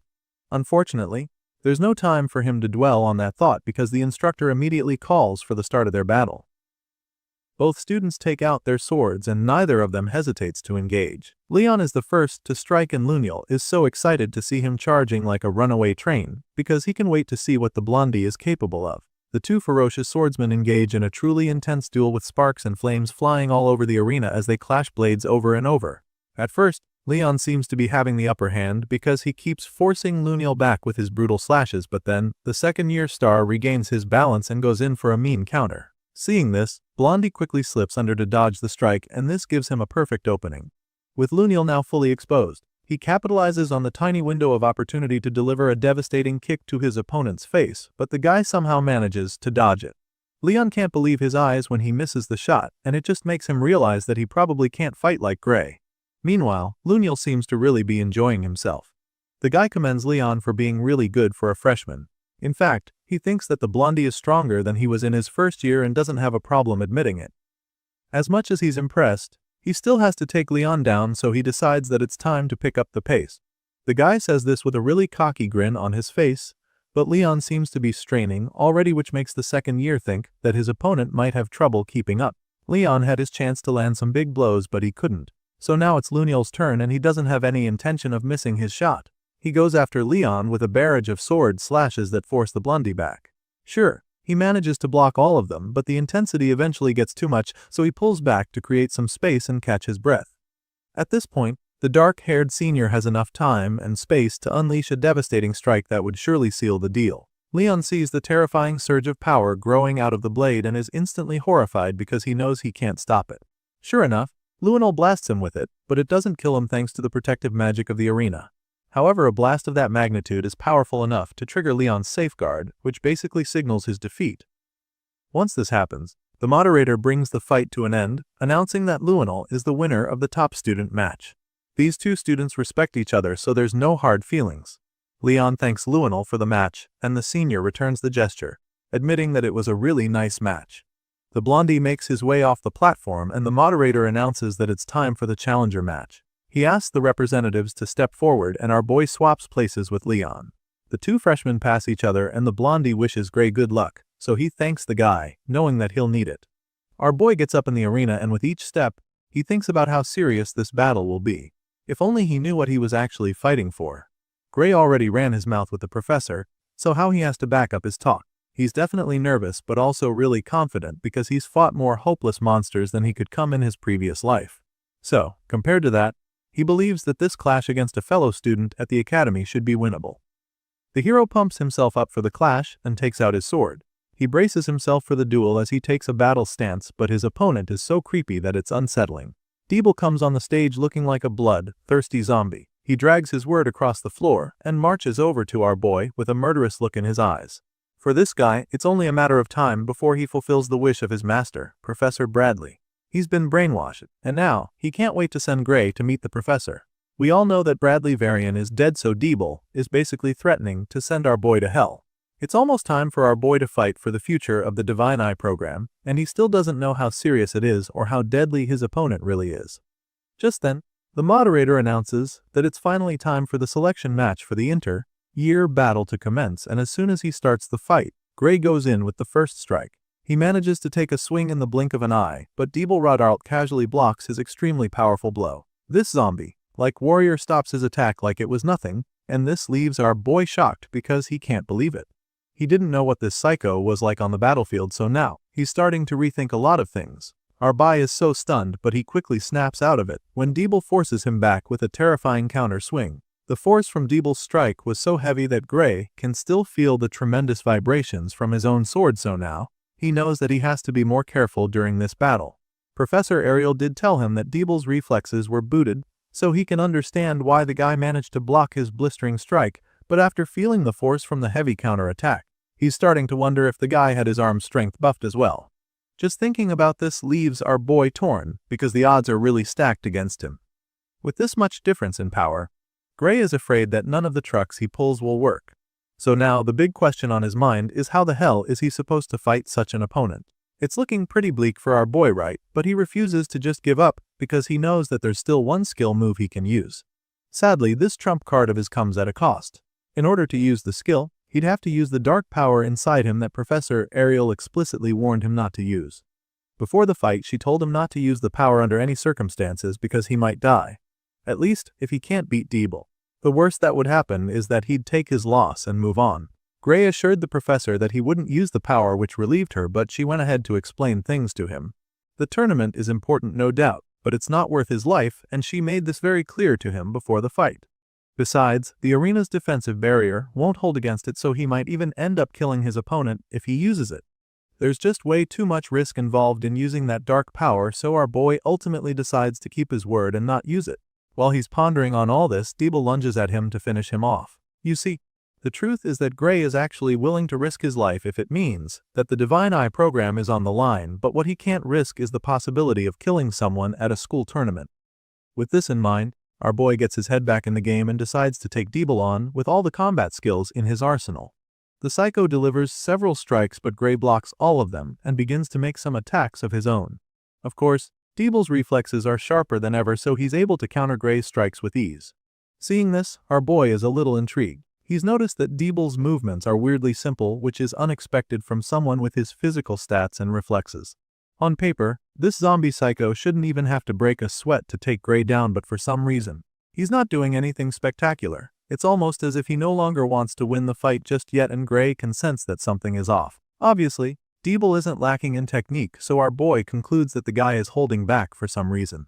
Deeble hasn't really made our boy struggle, so he can't help but wonder what the guy is planning right now. He's still trying to process what game the psycho is actually playing, but before he can come up with an idea, the guy sneaks up on him with a terrifying ambush. The hero doesn't see the attack on time, and by the time he realizes it, Deeble is already too close to him. He tries to move back in order to create some distance between them, but he trips due to the pressure, and Deeble immediately closes the gap between them. By this time, Gray is already falling on his back, but the swift psycho is also thrusting his sword at his face. Our boy sees the tip of the blade coming at him. It's inches away from his face, so he already knows that he won't be able to dodge it. Still, he doesn't give up completely, so he somehow manages to block Deeble's thrust with his own sword. Gray is absolutely stunned when he opens his eyes to see that he blocked the strike, because he feels that he definitely shouldn't have made it in time. Now that he's bought himself some time, he takes a big swing of his own that forces his opponent back a few steps. Gray still doesn't understand how he was able to block the last attack, and it makes him wonder if Deeble weakened his attack on purpose. The staggering student stops moving forward a second after Gray pushes him back, and that's when Professor Ariel notices something off with her divine eye. She senses an ominous energy coming out of Deeble's body, and after taking a closer look, she sees a dark purple flame burning where his heart is supposed to be. The sight sends chills down her spine because now, she's afraid that this fight might be too one-sided. She expresses her concerns to the other professors, but Budra is the first to snarl at her. None of them seem to think that the matchup is too unfair for Gray. Rather, they feel that the second years this year have quite nasty personalities.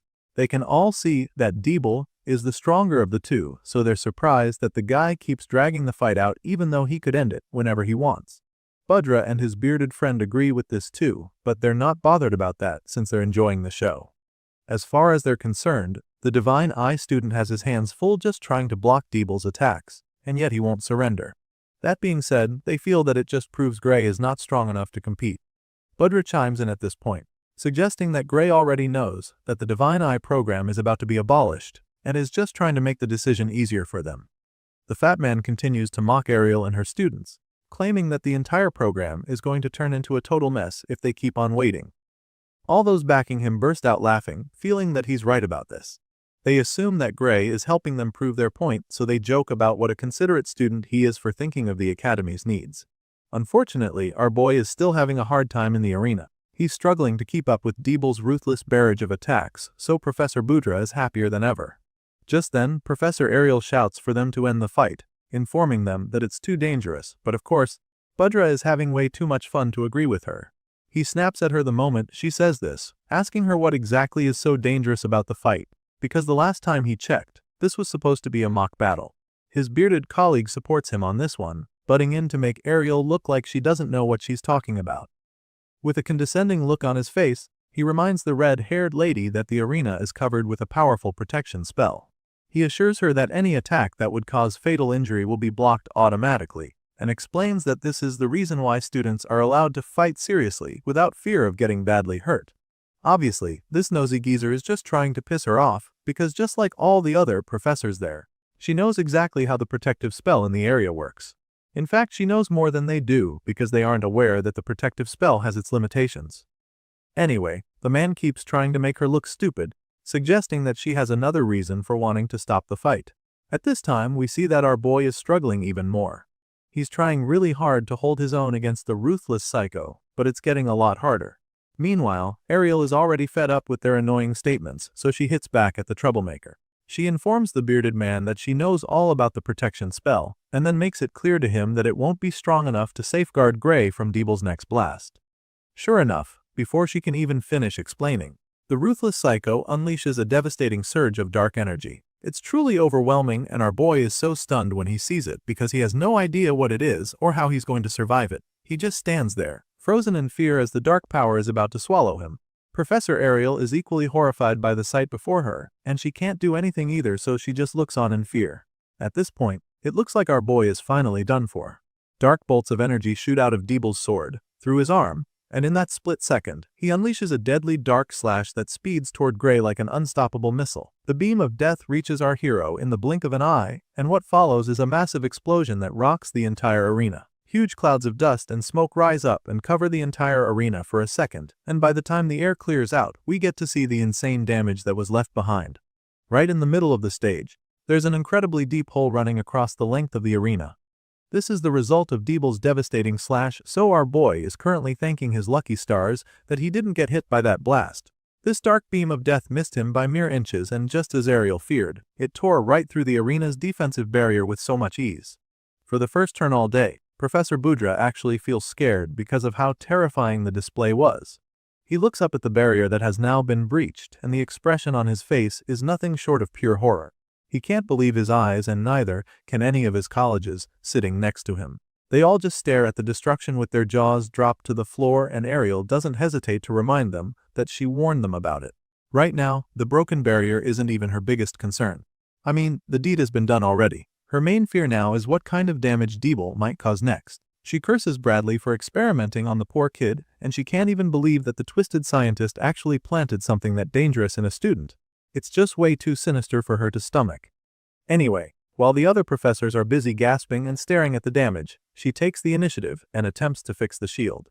Ariel pumps in a lot of magic, hoping to repair the dome, but the barrier is just way too strong for her, and she's unable to use her binding magic on it. You see, this harsh reality is actually a very serious situation, but none of the other professors seem to know just how dire it is yet. Ariel raises the alarm as soon as she realizes what's coming, urging them to disable the barrier immediately because this is an emergency. She shouts for the tournament to be cancelled right away, explaining that this is no longer just a swordsmanship test anymore. Unfortunately, her colleagues are still too stunned to actually react, so while they're still trembling like leaves, she calls out to Gray and tells him to run for his life. She knows that stopping the fight from the outside is going to take a while, so she urges him to try to buy himself some time. As far as Ariel is concerned, this is the best course of action in this emergency situation, but the hero doesn't seem to understand why she would tell him to run. There's a lot tied to this fight, and he doesn't really think running away like a coward will do any good. Well, that's until he almost gets his head blown off by another death beam. At this point, he's dodging everything that Deeble is hurling at him, but he knows that he can't keep this up. Even though he wants to get away from the psycho killer right now, He knows that he can't really run away because if he turns his back on Deeble, he'll be killed almost immediately. While our boy is trying to survive on the battlefield, we see that the students and professors in the stands are also starting to feel the heat. You see, with the protective barrier now broken, Deeble's dark energy is now seeping out through the crack and hurting the audience. They groan in pain as the excruciating waves hit them, and Heathcote also notices this. For some reason, he's not really affected by it, but he's still pretty concerned about the others. The professors finally cast a spell to sort this out, but he knows that it will take at least 30 seconds before it reaches the guys in the stands. As far as he's concerned, that's way too slow, so he decides to take a drastic decision. It's still pretty early to try that move, but he believes that Gray should be able to pull it off regardless. With this in mind, he calls out to his student, telling him to think of his body as the sword. He tells Gray not to swing his sword, but to move his body with that power within him. Meanwhile, the boy in question is still jumping all over the arena to avoid getting blown to bits, so he's pretty confused when Heathcote suddenly tells him to think of his body as a sword. It's definitely not going to be easy, but if his professor says he can do it, then he has no choice but to believe it. With this in mind, Gray assumes the place of the single blade. He focuses everything into the sword, and all of a sudden, we see the power flowing into the blade. On the other side of the ring, Deeble charges up with another terrifying blast, but Gray remains unfazed. He unleashes the blast, but our boy dodges it in the blink of an eye. Seeing how easy that was, Gray initially begins to wonder if Deeble was always this slow, but then, he suddenly realizes that he's the one who's now way faster. And so, just like that, our boy decides that it's time to blow some shit up too. Gray infuses the dark energy into his sword, and the blade immediately starts glowing with ominous red flames. He points the sword at Deeble, and with a stern look in his eyes, he unleashes the blast. The powerful death beam speeds toward his psychotic opponent in a flash, and as soon as it hits him, a huge explosion follows. The Big Bang sends Deeble flying like a leaf, and our boy finishes the strike by slamming him into the concrete wall of the arena. Of course, the professors are still watching the match, so they're pretty taken aback when they see that Gray managed to break through the defensive barrier with that attack. He basically used his opponent to smash through the dome like it was nothing, and Professor Boudra is having a hard time wrapping his head around what he just saw. Even his bearded colleague looks pretty rattled as well. I mean, the guy is just as shaken as everyone else in the stands, so he begins to wonder what kind of fight he's watching right now. Just like all the others who still have their jaws dropped, Professor Heathcote is quite stunned by the display before him. There's a gaping hole in the thick wall of the arena, which just goes to show how insane the impact was. As such, the man is pretty worried, wondering if the other student is even okay after taking such a hit. Sure, Deeble is one tough nut to crack, but after seeing him take such a hit, they're almost certain that he is badly hurt. All those around start to scamper, desperately calling for the med team to come around ASAP. But while they're rallying and panicking, the psycho student in question suddenly comes out of the rubble. Deeble uses his fist to pull himself back up, and by the time he's back on his feet, the ominous power from earlier seems to have completely consumed him. His eyes are glowing with a terrifying glint, and his whole body is radiating the dark, mysterious energy that sends chills down their spines. Heathcote sees this and is absolutely horrified because he knows just how unbelievable the sight is. Not only is Deeble completely unharmed, but he's also managed to get even more powerful than he was at the start of the fight. The psycho killer roars in rage, suggesting that he's more than ready for another round. By this time, our boy can already see that he has a lot more to do. Thankfully, he's finally activated the power that would level the playing field for him. Seeing just how ferocious Deeble Rudartle is looking, the red-haired lady can already tell that the fight is far from over, so she calls out to our boy, urging him to stay sharp and keep his head in the game. Thankfully, our boy is already locked in and ready to slug it out with his insane opponent. He assures Ariel that he's focused, but just as he says this, he's faced with an absolutely devastating blast. The strike moves so fast that he's not able to do much despite seeing it. Deeble unleashes several tentacle-like attacks, and our boy is forced to dodge every single one of them. Knowing just how deadly it would be if he got hit, it's definitely not easy for him, but he skillfully evades all of Deeble's attacks. While our boy is busy holding on for dear life on the battlefield, Professor Boudra remains absolutely terrified up in the stands. Apparently, the fat man didn't imagine that the fight would turn into something so dangerous, so every time the students unleash something powerful, his heart skips a beat. The man can't believe what he's watching because it's all so overwhelming. Luckily, not all the professors in the academy are as useless as he is, so while he's busy shitting himself, Ariel and the others keep attempting to repair the broken barrier. The red-haired lady is getting really impatient with them because she doesn't get why it's taking so long for them to fix the shield. She expresses her displeasure, and that's when they assure her that the barrier will be fully repaired in 10 seconds. Normally, 10 seconds is a pretty short time, but when you're dealing with a blood-thirsty psycho killer like Deeble, it can be quite long. Our boy has to avoid getting hit for the next 10 seconds, and it's definitely not getting any easier to evade the strikes now that Deeble is stronger than before. The guy throws everything he's got at our boy, and it's pretty clear now that this is no longer just for a victory. He's out for blood. Meanwhile, Gray continues to dodge as much as he can, but then, it becomes too much when Deeble decides to stop using ranged attacks. The psycho opts to close the gap between them and forces the MC into a proper sword fight. By the time Gray sees the sword slash coming, it's already way too close, so he can't dodge it. He blocks it, however, and struggles to stay on his feet because of just how much force Deeble is putting behind it. Now, Gray is holding the guy back for as long as he can, but deep down, he knows that it's just a matter of time before he's eventually overpowered. As he desperately holds back his ferocious opponent, he gets to see the soulless look in Deeble's eyes. It's almost like the guy has been completely possessed, and with the speed and strength he has, our boy is almost completely certain that the guy is not human anymore. Deeble looks like a mindless killer at this point, and it's starting to look like our boy will break any time now. Just when it looks like the psycho is finally about to overpower Gray, he reminds himself that he's got something special within him as well. Deeble might not be human anymore, but then again, it's not like Gray is completely normal either.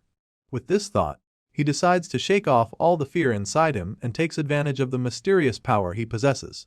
The psycho attempts to force him down, but in the blink of an eye, he shoots into the air like a rocket and lands safely behind his opponent. At this point, Gray's entire body is brimming with that mysterious energy and his confidence is clearly back. Once he's created some space for himself, he tightens the grip on his sword, assesses his opponent's current position, and prepares to go back in with a more powerful strike. Looking at the madman closely, Gray is stunned to see that the guy doesn't have a single scratch on him, despite the fact that they've been going at it relentlessly for a while now. Even after all this, Deeble remains unscathed, so now, the MC is determined to take things up a notch. Deeble goes back in with a powerful attack, but Gray sees it coming a mile away, and casually blocks the strike with ease. His senses are a lot sharper now, so Deeble's attempt is just way too slow in his eyes now. Or so he thinks. Just when our boy thinks that he's gotten a hang of things, he receives a big shock. All of a sudden, he's hit with a nasty blow from Deeble, and it's so bad that it sends blood spewing out of his mouth and eyes. As you can imagine, Professor Ariel is absolutely horrified when she sees Gray take such a lethal hit. She screams in fear, not knowing what to do, and while she's busy panicking, our boy begins to think of a plan. Right now, he's afraid that he'll be done for if he does hit back, but he's just taken a really bad hit and so he's losing a lot of blood. In his current condition, the only way he'll be able to do anything is if he has more power at his disposal. Right now, it's a life or death situation, so he finally decides to take a drastic decision. Gray activates the mysterious energy inside him, and it gives him such a massive boost that he's suddenly able to slash Deeble's arms right off in the blink of an eye. The poor kid screams in agony as both his arms fall to the floor in a bloody mess, but the look on Gray's face is so cold that it's kinda scary. As his arms get sliced off, the guy falls on his knees like a corpse and dark clouds of smoke shoot out of his body in the place of blood. And while all of this is happening, the professors just look on, absolutely mortified. Their jaws are dropped to the floor after seeing what just happened, and as the dust settles, we finally get to see what the arena looks like. It's totally wrecked, with rubble scattered all over the place. It looks like a war happened, and it's safe to say that it was won, because those two fighters definitely threw everything they had at each other. A few seconds later, we see that the barrier has been disengaged, and by this time, the professors are finally able to go into the arena to check on the injured student. They fly down here and immediately wrap the armless boy with several magic ropes and lift him up out of there. While they're at it, Gray finally gets back on his feet, gasping for air as he tries to catch his breath. He's still huffing and puffing when all of a sudden, he suffers another lethal hit. It's just as bad as the first one when he was coughing out blood. Professor Ariel sees him in that state again, so she immediately rushes over to him to help him. The lady uses her healing magic to try and help him out, but she quickly realizes that it won't be enough to save him, so she calls on the others to cast their healing magic on him too. Without any hesitation, they all combine their magic in order to heal him, and after only a few seconds, a wide smile appears on Ariel's face because it seems to be working. The red-haired lady is so relieved to see that Gray's wounds are healing, but she's not even able to dwell on the thought for long, because the boy does something that leaves her speechless. All of a sudden, our boy gets back on his feet to thank her, and with the excited look on his face, you'd never imagine that he was just on the brink of death. Just like the other professors, Ariel is absolutely stunned because she can't even understand how the kid is able to stand already. They're all flabbergasted by how uppity Gray is all of a sudden, so they're pretty concerned. As for our boy, he feels completely fine, so he simply asks the lady to take a good look at him and check if everything is alright. As such, the red-haired lady doesn't hesitate to check him out with her divine eye, and she's even more taken aback by what she discovers. Her eyes widen in disbelief by the time she's done inspecting Gray's body. Apparently, the kid's soul doesn't even have so much as a scratch on it despite using that much power just now. It's truly amazing as far as she's concerned, and there's no doubt that it's good news.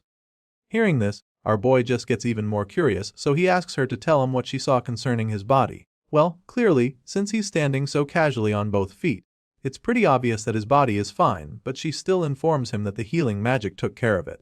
As far as she's concerned, nothing should hurt anymore, and this is all really great news.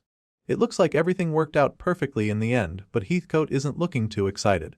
In his mind, they just managed to lessen the backlash, which is exactly what he thought would happen. On the other hand, Professor Ariel doesn't appreciate his remark. She clearly expected more from him and the others, so she snaps at him, informing him that the only reason Gray is still alive is because of the healing magic they used. Seeing how pissed she is, the man decides to choose his word wisely and admits that they managed to limit the damage faced to wounds that healing magic could fix. In his mind, that's actually good enough for the meantime regarding how crazy that battle was. In any case, Heathcote proceeds to let Ariel know that he wants Gray to withstand the recoil on his own someday. He wants the kid to get tougher and even more powerful by himself, but he is also aware that it would take some more time before that is possible. At this point, our boy has already heard quite enough of the conversation to know what they're talking about. After hearing what Heathcote just said, he realizes that all that insane training he went through was for this. The scene shifts, and later that day, we catch up with the red-haired lady, who is still busy trying to clean up the mess from the inter-year battle. While she's at it, Ariel admits that a lot of things went off script. She supervises the investigators and cleaners as they go about their business and then suddenly asks Heathcote to help her confirm who exactly won the match between the two fighters.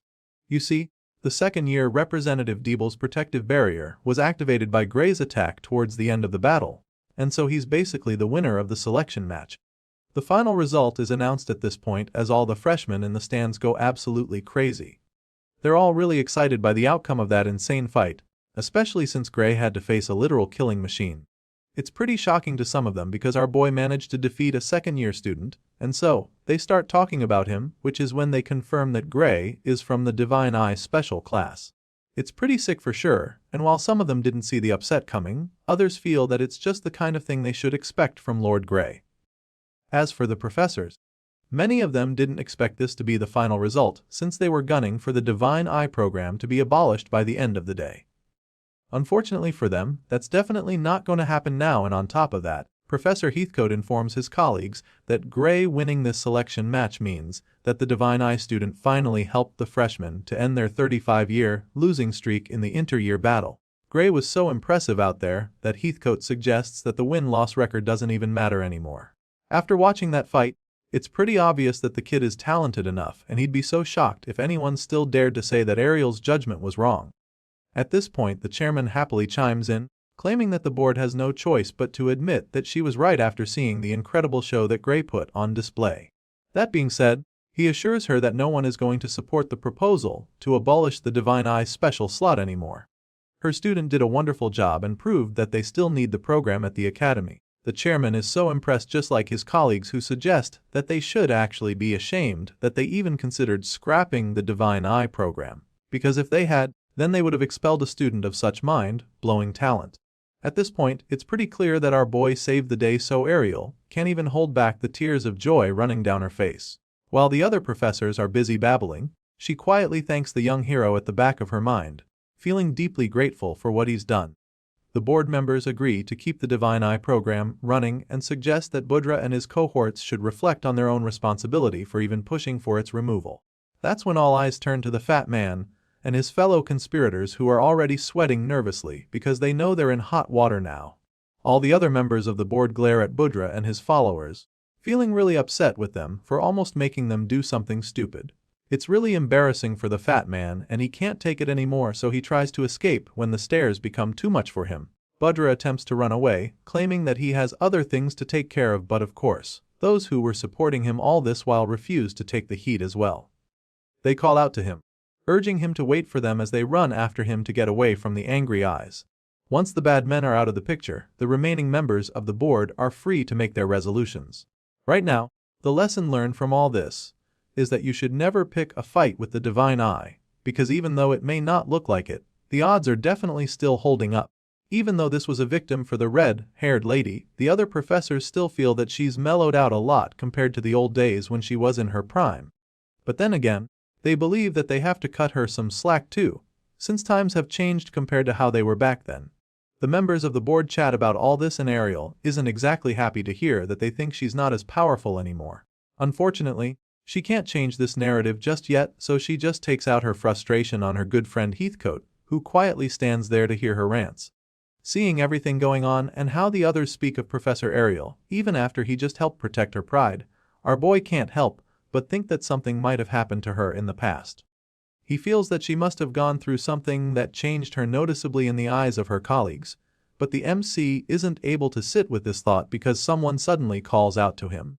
It's none other than the chairman, who would like to have a word with him now that all the distractions have gone. The man wants to discuss a few things that concern him with Gray, and the moment he says this, the expression on his face gets all stern. As you can imagine, this makes our boy pretty nervous, so he curiously asks the man what he'd like to talk about.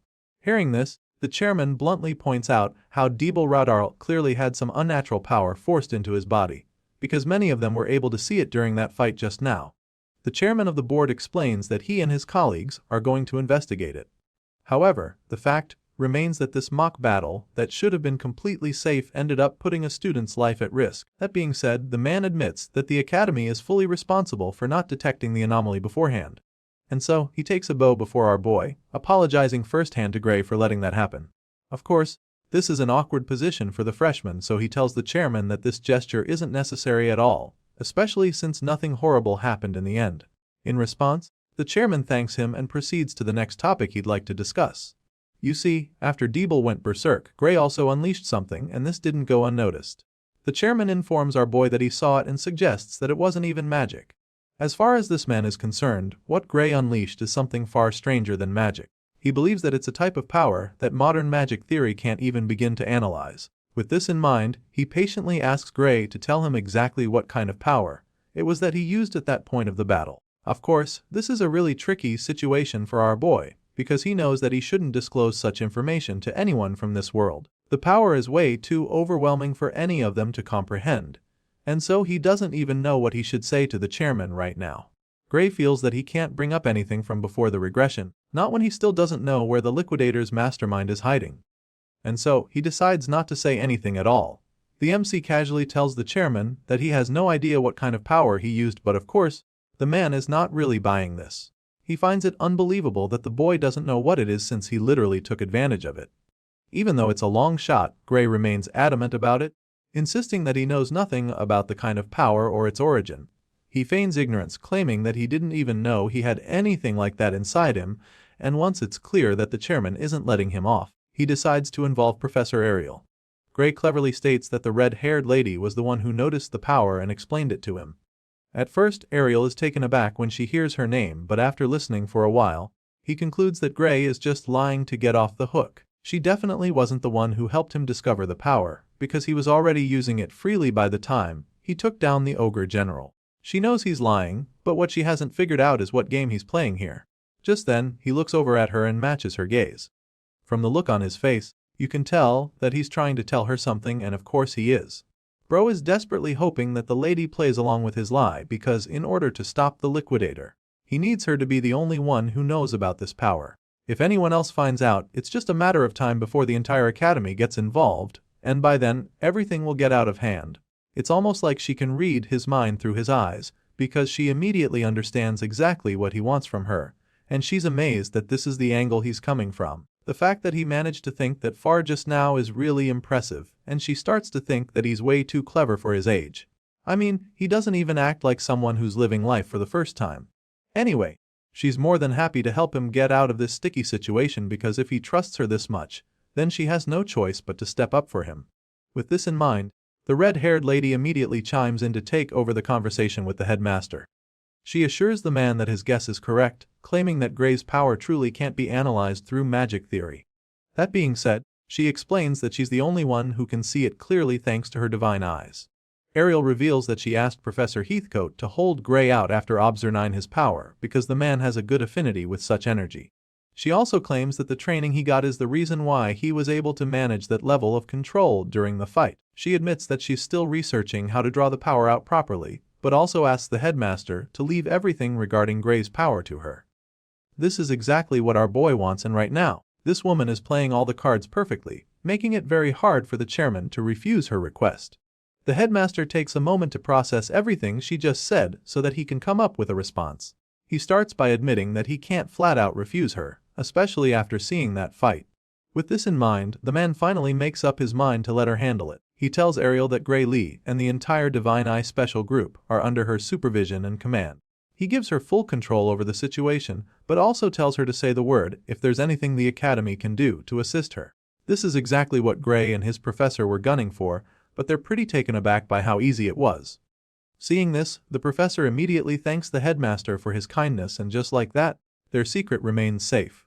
Once that's out of the way, the headmaster decides that he and the others will be heading out. They've already strapped Deeble Redardal on a stretcher to be carried down to the special underground medical ward to examine his condition. That being said, the chairman asks Ariel to come with them because he'll need her eyes down there to see what none of them can. Of course, the red-haired seer is more than happy to go along with them for this investigation. Later that day, we catch up with Gray and his professor in her office. She takes a sip of tea to relax before going ahead to tell him what they discovered in the underground medical ward. According to the analysis results, power that was used on Deeble was nearly identical to the Liquidators. She lets Gray in on this piece of information, knowing how important it would be in their own investigation. As far as she's concerned, there's no doubt that the same crystals from the research facility were used on Deeble, so when she reveals this, our boy just gets even more curious. Right now, he's unsettled and really anxious to find out exactly what happened to the second-year psycho. Seeing the look on his face, the lady breaks the bad news to him immediately, ripping the band-aid right off as she tells him that Deeble didn't make it. As you can imagine, this is not easy for Gray to take, especially when he feels like he is responsible for it. He just stands there, frozen in shock, and tries to ask if it was because of what he did, but Ariel quickly assures him that it wasn't his fault. She tells him that Deeble stopped being himself from the very moment that the dark power inside him got activated. In fact, she has a feeling that the poor kid was already gone when the power was implanted into him for the first time. The lady insists that Gray doesn't have to feel guilty, assuring him that he's not responsible. However, she also has a feeling that this whole saga was aimed at our boy. Without a shadow of doubt, Professor Ariel thinks that the fight against Deeble was nothing more than retaliation for killing Varian Bradley. Our boy tries his best not to get thrown off by all of this, but it's getting really hard not to break down. Despite what the professor says, there's definitely still some guilt tugging at his conscience. What really leaves him feeling sick right now is the thought that some tampered with Deeble even after Varian's death. If someone was able to perform sick experiments even after Varian was gone, it means that there's a third party involved, and so Ariel believes that there's definitely a bigger fish behind all of this. It makes her think that maybe Varian wasn't even the mastermind behind it, so she's determined to keep digging till she can get some answers. The lady decides to keep looking into the connections, but admits that it's going to take some time before they actually find something. Still, her intuition tells her that the deeper parts of the Academy are involved in this. She has a very strong feeling that these operations have already eaten deep into the institution, which basically means that getting intel or taking them down will be extremely difficult. Our boy understands this as well, but he's ready to do whatever it takes to bring the inhuman activities to an end for good. So, he asks the professor to let him know if there's anything he can do to help. Hearing this, the lady just puts up a hand to thank him. Apparently, she'd like to handle this part of the investigation by herself, so for the meantime, she doesn't have any instructions for him. What she does have to say to him is that she's noticed how good he's become with that power of his. It looks like he's finally learned how to use it without damaging his own soul, and she's really impressed by that. Hearing this, our boy gets all flustered. He acts modest about it while admitting that he's gotten a lot better with the power. Sure, he didn't damage his soul, but he also reminds her that the recoil on his body this time was worse than before. Well, Ariel doesn't really think he needs to worry too much about this, and when she says this, he just gets confused. He doesn't get why she just said that, but that's when she reveals that Heathcote wants to move his training to the next level. Gray's face lights up the moment he hears this. He can't even hide the excitement and wonders if she's actually serious about it. Well, she is because she feels that it's time for him to learn how to control that power way better than he can right now. The story continues with a scene of the hero standing in the middle of the training ground outside, but clearly, this isn't any regular training session. For some reason, the arena is filled with armored dummies on poles arranged in a circular motion, and Gray Lee is right in the center of it.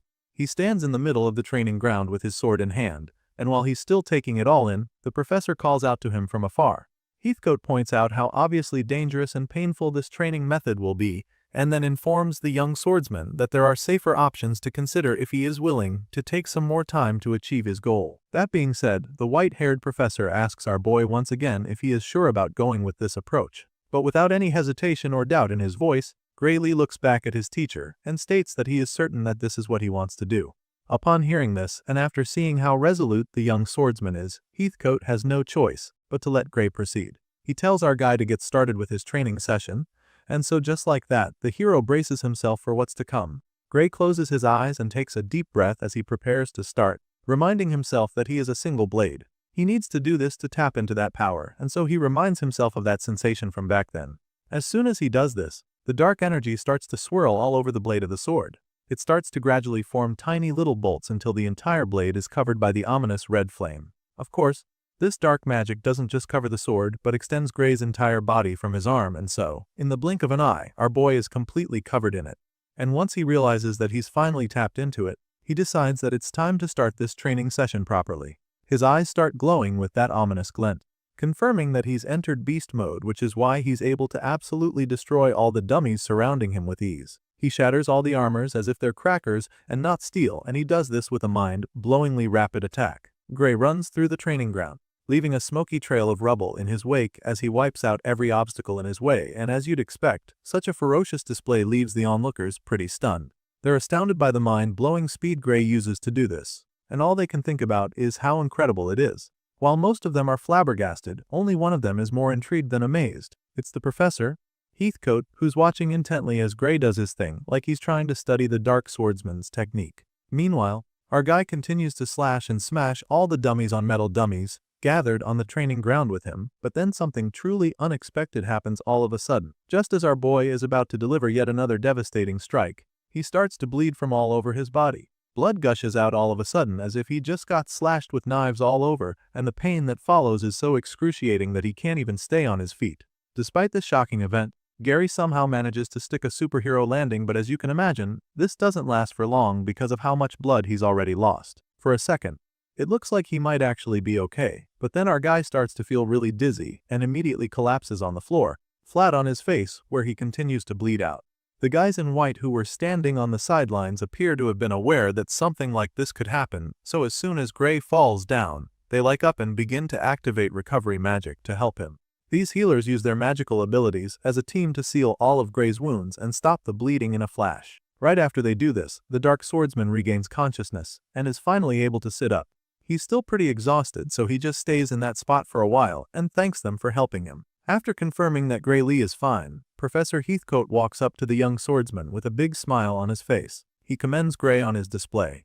As far as he's concerned, the guy is really looking good now. Feeling that our boy managed to even hold the power a bit longer than last time. That's definitely progress, so the professor is confident that Gray's body should gradually learn how to endure the backlash as they continue to practice. Meanwhile, as soon as our boy gets back on his feet, he notices something off with his right wrist. He didn't notice it back then, because he was so focused on completing his assignment, but now, he can feel the pain a lot more, which makes him realize just how much it hurts when he actually uses this dark power.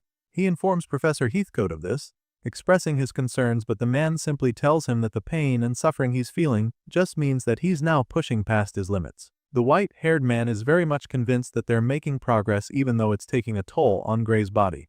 And on this note, he admits that he also understands that this training model is a bit excessive, so he reminds the dark swordsman that it's entirely up to him to decide whether or not he wants to continue with it.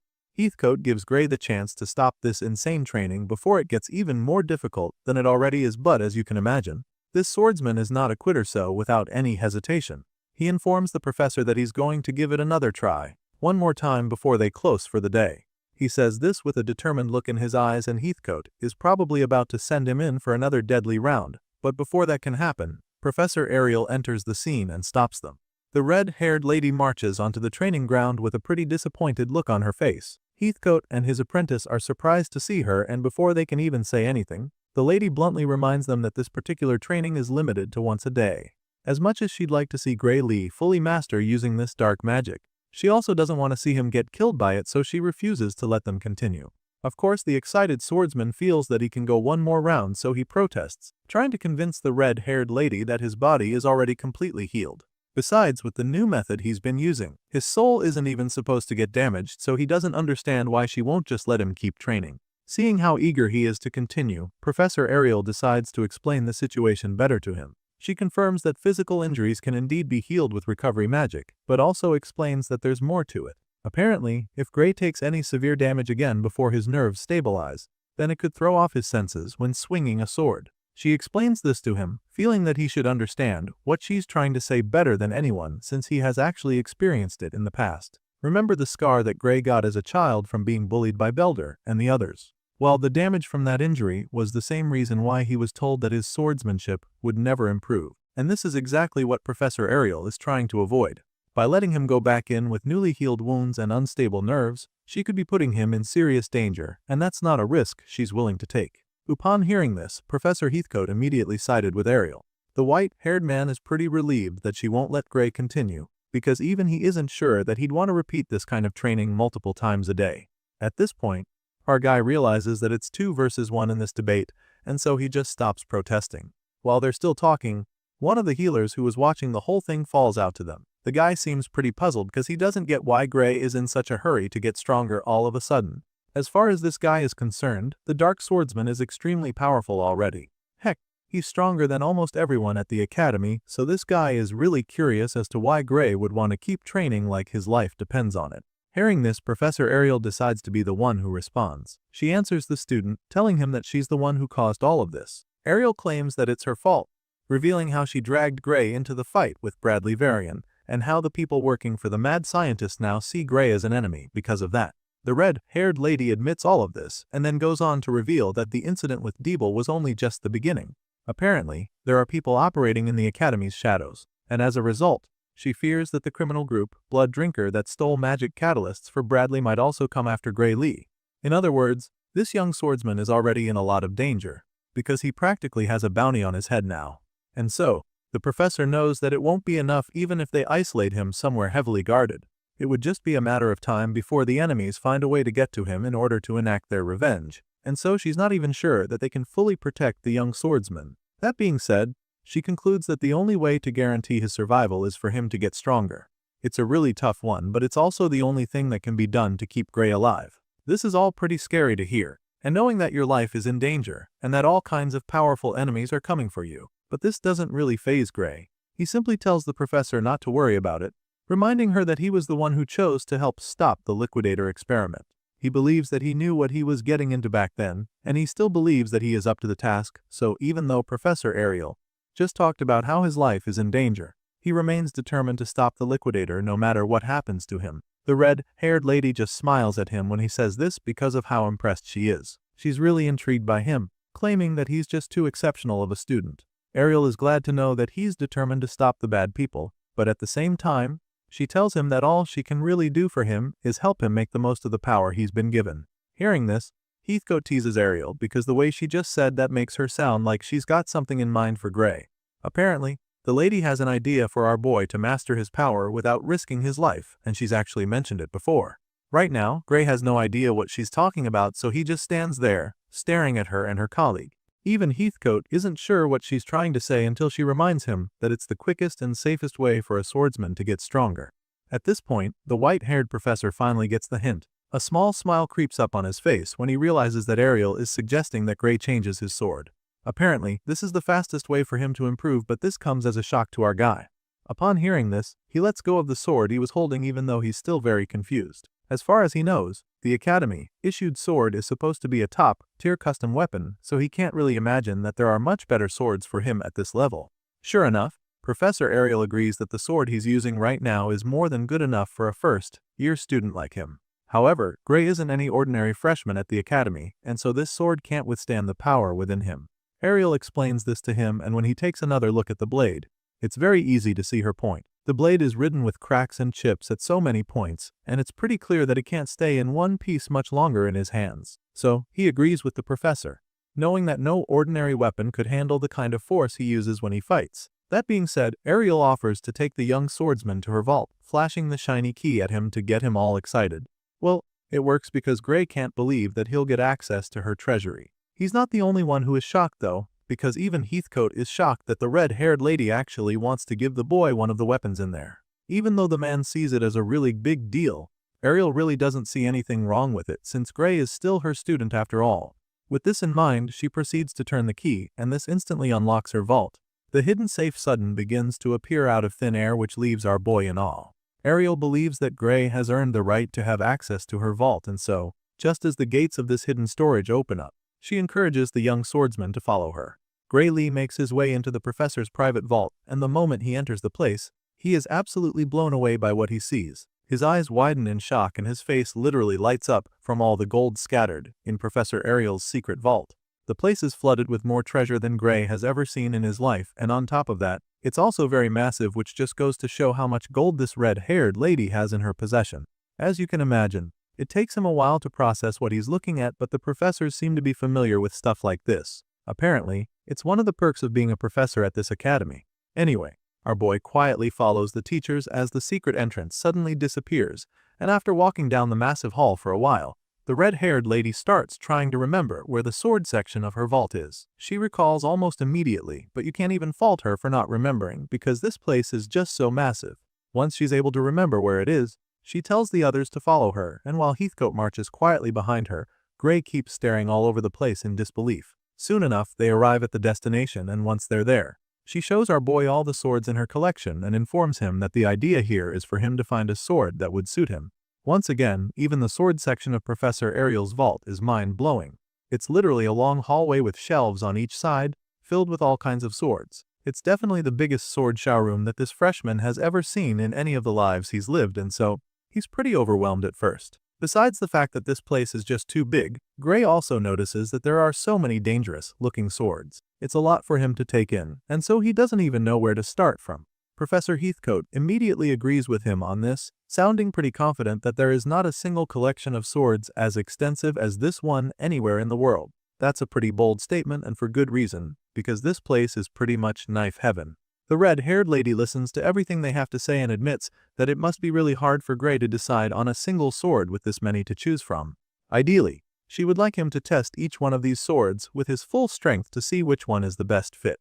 But this can't happen for some pretty obvious reasons. For starters, due to the nature of his power, he can only do that with one sword per day. And even though he wouldn't literally die of exhaustion and injuries after a few tries, they also don't have all the time in the world to test thousands of swords. With this in mind, Professor Ariel decides that they'll just test his power with a few of them one by one. That being said, she proceeds to select a few of her personal favorites. The first one she has in mind is the sharpest sword in her collection. It's a miracle she was able to even figure out which one was the sharpest with how many she has hanging on the walls. Anyway, she hands the first sword over to Gray Lee, who is pretty overwhelmed by just how heavy it is. He almost starts staggering when he carries it for the first time, and when he informs the professor of his challenge, she simply assures him that the blade makes up for it by cutting extremely well. She's confident about this, and also very eager to see how he handles it, so she conjures up a pillar of stone for him to give it a try.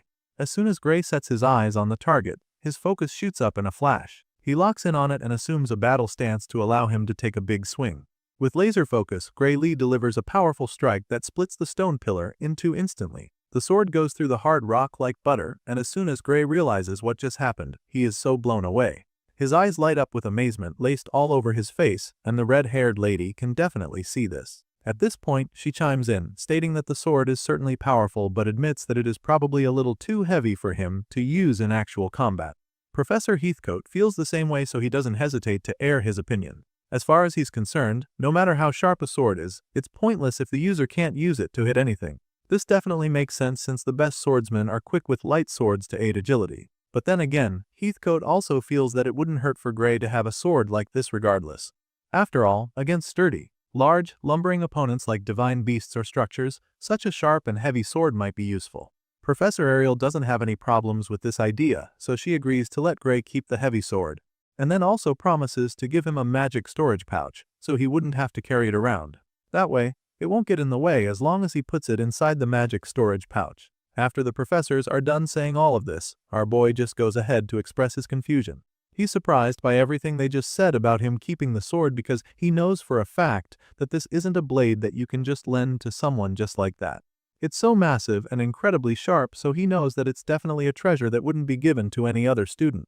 Well, he's right and Ariel confirms this, but she doesn't mind letting him keep it because it's way better than allowing the sword to keep collecting dust on the wall like all the others. To her, it's better for it to be in the hands of someone who can actually use it. Besides, she believes that it will definitely come in handy when he's finally facing the villain behind everything that Varian did. This is the same enemy who is behind the summoning of the Liquidator, so she's pretty sure that he won't regret having the sword when fighting a force that powerful. As soon as she says this, our boy begins to have flashbacks from his past life. The terrifying memories of scenes from the battlefield where they lost to the Liquidator run through his mind in a flash, making him remember just how hopeless they were against the Liquidator. The heroes of the world did everything they could, but they were no match for the World Ender, and it really didn't make a difference at all if they were there or not. Thinking back to how helpless he was on that day, Gray becomes a lot more grateful for the sword he's just been given. He thanks the Divine Eye for lending him the sword, proving that he's now ready to take on the responsibilities that come with the blade. Seeing that they're now on the same page, Heathcote tells Gray to avoid showing the sword to other people unless he intends to use it. However, the young swordsman doesn't understand why he needs to hide the blade. He asks the white-haired man why he needs to keep it a secret, and that's when Heathcote reveals that a sword like this is actually worth about 10 billion at least if put up for sale. In other words, this sword costs nothing less than 10,000 gold coins, and that's a pretty mind-boggling figure.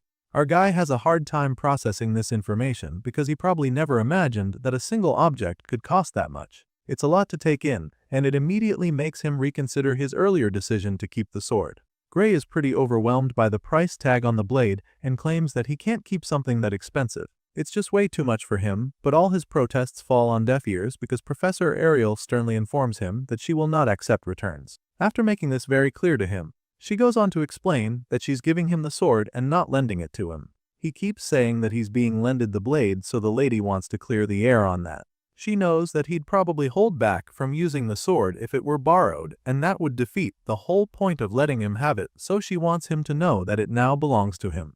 Gray just starts smiling nervously when she says this because he still thinks that she is joking with him. However, she's not even trying to pull his legs, so she bluntly tells him that she's dead serious about it. Professor Ariel doesn't mind letting him keep it, because if she could protect the Divine Eye's admission with just 10 billion, she would gladly do so. It's a price she's willing to pay, and so she goes on to say that the sword is a late reward for what he's already achieved so far. The lady is trying so hard to make him accept the gift, but it's just so overwhelming for him. Gray keeps trying to protest, feeling that it's too much for him, so Ariel decides to use force. Since he doesn't want to take the hint, she snaps at him. Since he's refusing to play along, she decides to take it as him trying to say that her Divine Eye's admission isn't even worth spending a mere 10 billion. At this point, our boy is forced to agree with her, because anything otherwise would just be looking for trouble. He's already scared of her, and since he doesn't want to piss her off any further, he stops protesting and thanks her once again for the sword. This time around, he accepts it as the new owner and promises to take good care of the blade. Seeing that he's now on board, Professor Ariel drops the ferocious act. The sinister look is instantly replaced with a bright and gentle smile. That sudden switch alone is enough to make any man terrified. Anyway, now that she's successfully gotten him to do her bidding, she resumes the sword search in her collection. They've already gotten Gray a sharp and mighty sword to be used for overpowered opponents, so now the professor feels that they need to look for something more basic. She feels that he also needs an ordinary sword that he can use in regular battle, and then starts looking around again. While Professor Ariel leads the way in search of a second blade, Gray and Heathcote have a small chat at the back. The Dark Swordsman never expected Professor Ariel's treasury to be this impressive, and he's still very blown away by the whole thing. It's almost too good to be true, but Heathcote is already used to it. He agrees that the lady has an incredible treasury, adding that no one in the world possesses a keen eye on par with Ariel the Divine Eye. At the moment, it's pretty clear that they don't call her that name for nothing. That title is truly deserved because one must have a very keen eye to be able to pick out such an incredible collection. Professor Heathcote goes on to say that the red-haired lady can literally make as much money as she wants with her eye. It's an edge that she has above everyone else, and the white-haired man knows this very well. His little chat with Gray is cut short when the lady in question calls out to him. She stops in her tracks like she's stuck with a thought, and then asks the man which one he thinks is the best sword as an instructor. She already picked the first sword, so she would like to hear what her colleague has in mind this time around, especially since he is the one who has been mentoring the young swordsman. Heathcote is initially taken aback when she asks for his input, but then he quickly suggests that they take a look at one of the swords next to them. It's got a long, slender gold handle with a thick blade, and Heathcote feels that it would be a good fit for the young swordsman. Without giving it much thought, our boy picks up the sword and then asks if he can give it a try. Of course, Professor Ariel doesn't have any issues with letting him test it out, since that's the whole point of them coming down here. With this in mind, she tells Gray to go ahead and give it a swing, so he does just that. Our boy swishes the sword around, producing very powerful slashes with minimal effort. With how easy it is for him to swing this sword around, it's immediately obvious that it's a lot lighter than the first one. He doesn't need to take a battle stance before being able to generate power, and this second sword allows him to be a lot more fluid with his movements. The kind of agility that Heathcote has been looking for is what Gray finally has on display, hopping from one point to the next like a ninja on steroids. While the professors watch with delight, our boy also seems to be enjoying himself. The sword isn't stiff at all, so he's able to be as limber as he wants, and it's a really good feeling. So far, it looks as though he doesn't have any complaints about the sword, but at the same time, he can't help but feel that there's something missing. After testing it out a little, Gray suddenly starts staring at it with a look of dissatisfaction on his face. There's no doubt in his mind that this is a well-made sword, but something about it still feels off. At first, he assumes that he might be having this idea because he's not yet used to the sword, and just as this idea runs through his mind, Professor Heathcote interrupts his thoughts. The white-haired man can see the uncertainty on Gray's face, so he can immediately tell that this sword doesn't seem to suit him properly. The man was really hoping that this would be the sword for his student, since it checked all the boxes for him. But now that it's looking like it's not the right one, he comes up with another idea. While Gray is still trying to figure out why the long-handle sword doesn't feel right, the white-haired man goes to bring out another sword.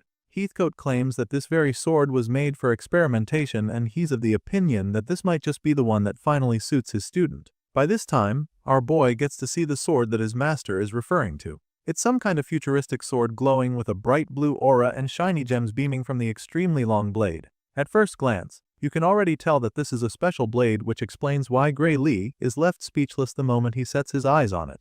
Gray Lee stares at the futuristic sword in awe as it glows continuously on the wall. It looks so cool that our boy can't even take his eyes off it. He keeps staring, wondering what kind of sword it even is, and that's when Professor Heathcote figures that this might be something the student would want to explore some more. Seeing how intrigued Gray is by the sword, he tells the boy to try holding it to see how it feels in his hands. Of course, the student does just that. Gray reaches out to pick up the sword, and what happens next truly leaves him even more surprised. The lights on the sword begin to glow even brighter, giving off tiny bolts of electricity the longer he holds it. The boy is a little overwhelmed by it, but he keeps his fingers tightly wrapped around the handle regardless. After a while, he finally feels comfortable holding the sword, so he does a light inspection, and that's when he notices that the sword doesn't have an edge. Gray runs his thumb along the sides of the blade and notices how blunt they are. It almost feels like a big ruler and not something created to do any damage. That's when the white-haired professor explains that this sword was designed for experimentation with new technology, not for actual combat.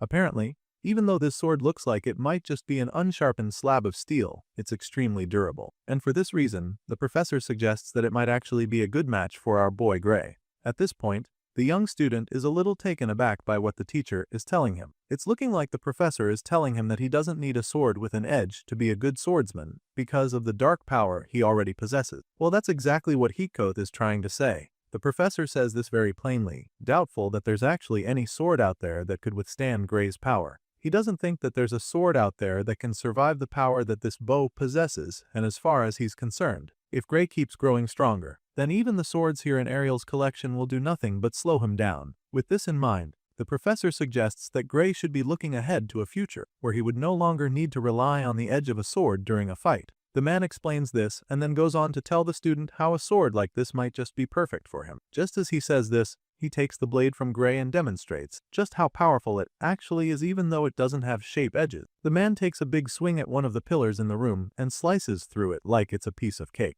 As you'd expect, our boy is pretty blown away when he sees this because he would never have imagined this glowing sword to pack that much of a punch. While Gray finds the whole display absolutely amazing, Professor Ariel doesn't seem to be a fan of it. She just stands next to him with a bored expression on her face, suggesting that she finds it pretty unnecessary. The lady goes on to tell the two boys that she personally thinks Gray is better off continuing to wield an actual sword. She feels that Heathcote probably just wants to show off, but then again, she also admits that there might not be any harm in giving this new thing a try. In other words, the red-haired professor is partially on board, but she also asks Gray if there are any other weapons he'd like to test out. She even offers to show him other stuff in the other sections if he wants to try something other than a sword. As you can imagine, our boy is pretty glad to hear her say this. Sure, the blunt sword already seems like a good choice, but since she's offering, he doesn't mind checking out the remaining swords in her collection. He's obviously not interested in any other kind of weapon, so he takes a look around and eventually spots something that catches his eye again. This next sword looks absolutely amazing with a bright crimson blade.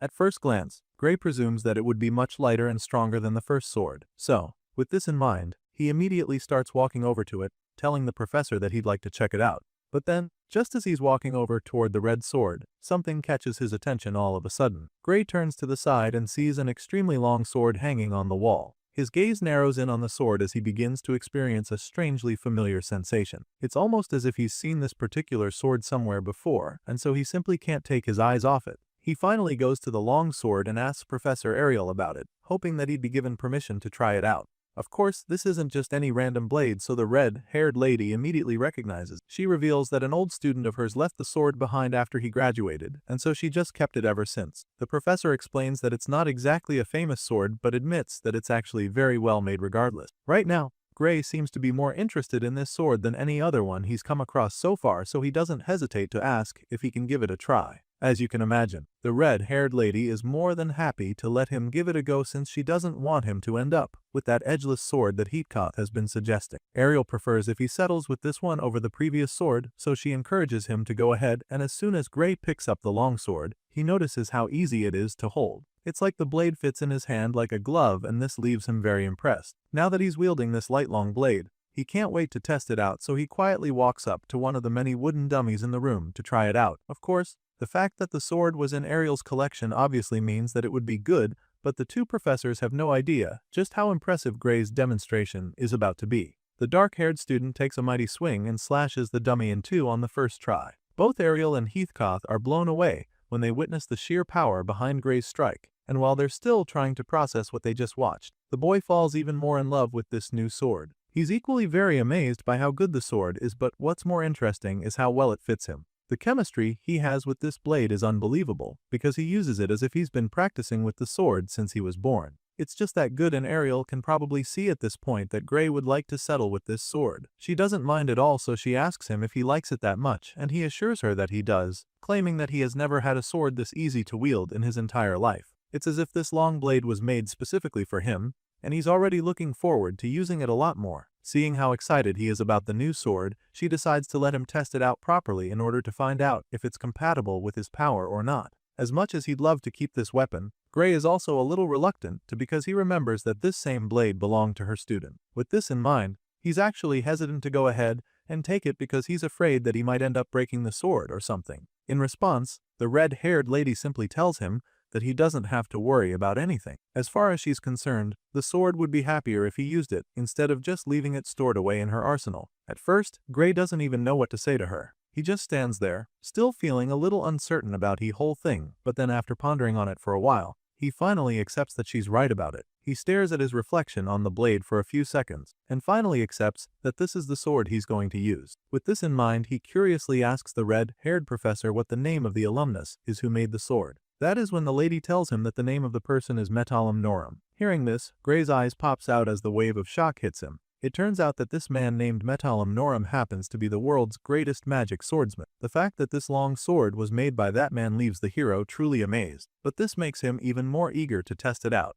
The scene shifts to the arena on the outside where Gray and his teachers prepare to help him test out the sword. The purpose of this session is to test both the sword's durability. Professor Ariel tells him that they're here to test both its strength and durability, because she wants him to take the sword to its absolute limits. The hero understands this and is also on board with this idea, so he tells them that he's ready. Even though they already talked about the long sword being the most perfect fit for him, Professor Ariel suddenly feels that he should try out some other options too. The first one she brings is the edgeless futuristic sword that Heatkoth really liked. She takes it to Gray and tells him that it's the one they'll be starting with since it's Thenkoth's unusual sword. The reason for this is to see how his power affects the sword, so Gray takes the glowing sword from her and prepares his mind for the test ahead. The boy makes us way to the middle of the arena, where he's surrounded by many dummies. He closes his eyes, takes a deep breath, and quietly activates the dark energy within him. At this point, we can see that his entire body is being covered with the dark force coming inside him. It looks like he's about to put on an incredible display at this point, but then all of a sudden, there's a disconnection between him and the power source. Strangely, Gray is unable to stay in this state where the paper is activate, and it's like all the power dissipates from his body at first. This experience is obviously confusing to the hero, and he's unable to make sense of it at first, but he doesn't have time to dwell on it, so he quickly moves past it, assuring the teachers that he'll try again and get down to business. Our boy then lifts up the sword and begins to slowly pump the dark energy into the blade a second time. This time around, he's actually able to imbue the sword with the dark force, while reciting his little mantra to help him focus. Gray tells himself that he's but a single sword, so that he can become one with the blade. He speaks to the power within him to pour into the blade, and it finally starts to look like he's done it. Unfortunately, just when his hopes are up to the ceiling, there's another shocking disconnection. The power stops flowing into the sword and everything goes back up normal. At this point, Gray begins to panic a little, because now it's clear that his power is not longer working. He's unable to activate it, which gets him really nervous, so he informs his teachers what's going on. He tells Professor Ariel, and she comes over to him, hoping to help out. The lady calmly asks him if he feels any difference in his usual physical condition, feeling that the problem might be coming from there. But he tells her that he can't feel anything different. There's not difference, which is why he's extremely confused right now. Hearing this, the red-haired professor figures that the sword he's using now might be the reason for this. I mean, this glowing sword looks very strange and doesn't even have an edge, so she's not so surprised that there's something peculiar about it. Regardless, they still need to help Gray picks out a sword. And since this isn't the only sword left in her collection, she decides that it would be better if they put this sword aside for now and try a different one. She presumes that this edgeless blade just isn't compatible with Gray's special powers. That's the only logical explanation for now, and so she decides that it's time for them to try his power with the most ordinary sword of the bunch. With this in mind, she whips out her little storage device and takes out another sword, telling Gray to give it a try. After being given the second blade, the hero decides to try activating the dark power once again. He starts with his usual mantra, telling himself how he is a single blade, determined to become one with the sword. Gray imbues the dark energy available to him into the sword, and as the power starts flowing all through his body, he can already feel himself getting stronger. And then finally, for the first time since he came into the arena, he successfully activates the dark energy. His entire body is literally radiating with the power from within him, and then all of a sudden, he hears a voice telling him that there's time.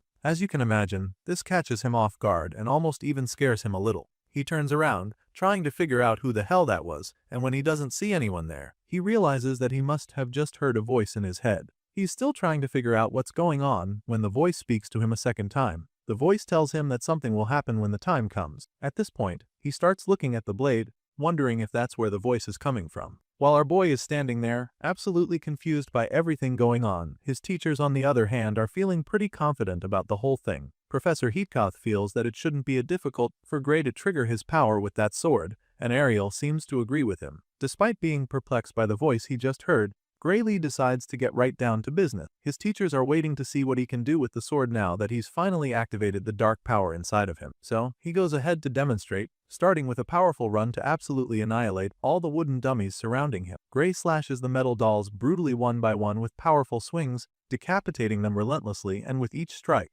he quickly realizes something. The hero can tell that the output is the same as before, but there's one major difference now that he's using this sword, and that's how insanely smooth all of his swings are all of a sudden. The young swordsman slices through all the puppets like butter, and with every passing second, he enjoys using the sword even more. His body feels lighter than ever, allowing him to quite literally move like the wind. Gray uses blistering speed to destroy all the dummies in his sight, and just keeps going till all those watching from the sidelines begin to get a little worried. They've probably never witnessed a display like this, especially not from Gray. The boy is just way too quick today that they can't even wrap their heads around it. They knew that the kid was fast before now, but this performance is just far beyond what they could have expected from him, because it's just way too different from the last time. While they're all standing there, watching with their jaws dropped, the young hero in question continues to blow everyone's minds, including his. The power available to him, almost even too much to handle right now, so he just keeps unleashing it on the poor puppets scattered around him. He feels like he's flying right now because of how light his body is, and this motivates him to keep going. Gray strikes every single one of the targets around at an unbelievable pace, and then all of a sudden, reality dawns on him. After decapitating the last dummy in the arena, Gray lifts his own head to look around, and that's when he realizes that there are no more targets. There were probably hundreds of them set up around him when he started, but he somehow managed to destroy all of them in the blink of an eye. The young hero looks around, baffled at what he has just done. As it turns out, the number of targets he just wiped out was the same as the last time, but back then, he was only able to cut down half of that number. This time around though, that's not the case because he clearly destroyed all of them, and very easily too. The hero stands in the middle of the sea of puppets that he just destroyed, soaking it all in, and then Professor Ariel suddenly calls out to him. The red-haired lady draws him out of his thoughts to talk to him, because she's very curious as to how he's still standing there. At first, you'd think she's just trying to commend him, because of how impressed he is by what he accomplished, but we quickly learn that she's actually trying to warn him. She shouted him to drop the sword immediately, but by the time she says this, it's already too late.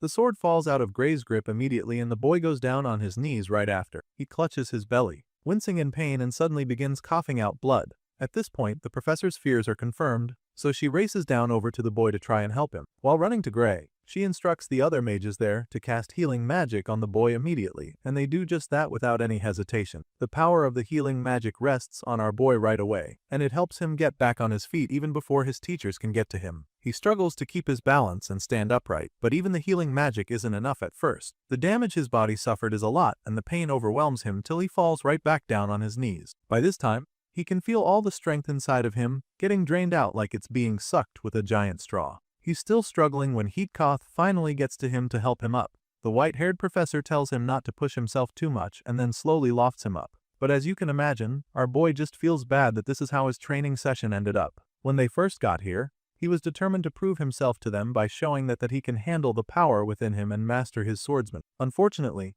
now he's being helped out of the arena because his body couldn't take the brunt of activating the dark power. Feeling disappointed, he just apologizes to his teachers, knowing that he's probably blown his shot at the whole thing. However, these two are more concerned about his well-being right now, and their priority is getting him some much-needed treatment. While Heatkoth helps him back on his feet, Professor Ariel assesses his condition with her divine eye. She knows for a fact that losing that much blood will drain his stamina, even with the healing magic that has been casted on him. That being said, she advises him to just rest for a while and let the healing spell do its thing. Heatkoth can see that the boy feels pretty sad about how things turned out, so he tries to cheer him up a bit.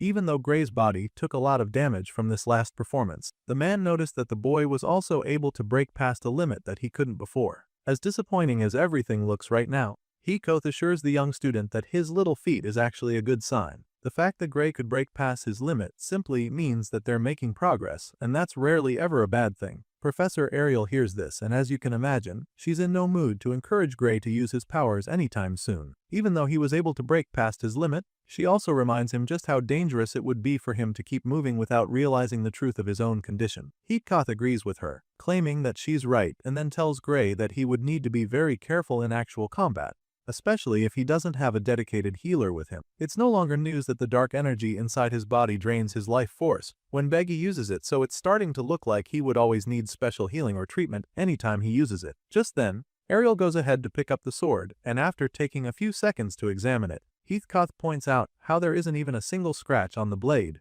even after all it went through in Gray's hands. The boy viciously cut down over 100 targets with this very sword, each strike laced with a powerful punch, and even at that, he can't find a single mark or crack on the blade. That's some really impressive stuff, which leads the white-haired professor to conclude once again that it's actually an incredible sword. Hearing this remark, our boy is just left speechless for a few seconds. He doesn't know what to say or how to react yet. Professor Ariel is equally uncertain of what's going on as she keeps studying the blade, trying to figure out what it's all about. The reflection of light from the blade is suddenly very bright to her, so she begins to wonder if the glow got stronger after Gray uses it. She can't be sure if that's the case though, so she assumes that it might also just be her imagination trying to get the best of her. She keeps staring at the reflections on the blade until she sees the academy building being reflected, and this startles her a bit. She finally puts the sword then, and then swiftly turns around as if she just saw a ghost. With the way she turned, Gray and the white-haired professor are equally startled. They ask her what wrong, because she looks like she just saw something terrifying, but before she can even say anything,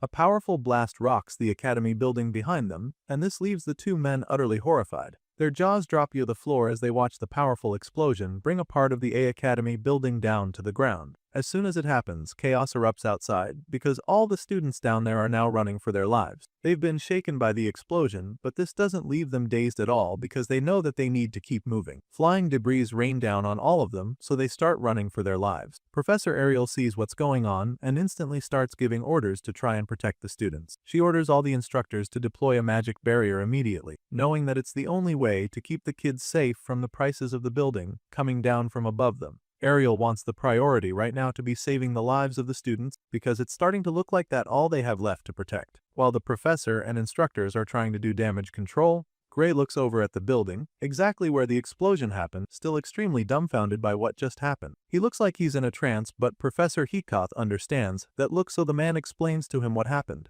Apparently, that explosion came from the area of the building that now the hazardous materials vault. With this in mind, Heathcote concludes that the blast was definitely a man-made explosion. Right after the blast, he saw something like teleportation magic, even if it was only for a split second. The man is pretty certain of what he just saw, but then he asks the Divine Eye just to be completely sure that he saw properly. From what he saw, it looks like someone just openly robbed the Academy headquarters. Professor Heathcote drops this bombshell of a theory, and it leaves all those around him truly stunned and horrified. It sounds horrible, so they don't even want to believe that something like that is possible. You see, the vault walls are protected by powerful anti-teleportation magic, and they were built to withstand most explosive spells as well, so this theory should have been impossible. The instructors refuse to believe that Heathcote is right, but then Professor Ariel backs him up, revealing that she also saw liquidator energy mixed into the smoke. This just scares our boy even more now because she literally just mentioned the name of the most terrifying being existing on their planet. This harsh revelation sends chills down his spines, and while he's still trying to accept what she just said,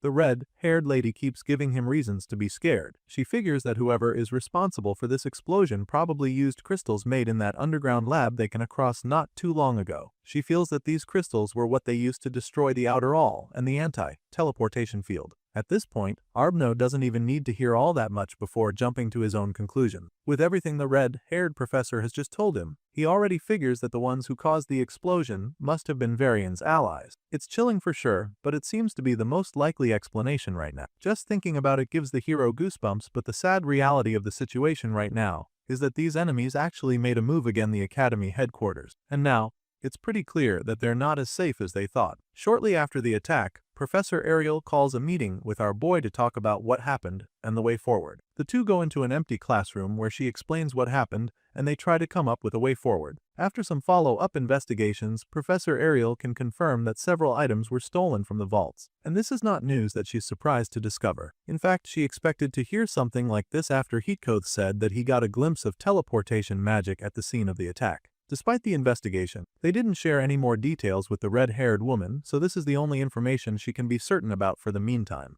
However, she knows one thing for sure, and that is the fact that the vaults in the Academy headquarters are not the sort of place where an outsider could cause an explosion. And seeing as the perpetrators managed to destroy the teleportation inhibitor to escape, she's able to conclude that this was definitely an inside job. The Divine Eye makes this bold statement with full conviction, but Gray still finds it difficult to believe that the traitors among them are this powerful. It's a lot for him to swallow for sure, but Professor Ariel wants him to come to terms with it as quickly as possible, because as far as she's concerned, the Academy might no longer be an organization that can be trusted. The look on her eyes confirms just how heartbreaking this reality is for her, but deep down, she always knew that this day would come. Ariel always has the feeling that the Academy was not safe, but she probably never imagined that she would witness such a blatant display to confirm her fears. Meanwhile, our boy is still trying so hard to accept that the traitors among them are way more powerful than he thought. To him, if the Academy is truly controlled by the enemy, they could just use their influence to take whatever they wanted from the vaults without having Yo blow things up and create a scene like what they all witnessed. Gray insists that whoever robbed the vaults didn't actually have that much power at the institution. In other words,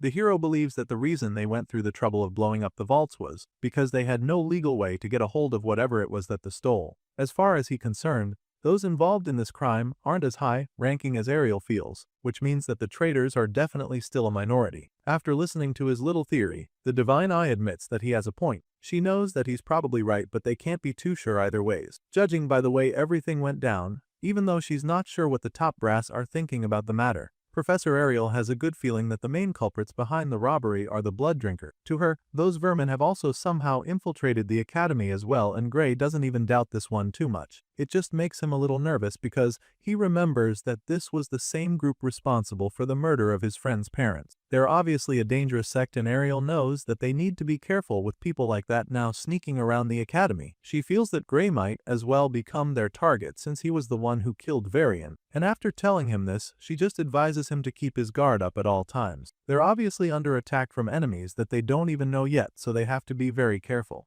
especially when they're outside the academy. Even though the headquarters have been infiltrated, they still provide some sort of protection too, because this mysterious enemies still don't have enough freedom to do what they really want. However, outside, that's a completely different situation because they can act as they please without consequence. Gray totally understands this and assures the red-haired professor that he'll keep his guard up from now. The scene shifts, and the next thing we see is our boy casually strutting into one of the huge halls. Apparently, an assembly has been called so the students can be addressed regarding the attack that just happened. As soon as he enters the hall, he can sense that the mood in there looks grim and figures that it must have something to do with the explosion. Gray takes a seat and then immediately asks the guy next to him if something happened, but this question leaves the surprised because everyone else got the notice for the outdoor matching drill sent to their dorms. Apparently, this whole meeting is regarding an outdoor march, and now that this guy mentioned it, Gray can actually recall receiving a notice like that. Judging by his reaction, this blondie can tell that Gray hasn't even taken the time to properly read the letter he received yet, but our boy claims that he actually did read it. Gray remembers that the outdoor march is some kind of special exercise for the students. It's 16 hours a day of marching and encampment training in an area infested with low-level monsters, accompanied by professors. A well of all that, plus extra combat training from what he can remember. He asks the blondie sitting next to him if there's anything he left out, and the guy is just taken aback by how relaxed Gray is. Apparently, this exercise is something that the students dread so much, so he does get how the special admit can be so calm about it. It's 16 hours of marching per day, and that's practically something that nobody would want to go through. He expects Gray to be freaking out just thinking about it, especially since, on top of that, there's no guarantee that they'll even get a decent night's sleep after being on their feet throughout the day. It's a truly terrifying event, so much so that the guy trying to scare Gray suddenly starts freaking out himself while he's still talking. They say that more than half of the students drop out every year because of the outdoor march. This guy and many other students are panicking about the whole thing, feeling like it's going to be the worst experience ever. But our boy doesn't even get why they're complaining. In his previous life, he was a soldier, so marching was pretty much part of his life, so it all seems normal to him. In fact, back then, on actual matches for battle, they never knew when an enemy might attack, so the fact that there's even a set time limit for the exercise now makes him feel that the academy is even being generous to them. Gray Lee is used to much worse, and so this outdoor march is already looking like it's going to be a walk in the park for him. The hero thinks back to his previous life, when he was undergoing training for the Liquidator Subjugation Squad. Back then, there was no time limit as their superiors just threw them into the mountains for no reason. Gray and his comrades were made to march through the forest infested with monsters for a week, not caring what happened to them. The experience was so hellish that some of them were almost dead at the end of the week, because besides being absolutely exhausted, they were also attacked by monsters during the training. But now, things are actually different because they even have professors accompanying them. Gray is confident that they shouldn't suffer the way he did in his previous life, thanks to the conditions of this outdoor march. With all of this in mind, our boy insists that the academy is being generous to them. After seeing how unbothered Gray is, the blondie next to him finally understands that our boy is just different from them. At first, he's bewildered, but this emotion quickly turns into admiration. The other blue-eyed guy sitting just in front of him overhears the entire conversation and chimes in after, claiming that he's not even surprised. Apparently, this is just the kind of thing the guy expects from Gray. He's not shocked that even hellish drills such as this don't face the hero, seeing the level he's reached already. In response, Gray just laughs nervously, not wanting to come off as cocky. As much as he doesn't have a problem with the exercise, he also can't help but feel that there's some hidden danger out there, because everyone else just seems so frightened by the idea of their assignment. With this in mind, he decides that he'll just have to keep his focus and strength up so that he will be prepared for anything. The scene shifts shortly after this, and the next thing we see is that it's finally time for the dreaded exercise. The day has finally come for them to begin the annual outdoor matching drill for the first-year students, and guess who's in charge of it? Yep, it's Professor Heacoth. The silver-haired professor gives them an idea what they're about to get themselves into, admitting that it's going to be very tough. He claims that most of them won't even complete it,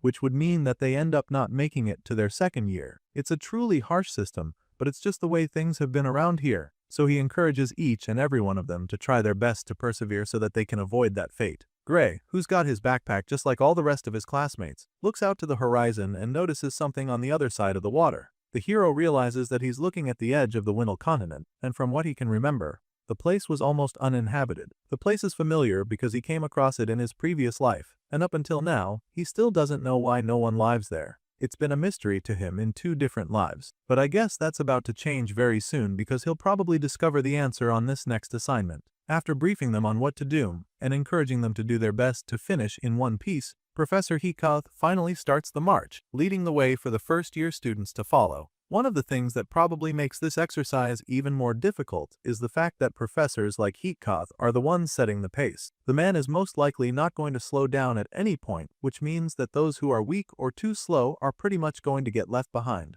Anyway, the long march has finally begun and Hikoth is leading the way. It's only been a while, but the silver-haired professor suddenly starts surprising the students behind him. He starts marching into a dense push, leaving the obvious path. Of course, one of the students calls out to him, wondering why they're leaving the clear path. Hikoth claims that he knows he's walking into the bushes and informs them that he won't be training them in any way if they just stick to a proper marching path. Hearing this, all those students who were already wary of the exercise realize that they're cooked because now, things are about to get a lot more difficult and dangerous too. Regardless, they don't have a choice but to follow his lead and enter the darker dense bush as well. The freshmen keep following him and it does even take too long before that starts struggling seriously. After some time, a few of them start complaining, calling out to the silver-haired man and asking just how much longer they have to keep moving. The march is supposed to last for 16 hours and they've been going non-stop for quite a while now, so they're curious to know how much time they have left. Thankfully, Hikoth is kind enough to even tell them that they're already halfway through the day's march. In other words, they still have to keep walking for 8 hours. You'd think this would be relieving news for the students, but they're actually shocked to hear that they're only halfway through. I guess it's probably felt like ages since they started walking, so they're horrified to learn that they still have to keep doing this for 8 more hours before they can start complaining again. Hikoth just starts encouraging them. He tells them that they'll be fine, claiming that their bodies will soon get used to it as they keep walking. He tells them that the tough part is only at the beginning, and that they'll soon be walking without even thinking about it. As encouraging as all this sounds, these kids can't help but feel that the man is lying to them. It sounds like a scam, but then again, it's not like they gave a choice. They can't afford to slow down or stop moving, because they'd just be left behind before they know it. While they're busy grumbling at the back, they suddenly notice that a few of their classmates have been keeping up with the professor's pace from the start. A good example is Leon, who doesn't even look tired at all after marching for 8 hours. It's very impressive. But then again, it's just the kind of thing they expect from the student who's at the top of the swordsmanship course. But while they're praising Leon, the blondie in question is just trying hard to keep up with his rival, Lord Grey. He knew the dark-haired boy was be very good during the exercise, and he's not surprised to see what the kid hasn't lost his stride since the beginning of the march. As the hellish assignment goes on, more and more of the students start to get tired. The short-haired girl at the front of the line finally starts to give in, but then all of a sudden, she's attacked by a big spider. The creature leaps at her, but she's even too tired to react. She pretty much accepts her fate and waits for the thing to get her. But just when it looks like she's about to be hurt, Grey kills the spider with his sword. Using a single thrust, he sends the blade right through the monster, impaling it one of the trees. The girl is left speechless when he does this, but he just casually continues his march, advising her to be more careful because some of these bugs are very poisonous. Leon witnesses the whole thing and is even more impressed because Grey isn't just keeping up with Hikoth's pace, but he's also readying himself for any surprise attack at any time. The blondie fixates on our boy the whole time, but he still can't find a single opening from him. There's not even a single sign that our boy is about to get tired. To be able to walk for 8 hours and still maintain that level of readiness is something that Leon can't fathom, so it makes him wonder just how much training one requires to get to this level. While Leon is busy obsessing over Grey from behind, we finally get to see what's going on in the hero's mind. At the moment, he is confident that his stamina is still holding up, and it's all that missed to the training he did before being sent back in time. I mean, to him, this isn't all that bad because the fact that they even get the opportunity to enjoy a proper night's sleep is much better than what he went through during his training back then. But right now, exhaustion from walking isn't even his major concern, because he still vividly remembers the sim he had with Professor Ariel before coming on this assignment. The red-haired lady clearly told him to keep his guard up, especially when he's outside the academy. For all he knows, he's already a target for the blood drinker, and now that he's all exposed, and without the protection of the academy walls, he's like a sitting duck out here. Gray knows that this drill will just keep taking them out into open areas with little security, but the worst part is that the academy obviously knows their location, so if the traitors wanted to get him out here, it wouldn't be that difficult. With all of this in mind, all our boy can do is try to stay calm and hope that nothing bad will happen while they're out in the forest. After walking several miles through the forest, the professor suddenly talks all the students following his lead to stop. As you can imagine, most of them are grateful for this because they're already very tired. A few of them even look like they're about to collapse, and Leon finally looks exhausted. The blondie asks the professor what happened, wondering why he asked them to stop, and that's when the short-haired teacher takes over. The man responds, bluntly informing the students that they'll be doing a meal training exercise from this point on. This wasn't exactly part of the briefing that Professor Heatkoth gave them earlier, so they're all very confused about this new development. They stare at each other, completely perplexed because this was supposed to be a 16-hour marching exercise. They weren't told anything about food, so it sounds too good to be true at first. But then, when the man doesn't say anything else, they all start celebrating because as far as they're concerned, this is the long-awaited break they have been dreaming of. And not only will they get a chance to finally rest, but it also looks like they'll be able to eat as something for the first time in hours. While the other students are busy jubilating, our boy just looks pretty dull for some reason. The fact that the man called it a meal training is giving him a bad feeling, almost as if he knows that this is not what it seems. Just then, his worries are confirmed because the professor suddenly snaps at the other students for celebrating. He doesn't get what they're talking about because he doesn't remember telling them that they'll be going a break. At this point, the kids are just dumbfounded, and that's when he tells them that when they eat on a march, they're supposed to cook it themselves. This piece of information comes like a dagger to the heart for the boys, because all their hopes of actually getting some rest are immediately dashed. As for Gray, well, he's not too surprised because he already knew that there was going to be a twist of some sort regarding the whole thing. While the other students are still trying to process what they just heard, the man goes on to inform them that he has already divided them into squads, and this way, everyone's strength is balanced as much as possible. This should be good news, but a huge percentage of the students are already way too tired to even stay on their feet. Regardless, the man goes on to tell them that each squad will take a set of cooking tools and start preparing their meal. A few seconds later, we see that the kids are all back on their feet, standing in straight lines despite being insanely tired. The man has also conjured up a board to appear along with crates by the side, as he's about to finally write out the different teams and their leaders on the board. The first one with C is Squad C, and the leader of this group just happens to be Leon. The other students in this squad are Plua, Regis, and Bias. As for Squad D, the team leader is unsurprisingly Gray Lee, with his teammates being Bask, Rumia, and Benes. Upon seeing this, our boy is a little taken aback and immediately begins to wonder if it's really okay for him to be the team leader. Gray feels like no one would want to listen to the Divine Eye slot guy, and already has a bad feeling about the whole arrangement. But while he's still thinking about this, his teammates suddenly walk up to him. The first one to approach him is the pink-haired guy who stretches out his hand to shake the MC. And he's not the only one because the other two students at the back are equally really pleased to meet Gray Lee. As you can imagine, the hero is taken aback by this because he expected them to be quite mean to him. However, to his surprise, they're actually chill people. Gray honestly thought that they would give him a hard time by refusing to take orders from someone who didn't even pass their regular exam to get into the academy, but since that's not the case, he's suddenly very positive about the arrangement. Just to be sure, after exchanging pleasantries, Gray asks them if they're sure that they are cool with him being the squad leader. Apparently, this question leaves his teammates a little confused. They're surprised that he'd even ask such a question and ask him what he's talking about. You see, contrary to what Gray thought would happen, these guys are actually glad to have him as their squad leader. They were among the students who watched the inter-year match that Gray participated, so, after seeing the performance he put on show that day, they admit that they wouldn't want anyone else as their squad leader. As far as they're concerned, he's easily the most reliable member of the team, and that's a quality anyone would want on their team.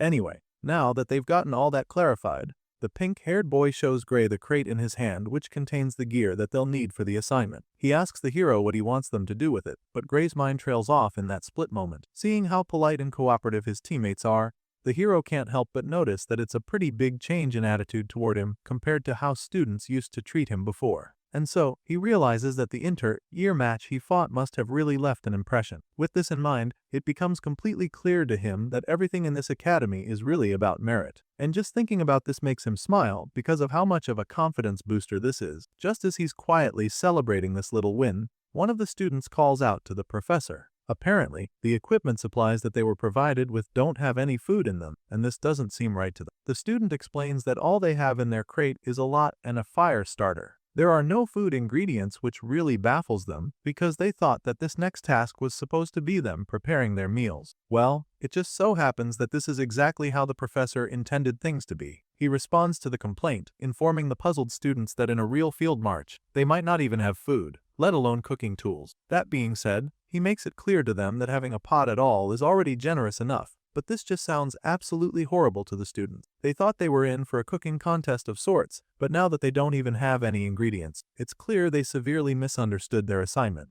Of course, they don't want to have to suffer that much just to eat, so they protest as respectfully as possible. Leon acts as the spokesperson in this case, reminding the professor that logistics supported by magic storage should be available to them since they're currently engaging in modern field operation. To him, they shouldn't have to endure the ancient system of things, explaining that he can't even imagine a long march like this without carrying any food. Hearing this, the professor concurs with him to a certain degree. The man claims that Leon is actually correct, but that his theory only applies to matches that were planned in advance. As it turns out, this march they're on was not exactly planned beforehand, and so the same conditions don't apply. In sudden emergencies, camping mid-battle, in the case where the supply officer dies, then it's entirely possible for them to be forced into a long field march with no preparation. Unfortunately, their little adventure isn't much different from these examples that the professor just mentioned, so makes this very clear to the student. Besides that, he also explains that magic storage bags are extremely valuable magic items, so much so that unless they're part of a large-scale unit, such things will not be made available to them. In other words, they have to carry their own gear on their back, just like they've been doing since the beginning of the field march. The professor bluntly makes this clear to the students, and then goes on to ask them if they're ready to face the challenge head-on, or if they want to die without being able to do anything. The scary one-eyed professor sends chills down their spines with this harsh question, and they're all too stunned to speak at first. The tone of his voice and look on his face are enough to leave the kids speechless for a while. Eventually, Leon musters enough courage to respond and simply starts by apologizing to the professor for protesting. He clearly understands now that there's absolutely no shortcut here, and has probably made up his mind to do whatever it takes to survive. The MC, on the other hand, just feels really lucky right now, staring at his little magic storage device. He had no idea that such things were really that rare in this world, as at the time he was getting his, he thought he was just accepting it as a bag to store his sword, but now, he realizes just how fortunate he is to have one. The rest of the students are still trying to come to terms with the harsh reality that awaits them, so the whole place is still as silent as a graveyard. The professor figures that he must have really scared them, so he decides to lighten up the mood a little, informing them that he has some good news for them. As such, he points out how the forest is packed with monsters, knowing that some of them must have already noticed that during their march earlier. That being said, he reveals that they've actually been running repelling magic during the march. That's the only reason why they haven't been attacked by the beasts in the forest so far. However, the professor claims that he's going to be lifting that protective spell. As far as he's concerned, they should consider this good news, because now they can finally have access to the beasts in the woods and hunt them down. In other words, he tells them that they don't have to worry too much about searching for food. As you can imagine, this comes as terrifying news to the students because he's practically telling them that they're about to be exposed to the monsters in the forest. Before they can even process the whole thing, the twisted professor concludes his announcement and then wishes them good luck as he prepares to take down the monster, repelling magic spell. The one-eyed man deactivates the spell with the snap of a finger, and before the kids even know what's going on, they're in the middle of a hunting game. With the spell gone, they're a little nervous, so they all turn to their respective squad leaders for answers. Those on our boys' team immediately ask him what he thinks they should do now, and as you'd expect, Gray is a little overwhelmed by the whole thing. He's just as unsettled as they are. The pressure is even more on him because he had no idea he was going to be the leader of his team. Regardless, he needs to think fast and come up with a plan to help his teammates stay alive and complete their task. That being said, he sharply informs them that they only have two things to do. He explains that they have to hunt down the monsters and eat them, stating that this is their only option right now. You see, our boy has actually been paying attention on the way here, and judging by the footprints and droppings he saw along the way, he is convinced that this forest has small to mid-sized monsters, and so he believes that they should be able to handle this level of threats with just a sword. Hearing this, the other kids on his team realize that he is saying that they should go straight into real combat against the monster. They were probably hoping to hear him come up with a less risky strategy, but that's seemingly the only path they can take now. While the second guy is busy worrying about fighting the monsters, the girl on the team seems more concerned about how difficult it might be to find the monsters in this huge forest. Well, Gray doesn't think that's the case though.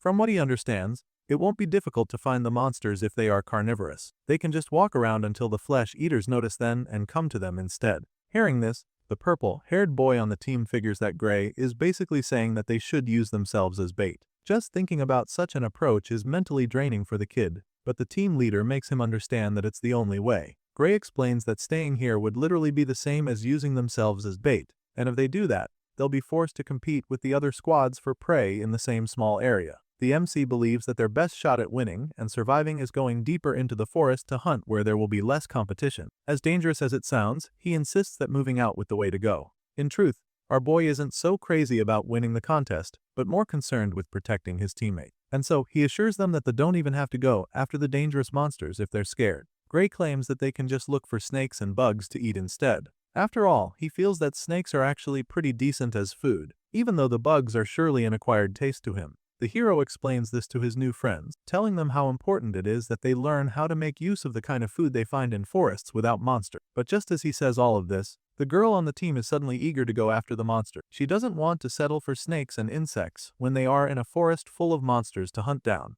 At this point, there's conflict of interest in the squad, and it's like they all want different things. That's when the white-haired boy claims he's going to follow Gray's call since he's the leader of the team. Our boy is a little surprised to hear this, but the other two members say the same thing, putting their trust in him, and that's when he realizes that the final decision falls to him. A few moments later, we see Squad D in another part of the forest, separate from the other teams. Here, Gray and his teammates are huddled up in a circle looking over some of the footprints and droppings on the ground. Our boy analyzes everything and tells them that their target is approaching, but they're just confused because they have no idea how he figured that out. Anyway, he's the team leader, so all they can do is watch quietly as he does his thing to track down their prey. They just stand close to him, waiting patiently to see what he's talking about. At first, they don't think that anything is behind the bushes, but then all of a sudden, a loud roar erupts from the shadows, and before they can realize what's going on, a massive carnivorous monster pounces on them. The monster stands on its hind legs, making it even more intimidating, and as soon as the kids see this creature, they're absolutely terrified.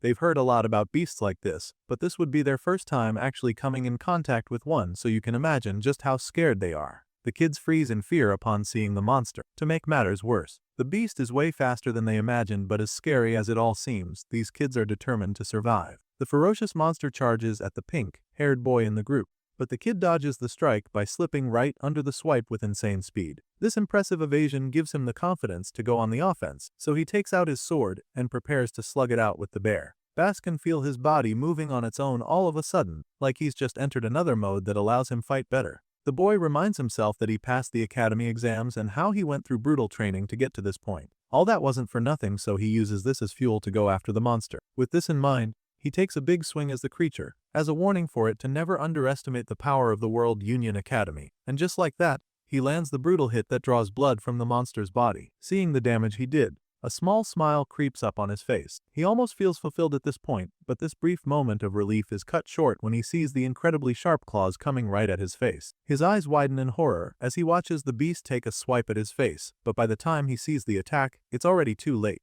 Bask pretty much accepts his fate then and there, but just when he thinks this might be the end for him, he opens his eyes to see the bear paw slashed clean off the wrist. And sure enough, the man responsible for this brutal strike is none other than Gray Lee. The MC lands the killer blow to save his comrade's life, but this just pisses off the bear even more. So when he's not looking, the monster tries to attack him from behind. Now the bear only has one set of claws left, but it's determined to tear our boy with it. However, the MC knows exactly what's about to happen, so he just baits the monster, and when it gets close enough, he turns around to slice off the second hand along with the head. Gray uses one incredible swing to decapitate the monster, before it can even realize what's going on, and as the bear head falls to the ground, his teammates suddenly begin to realize just how powerful their squad leader actually is. He kills the bear without breaking a sweat and casually sheathes his sword, leaving his teammates absolutely speechless. Gray then walks up to Bask, who is still pretty dumbfounded, to help the guy back on his feet. He gives the pink-haired boy a hand, asking him if he's okay, and the kid immediately responds, thanking the MC for saving his life. To this,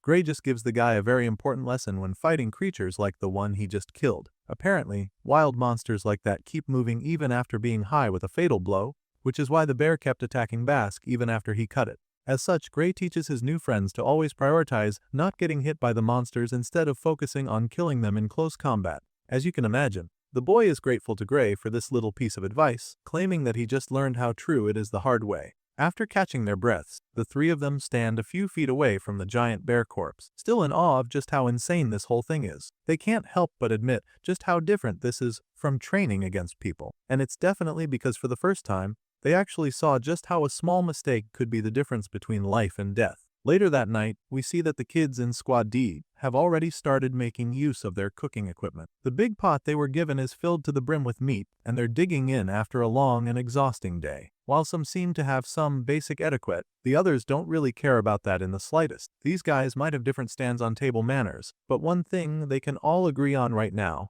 is that beet meat isn't as bad as they thought. Our boy serves some of the soup into a bowl for the lady on the team, and then gives another little lecture about monster meat. He explains that taste differs a lot depending on the species. Some taste awful and even have poison in them, unlike the one they're eating now. Anyway, the point that the team leader is trying to make is that they should always research the local monster list when going on expeditions to avoid getting poison or hunting the wrong monster. But in the case that they can't do that, and gave it forage somewhere they don't know, Gray advises them to hunt boar monster. In his experience, these monsters usually don't have much poison, and they also have a pretty decent taste too. The girl is just blown away by how much Gray knows about this stuff, so it makes her a bit curious. Just as the MC hands her the bowl of soup, she asks him if he was training in survival too, and not just in swordsmanship. In response, Gray simply tells her that he studied a little about the topic a long time ago. In truth, he just doesn't want to remember the experience that taught him so much about monster. Regardless, he assures the lady that he's not as knowledgeable as she thinks, but of course, nobody in the squad is buying that line. They believe that he's just being modest about what he is truly capable of, and the boys don't hesitate to say this, reminding him how he took down the near monster with ease a few hours ago. Their little group dinner is interrupted when another group of students approaches them from the other side of the bushes. This squad must have been drawn here by the aroma of the food, and you can't really blame them for coming to beg for food here, because they're absolutely starving. As it turns out, this is actually Leon's squad, and as embarrassing as it is, the blondie knows that he doesn't have a choice. He has to swallow his pride if he and his teammates want to make to sunrise, so they ask Gray and his team if they have any extra food to share with them. You see, it's not like these guys didn't catch anything to eat, but their food run didn't go according to plan, because the meal they ended up preparing wasn't exactly edible. Of course, our boy doesn't mind sharing his food with the others, but he needs to make sure that the others are cool with it first. He asks if they're willing to share, noting how much they have left. As far as he's concerned, it could even feed the entire class. Gray takes a big chunk of meat and is about to hand it over to Leon, but then the professor appears out of nowhere to stop them. The one-eyed man bluntly informs them that food transfers between squads are prohibited. In other words, Leon and his teammates will have to go out and look for their own food if they want to eat anything this night. Of course, the blondie is absolutely crushed by this, but he doesn't complain or protest. He knows that doing any of that would just put his squad in more trouble, so he simply assures the professor that he understands the rules. And so, just like that, Leon and his teammates are forced to go back the way they came with their inedible pot of floating leaves. The next morning, the march continues and all the kids are back out on the forest path. After a while, the professor yells out for everyone to halt, and once they all gratefully stop, he informs them that they'll be camping there for the day. The man explains that this will be a field camping exercise from here on. And as you can imagine, the kinds are definitely happy to hear this because it sounds like they're finally going to get an actual break. The last time they stopped wasn't exactly for them to rest because they had to go hunting monsters and still cook just so they can eat. As tiring as that was, at least they managed to eat properly. Well, at least Squad D can actually say this, unlike most of the other teams who either ate cooked trash or couldn't even prepare anything to eat.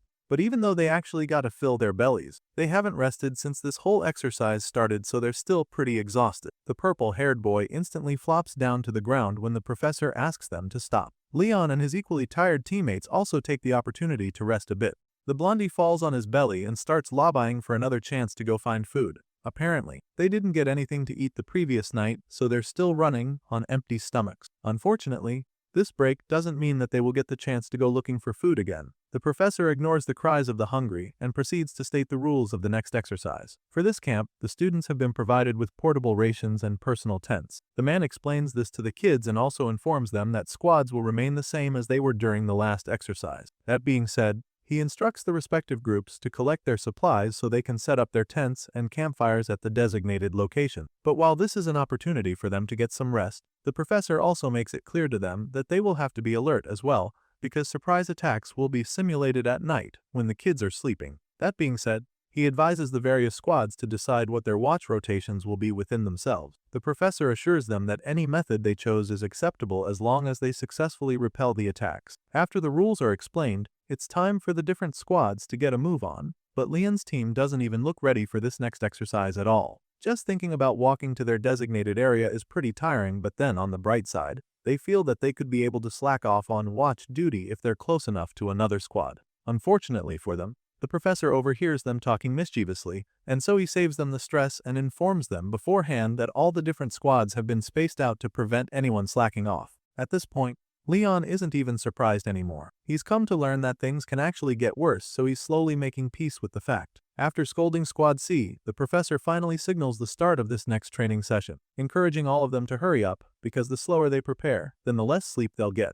As you'd expect, this piece of advice helps you speed things up a bit, as all the kids start rushing to set up their tents and start their fires. Later that night, we see that Gray and his teammates have already set up everything they need. Now, it's just a matter of making a roster for those who stay up to keep watch. Our boy starts by asking the group how many people they think should be on guard. Well, they all happen to think that one person is enough to keep watch for the night, and it's mostly because they all want to sleep the whole night and not bother having to wake up at any point. Regardless, there has to be a rotation, so even though Gray agrees to do one person per shift, he still needs you figure out what order to do it. These kids feel that the first and last shifts are always the easiest, because anything other than that means that you'll get woken up right in the middle of your beauty sleep. Hearing this, Gray doesn't bother letting it stretch on, so he decides to take the second shift. But then that still leaves the third shift open, and thankfully, the pink-haired boy is more than willing to take it. It's the least he can do to help Gray since the MC literally saved his life earlier. Getting this, our boy sincerely thanks him. And just like that, they have a decent roster. Rumia will take the first shift, and right after her,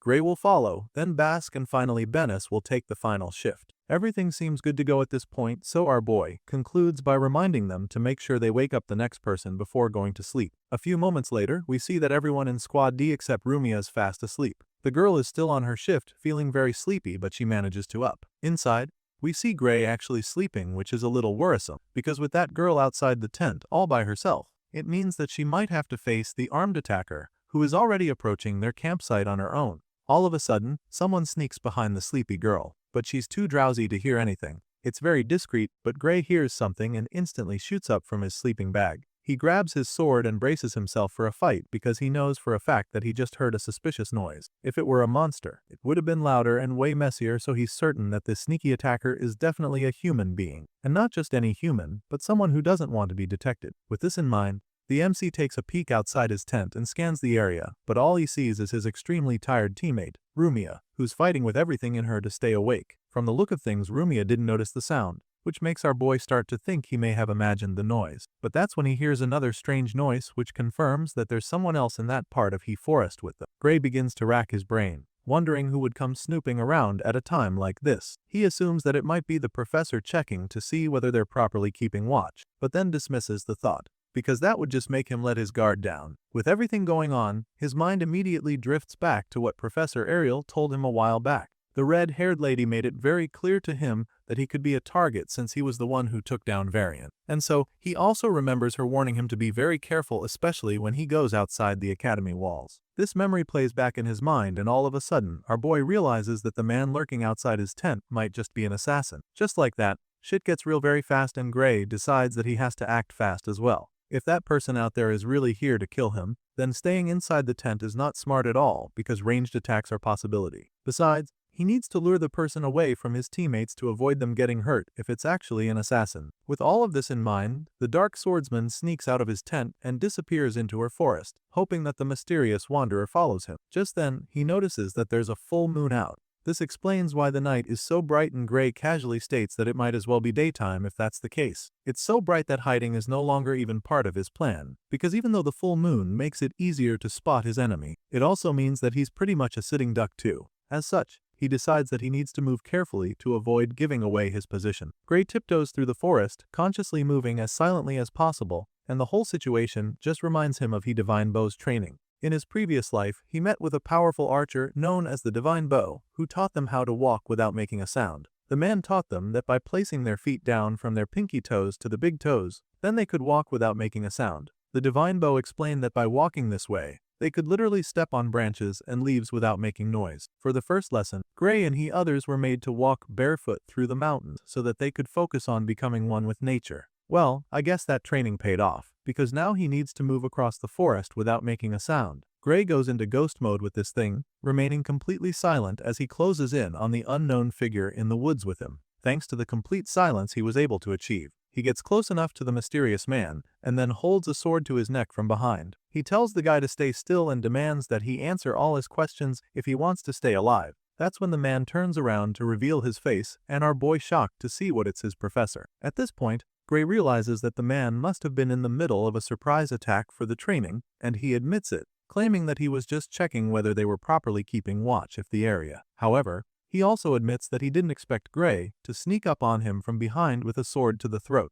The man is really impressed by this, to the point that he can't even tell who's teaching who anymore. At this point, Gray still hasn't put down the sword because he's still not sure it's safe. In his mind, there is a chance that this person is just pretending to be he professor to lower his guard. But then again, our boy knows that his assassin who came to kill him would probably be carrying a far deadlier weapon. The man looks a little suspicious for sure, but after analyzing the whole situation, Gray ultimately decides that it's safe, so he puts down the sword. And that's about the same time when Rumia enters the scene, looking really shocked to see Gray and the professor alone in the dark forest. She expresses her shock and then asks the two men what they're doing here, because the last time she checked, Gray was supposed to be sleeping in his tent back at the campsite. The old man once again explains that he came here to check if the different groups were keeping watch as they were instructed to. However, he admits that Gray noticed his presence before he could even get close enough to their campsite. Because of this, he's very impressed in the fact that Rumia was alert enough to hear them talking and come all the way out to investigate. He commends the entire group for their vigilance. The old man admits that he has never seen first-year students set up camp this perfectly and still manage to keep watch over it this well. Hearing this, Rumia once again remembers that Gray isn't even supposed to be out here. The group leader was supposed to be fast asleep in his tent and wait for her to wake him up for his shift. She points this out, which surprises the professor, because he thought that the boy was the one on duty. All of a sudden, things start to get a little confusing for the professor, so Gray asks the old man if he stepped on a branch or something on his way here. The man admits that he did, and Gray tells him that he heard it. Our boy heard the noise from his sleep and Ken that something was off immediately. The professor hears this and becomes even more intrigued by the kid, but the group leader waves it off, suggesting that he was probably not deep asleep yet. This response just makes the professor burst out laughing. The man lets out a loud, genuine laugh because of how amazed he is by the boy standing in front of him. First it was the mock battle the other day, and now he's blowing the old man's mind again. Because of this, the professor is now starting to wonder if there's even anything left that he can teach Gray. As far as he's concerned, this kid is way too advanced for anything that they teach at the academy, so he simply bans Gray from participating in night watch training. The man doesn't want him to continue because if he keeps handling everything himself, the other students would learn anything. Of course, our boy wants to keep doing what his classmates are doing, so he protests, feeling that this would just mess things up for Squad D if one less person is counted. However, the professor assures him that his group will not receive any mock attacks between 1 am and 30 am, which is when Gray was supposed to be on guard. But now that the professor has banned him from participating, he promises to just pretend like he's still there and not bother attacking their campsite until the third shift begins. He also promises to give them a perfect score for their night watch training with no conditions attached. After putting all this down in his note, the professor bids the students farewell, telling Rumia to continue her night watch. The old man then takes his leave while our boy is still trying to process what the hell just happened. On the way out, the professor can't help but think about how the first-year student snuck up on him. Gray literally got behind him without the old man sensing even a trace of his presence. The man still hasn't gotten over this, and it just makes him wonder if the kid was part of some elite stealth unit or something. This thought genuinely crosses his mind, but then he immediately dismisses the idea, deciding that it can't be possible for a kid of his age. Even though someone as young as Gray couldn't have been trained in a team like that, the professor can't deny the incredible level that the boy's already on. All of these thoughts just keep bugging the professor, forcing him to wonder just who in the world this dark-haired boy is. The next morning, the professor wakes everyone up with his loud voice, ordering them to get up and move out. Apparently, their little relaxation period is already over, and now they have to resume the march regardless of how tired or hungry they are. As soon as they hear the man's voice, some of them start to cry because they already know that it's about to be another very long day for them. As you can imagine, many of them are still very sleepy as their so-called rest period was way too short. On top of that, They had to keep waking up several times because of that alert drill that the professor bombarded them with. As annoying as the whole situation is, these kids don't exactly have any other choice but to endure. So when the man starts walking along the forest path again, they all pick up their bags to follow him like they've been doing for the past 2 days. After walking for what feels like forever, they all look up at the sky to see that the sun is already coming down. At this point, the professor realizes that it's getting late, and since it's almost evening, he decides that they stop and set up camp where they are for the night. As you'd expect, the students are immediately hopeful that they're finally about to get some rest after walking throughout the whole day. For the professor to say that they should set up camp, it probably means that they're about to get some rest, right? Well, while some are desperately hoping that this is the case, some more realistic students in the class know that their professor would never actually let them slack off this early. The sun only just started setting, so the fact that their professor wants them to stop marching already only means that he probably has another insane training waiting for them at night. They're afraid that the man is finally about to finish them off with another difficult exercise, but just as they're about to start lamenting, the professor tells them to relax. He can see that he's clearly traumatized then with his insane methods, so he assures them that their training for the day is over. In fact, to prove that he's not messing with them, the man goes on to inform them that sleeping tents have already been set up for all of them to go and get their much-needed shut-eye. The professor reveals this shocking news to them and then urges them to sit tight and take it easy while their food gets ready. Of course, the students are absolutely shocked to hear this, but as unbelievable as it all sounds, they couldn't be more grateful to the professor for finally allowing them to rest properly. Later that night, we see all of the kids deep in sleep,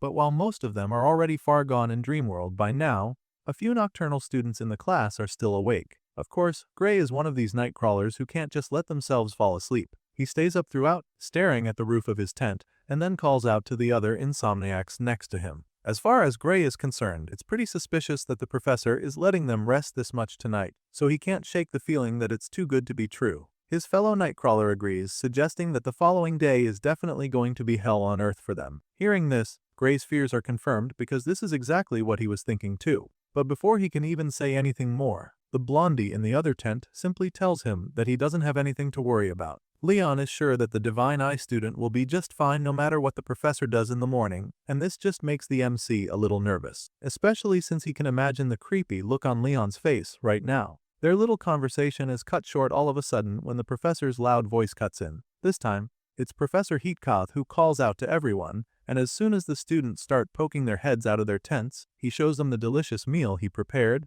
announcing that food is ready. It definitely looks a lot better than anything these kids have eaten since they started this exercise. So, they're a little taken aback by the feast before then, because they never would have imagined that their teachers would go all out to feed them with the way they've been treated the past 3 days. The kids are blown away by the banquet before them, and as you'd expect, they can't wait to dive right into the food. While they're still gasping and all, the other professors come out with even more food, telling the kids that they can even go for second. At this point, most of them are already crying tears of joy because they definitely didn't imagine that they would ever enjoy such a treat on this hellish journey. Without any hesitation, the students dig into the food, and while they're savoring the delicious meal, the head professor walks around commending them for their efforts so far. He tells them that they all did well surviving 2 days of brutal training, and so, he wants them to get some proper rest tonight to shake off all that fatigue. The students munch on the food like their lives depend on it, and with full mouths, they all thank the professor for the treat. But that's when we see the mischievous look on the man's face, suggesting that their tribulations are far from over. And as if that's not scary enough, the man literally mutters under his breath that they should better enjoy this treat while they still can,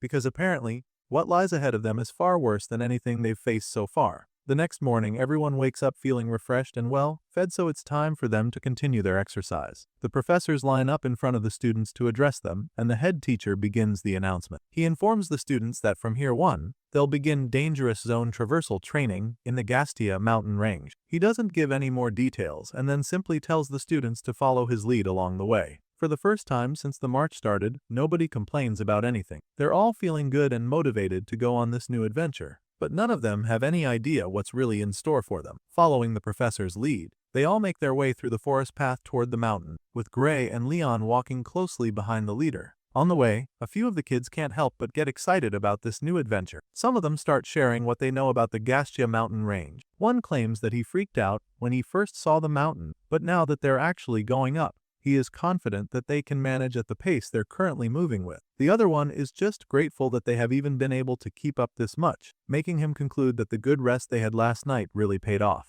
Just then, the head professor turns around to assess the situation behind him. He looks back and notices that no one has dropped out so far. I mean, since the march first started, these kids have been on the verge of breaking down, but somehow they're still all in the race. And the professor is impressed by this. But then again, he's not too surprised because it's just the kind of thing he expects from people who pass the academy entrance exam. He commends them once again for their resilience, but before they can even bask in the praise, he reveals that shocking twist. The look on the man's face suddenly goes dark, suggesting that something sinister is about to come their way. The man reveals that the real training is about to start, claiming that they're now only 2 kilometers away from the water lizard territory. The professor tells the kids a bit about these creatures, revealing that they're way stronger than the monsters they fought during the food procurement training. As far as this professor knows, most of the students here would probably get killed even without being able to do anything against those creatures. As you can imagine, this remark sends chills down their spines, and they have a hard time processing it. The fact that their teacher is telling them that they would get killed by monsters on this mountain really terrifies them, so they start to rethink even going further.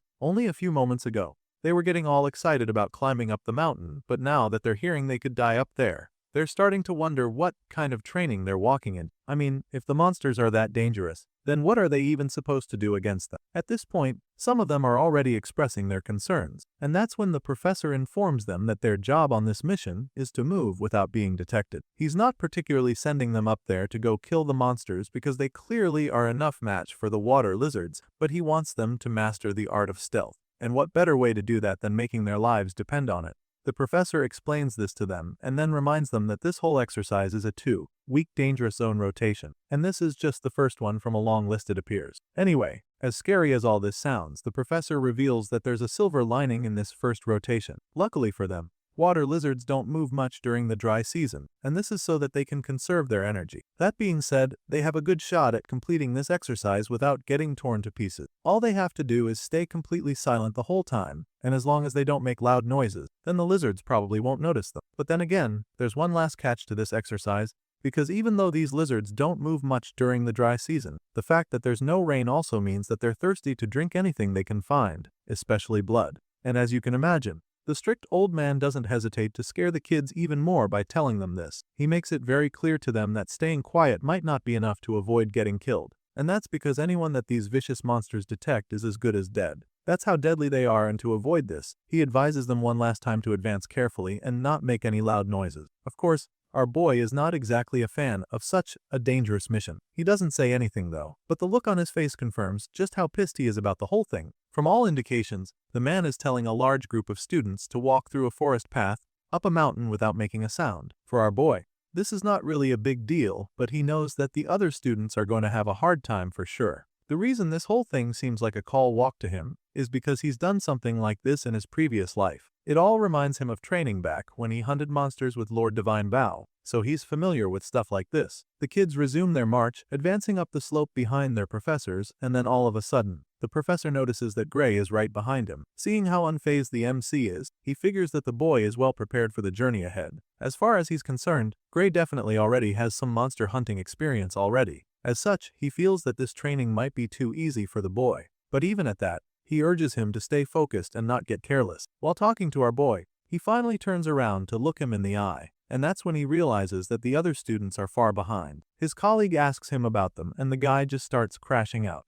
He is pissed that the students are always too slow every year, so he scolds them, but this doesn't do much because these kids are already too afraid. They're no longer motivated to climb up, knowing that they could meet their end there. The frustrated man urges them to pick up the pace, assuring them that they will be fine as long as they do not make any loud noises around here. But then again, while scolding them, his voice becomes pretty loud, which just scares the kids even more, because now they're afraid that he'll be the one to attract the water lizards. The man threatens to make them camp inside the water lizards' territory at night if they don't pick up the pace, and as you can imagine, this is more than enough to speed things up. The students are extremely terrified, but they keep it moving, turning their heads at every second in search of any monsters that could attack them. And this immense fear forces everyone to be incredibly silent. Even their breathing is quiet, and it's all to ensure that they don't get detected by the water lizards. Sure, this whole thing is probably a cake run for Gray, but he's not happy with the way the professor's organized. There are no actual instructions on how to pass this training exercise. As far as he's concerned, they should have taught this somewhere safe first, before bringing out these inexperienced kids to partake in the field training.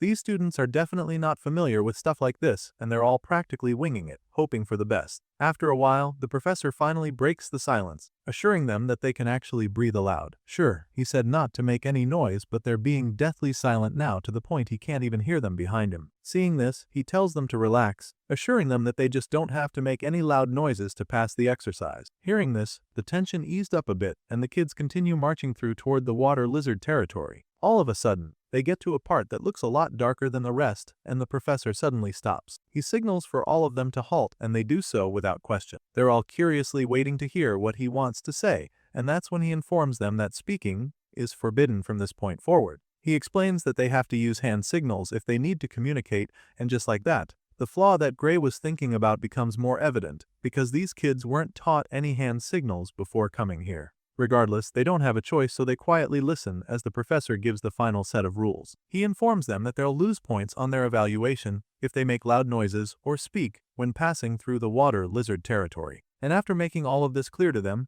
he begins the march once again. As soon as they start moving, one of the green-haired kids there just finds it amusing how slowly they're moving all of a sudden. To him, this whole thing could be considered a typical mountain hike even if they were told not to make any noise. The boy starts to think that the exercise might actually be easy because the pace is a lot slower than what it was the previous day. For some reason, he starts to think that there might not even be any monsters in this part of the forest. At this point, you can already tell that this guy is about to do something very stupid, because why is this thought crossing his mind at a time like this? Mr. Smarty Pants over here starts to think that the professors might just be lying to them about the water lizards, because he doesn't believe that the academy would actually use a place with monsters that could kill instantly for a training exercise. With this in mind, he concludes that the teachers are probably just pretending the monsters exist so that they can practice stealth marching. Thankfully, this kid isn't motivated to fool himself right now. The march just started anyway, and he doesn't want to lose evaluation points, so he decides to play along and keep his mouth shut for the sake of it. But just as he's making up his mind to not be a nuisance, he ends up doing the exact opposite. Because when he's not paying attention, he accidentally trips on a big rock.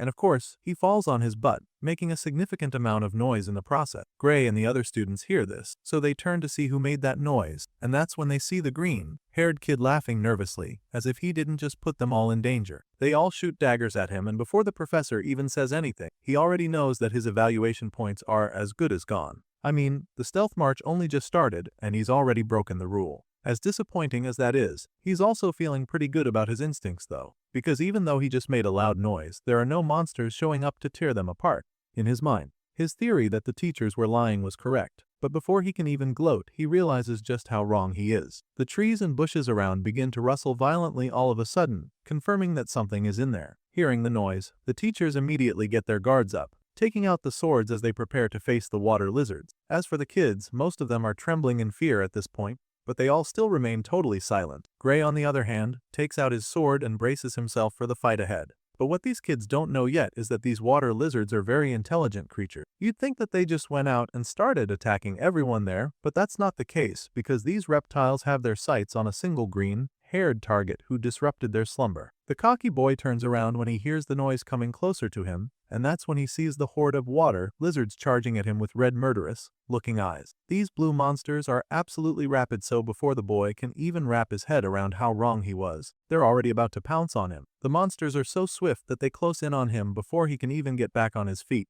All he can do is scream in fear as he watches his life flash before his eyes. But just when it looks like it's all over for him, one of the professors saves his life. The white-haired professor kills the first water lizard by burying his sword in its head. After Professor Heartwarming drills the skull of the first water lizard, it only takes a second for the others to charge at him. The man pulls his sword out of the lifeless reptile and gets ready to resume his battle. That's when another one of the monsters charges at him from behind. This time around, Leon is the one who intercepts the lizard. He runs as fast as he can to catch up with it, and then lands a powerful slash on the monster's chest. But to his surprise, this doesn't do anything to the creature. His attack doesn't even leave a scratch on the lizard's chest, and while he's still trying to process this, the monster retaliates. By this time, the blondie is so confused because he doesn't even know how to fight back anymore. The water lizard charges at him to land an insane strike, but before this can happen, Professor Heartwarming appears once again to save the boy. This the around. The white-haired swordsman kills the monster by driving his sword straight into its chest. The same armored chest that Leon couldn't even scratch with his sword.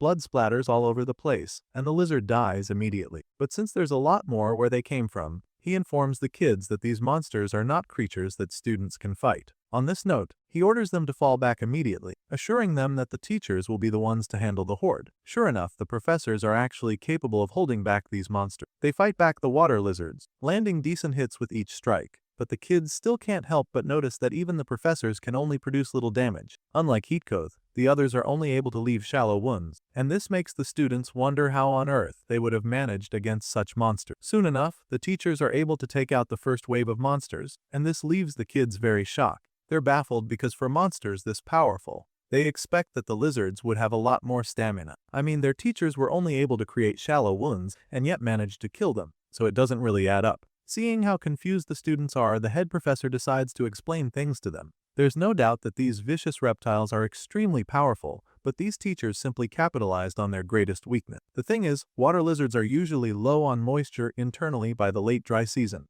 which means that one can easily take them down by making them lose even a little body fluid. Hearing this, one of the students wonders what would have happened if they had run into this same horde of water lizards in the rainy season. To this, the head professor coldly responds, telling the students that unless they want to become water lizard food, then they should never come to places like this during the rainy season. He explains that this is the very reason why that March training only even happens after thoroughly confirming that there will be no rain. Everything he just said makes the kids shiver in fear, because they suddenly realize just how dangerous this mission is and how bad things could have gotten. They're all still very shaken by everything that just happened, but they remain quiet, not knowing if it's safe to take yet. The professor notices that they're still not talking, so he assures them that they can speak now because they've already cleared out the water lizards around them. If they hadn't, well, they would all be dead by now, and the professor doesn't even sugarcoat this when saying it. Despite giving them permission to speak, they're just still too stunned to say anything, so he just decides to resume the march, knowing that they'll eventually get over the shock. After several hours, they finally make it up to a high point on the mountain, and upon getting there, we see that the white-haired professor is still slaughtering water lizards. Apparently, that's how he's been doing it on the way up here, but now that they're here, he informs the students that they've made it to the end of the climb. Heatcoth casually pulls his sword out of the corpse of the last water lizard he killed and then commends the kids for the good work. He is clearly impressed and proud of them for making it all the way to this point. The first set of students arrive at the top and others follow shortly after. Some already look like they're about to pass out from exhaustion, but they just have to keep going because they're already so close to the end. Soon enough, Leon arrives at the top as well, and Heatcoth is the first to speak to him. The professor notices that the blondie is struggling to breathe, so he asks the boy if he's tired already. To this, Leon claims that his body actually feels fine, but then again, he admits that the whole exercise has been mentally draining for him. He didn't expect to feel this way, but he's come to realize that just not being allowed to make loud noises makes marching this difficult. In response, Professor Heatcoth simply tells him that it is, claiming that it's usually rough for those who are not used to the marching exercise this way. That being, Professor Heatcoth explains that this is the whole point of this training. It's to ensure that they can move without making any noises, so that they can stay completely focused on the goal at the top. That being said, the white-haired professor informs the students that the number of times that they've been spotted by the water lizards so far is 4. That's quite something considering that the original goal was to make sure that they get past the water lizard territory undetected. But then again, Heatcoth admits that it's pretty respectable because it was a smooth run overall compared to what he's experienced in previous years. After explaining this to them, he asks if they have any more questions, explaining that they won't be able to talk again after passing through this territory. No one says anything, and so they're about to start moving again, but then Gray reveals that there's one thing that has been bothering him. Heatcoth is curious, so he asks the MC to tell him what that is. That's when our boy points their focus to a cloud in the distance. The Dark Swordsman has been staring at it for a while now, and he noticed that it's been getting slightly bigger very quickly. But that's not the main problem, because this growing cloud is actually upwind from them. Right now, the other students don't really know what to make of Gray's observation. They're just nervous because they know that it's probably not a good thing. Meanwhile, Heatcoth commends Gray for having a sharp eye. Apparently, he did even notice that cloud before. Now that Gray has pointed it out, he asks his colleague, Professor Rent, if he knows anything about clouds ever forming during the dry season. To this, the man admits that such a thing is normally impossible. But right after stating this, he looks up at the sky and confirms that the cloud really does look like it's gradually getting bigger. All of a sudden, the mission becomes way too dangerous, so Heatcoth informs the students that they'll be turning around. They can't risk moving to meet that growing cloud, so he cancels the training and urges them to move quickly so they can get the hell out of the water lizard territory. If that cloud gets too big, they can definitely expect rain to follow, and if that happens, then those water lizards Heathcote has been killing will not suddenly become very difficult to contain. Heathcote decides that they're going back, but his announcement is immediately dismissed by the head professor, who insists that they keep moving. The old man doesn't appreciate that Heathcote is trying to stop the training, because as far as he's concerned, what they're talking about is a tiny harmless cloud. The head professor says this with a pretty sinister look on his face, almost like he's trying to make sure that these kids find themselves in danger. It wouldn't be the first time he's done something like this though, and they're all starting to get used to his impulsive nature. However, Heathcote believes that this one is just too risky. He feels that it's too dangerous to keep heading in that direction, deeper into the water lizard territory, when there's a chance of rain. A cloud existing this time of year is already abnormal, so he doesn't want to take any chances. To him, student safety matters more than continuing training, so he refuses to support the man's order. Unfortunately, he doesn't have much of a say in this matter since Professor Wormel has led this expedition training for years. He has the most experience among all of them, and so the other teachers believe that they should trust his judgment and follow his lead. All of a sudden, Heathcote finds himself almost alone in this argument because the rest of his colleagues are willing to follow the head professor and continue the march. At this point, Heathcote starts to get a little frustrated. He's pissed at the others for not prioritizing the safety of the students and almost snaps at them. But just as he's about to call them out on their bullshit behavior, Professor Wormel interrupts him. The man is strangely calm about the whole situation, probably because he knows that everyone else will support him. But since he wouldn't want to get into a heated argument with Heathcote in front of the students, he assures him that they'll just pick up the marching pace a little since he's worried about the cloud causing rainfall. This old man has no intention of going back, but he also wants to keep the peace, so he suggests this, reminding Heathcote that this exercise is a very good and important training opportunity for the students. Professor Wormel successfully dissolves the argument like the cunning old man he is, and then urges all the students to follow him like their lives depend on it. He's about to pick up the pace of this match, and he doesn't want anyone to fall behind when that happens, so he's giving them the heads up now. Based on the results of their training so far, he's confident that they should be able to keep with him how there's a chance of rain. He makes it clear to them that none of them is allowed to slack or fall behind, and then explains that they don't have time to fight the water lizards anymore. Now, they have one goal, which is to get through the water lizard territory in one piece, and the only way to do that before getting caught by the rain is by staying quiet and moving fast. And so, no matter what happens, they can't afford to make any loud noises. Unfortunately, shortly after they resume the march, it starts drizzling. Heathcote was afraid that this would happen, and now it has, but it's too late to complain, and there's no point doing that either. They have to maintain their fast pace and get out of the danger zone quickly. But as the march goes on, Heathcote can't help but feel that something very wrong is going on. This is clearly unnatural, because it shouldn't be raining at this time of year. But that's not the strangest part, because the air around here shouldn't even have enough moisture to grow a small cloud this big. None of it adds up, and so he begins to think that this rain might just be artificial. All the conditions suggest that it's impossible for it to be raining at a time like this, so this is the only explanation he can come up with. While Heathcote is coming up with this theory, we see that Professor Wormel is already starting to get pissed by the fact that it's raining. It was already pretty obvious, so you wonder why the old man is getting all worked up about it. Just then, Gray quietly calls out to the man, trying to stay as quiet as possible. Professor Wormel, on the other hand, suddenly forgets that they're supposed to be quiet and snaps at Gray in his rage. And that's when the boy reminds him that it's not safe for him to talk loudly out here when it's raining already.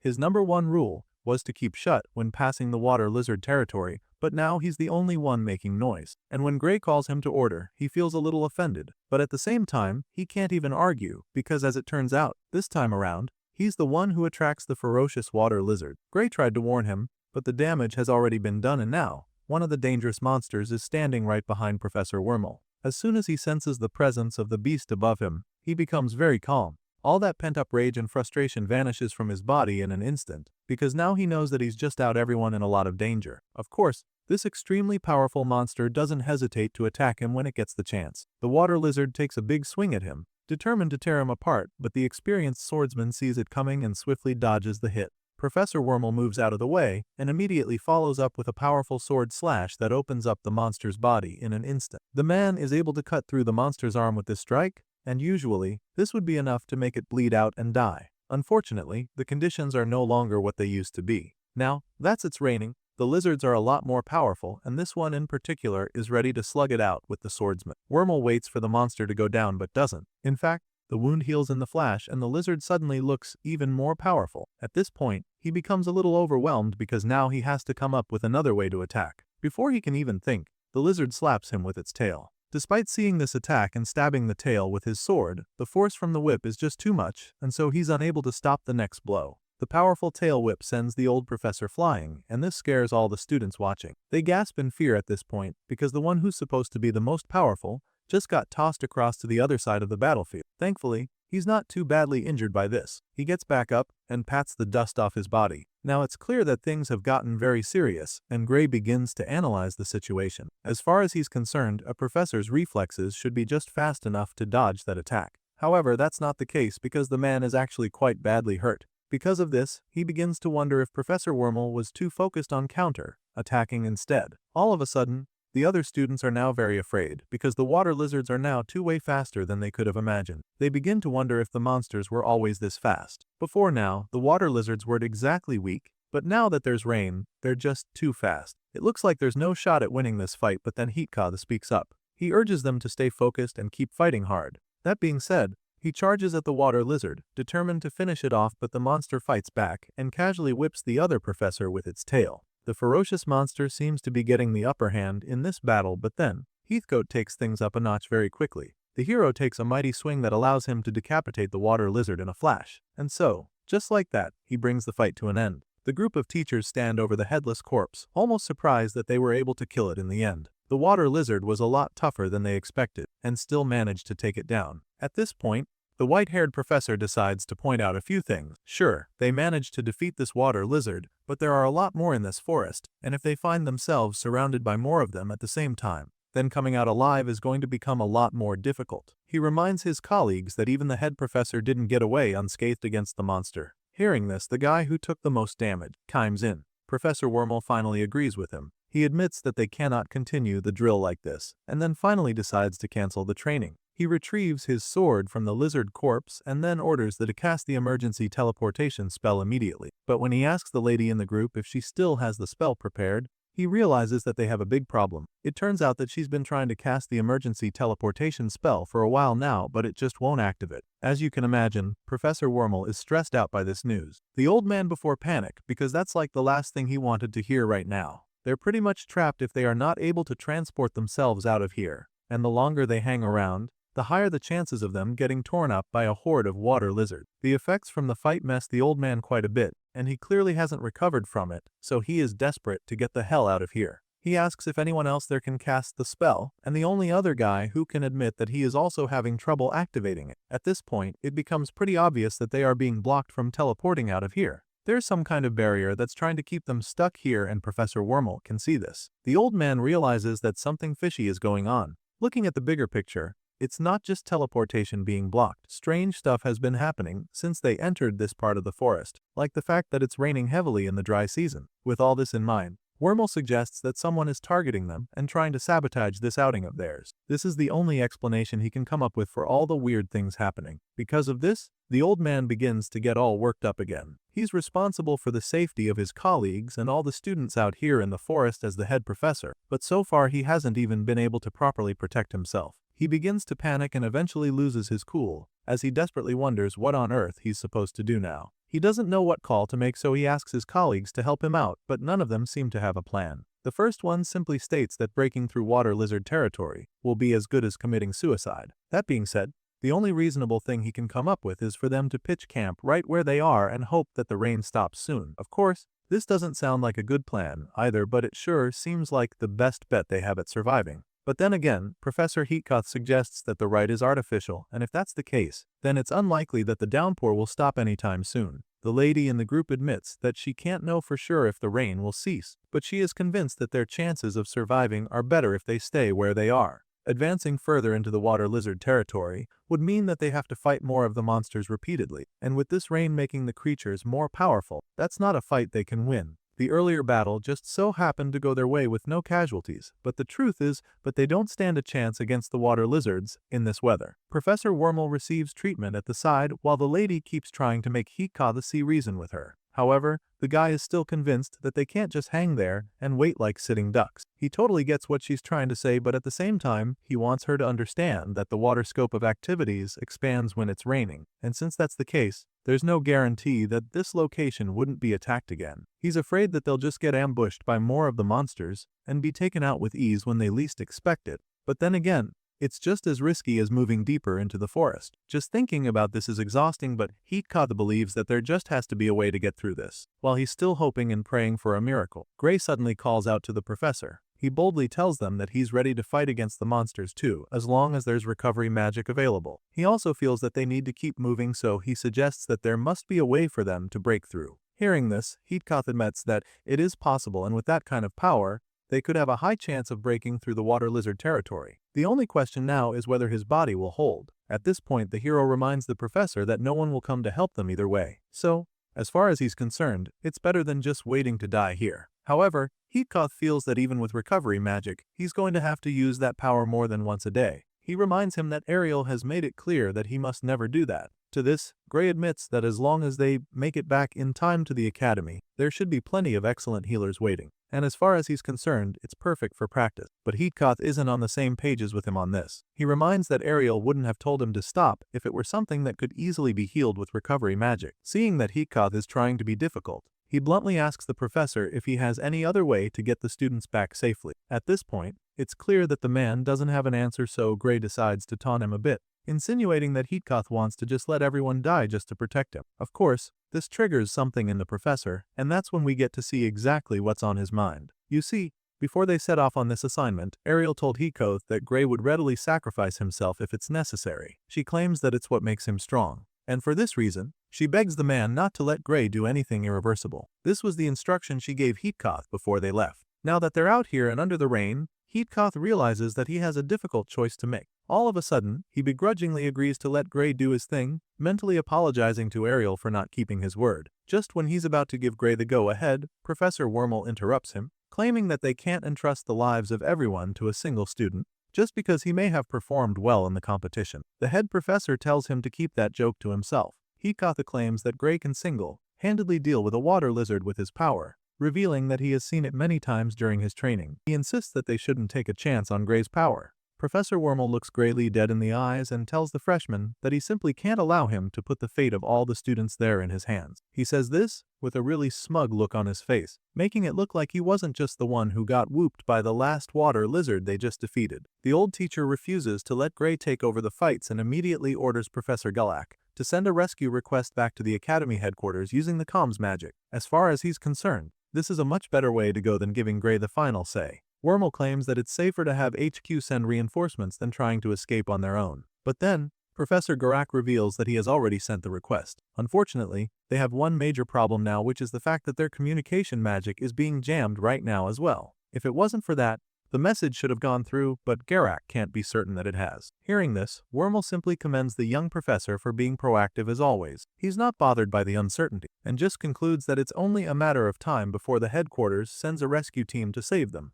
Anyway, seeing that Garak has already called for backup, he turns to Gray and asks him if he finally gets it now. He explains that they'd just be increasing the risk if they move on their own from here. That being said, he turns to Heathcote once again and asks the man if he is seriously trying to put the students in danger by suggesting that. At this point, the tension is high, because even the other kids are probably starting to agree with the head professor. They all stand there quietly, waiting to hear what Heathcote has to say in response. Of course, the spotlight is on the young professor now, as he's already starting to look like the bad guy. He still believes that they need to get moving as soon as possible to avoid getting ambushed by more water lizards, but he doesn't even know how else to convince the others that this is the way to go. He stares at the corpse of the monster they barely killed as a team and then asks Wormel how many times he thinks they'll get attacked by water lizards before the reinforcements arrive. At the moment, there's even a chance that their request didn't go through, which would mean that HQ doesn't even have any idea that they need help. However, Professor Wormel doesn't seem to care about any of that.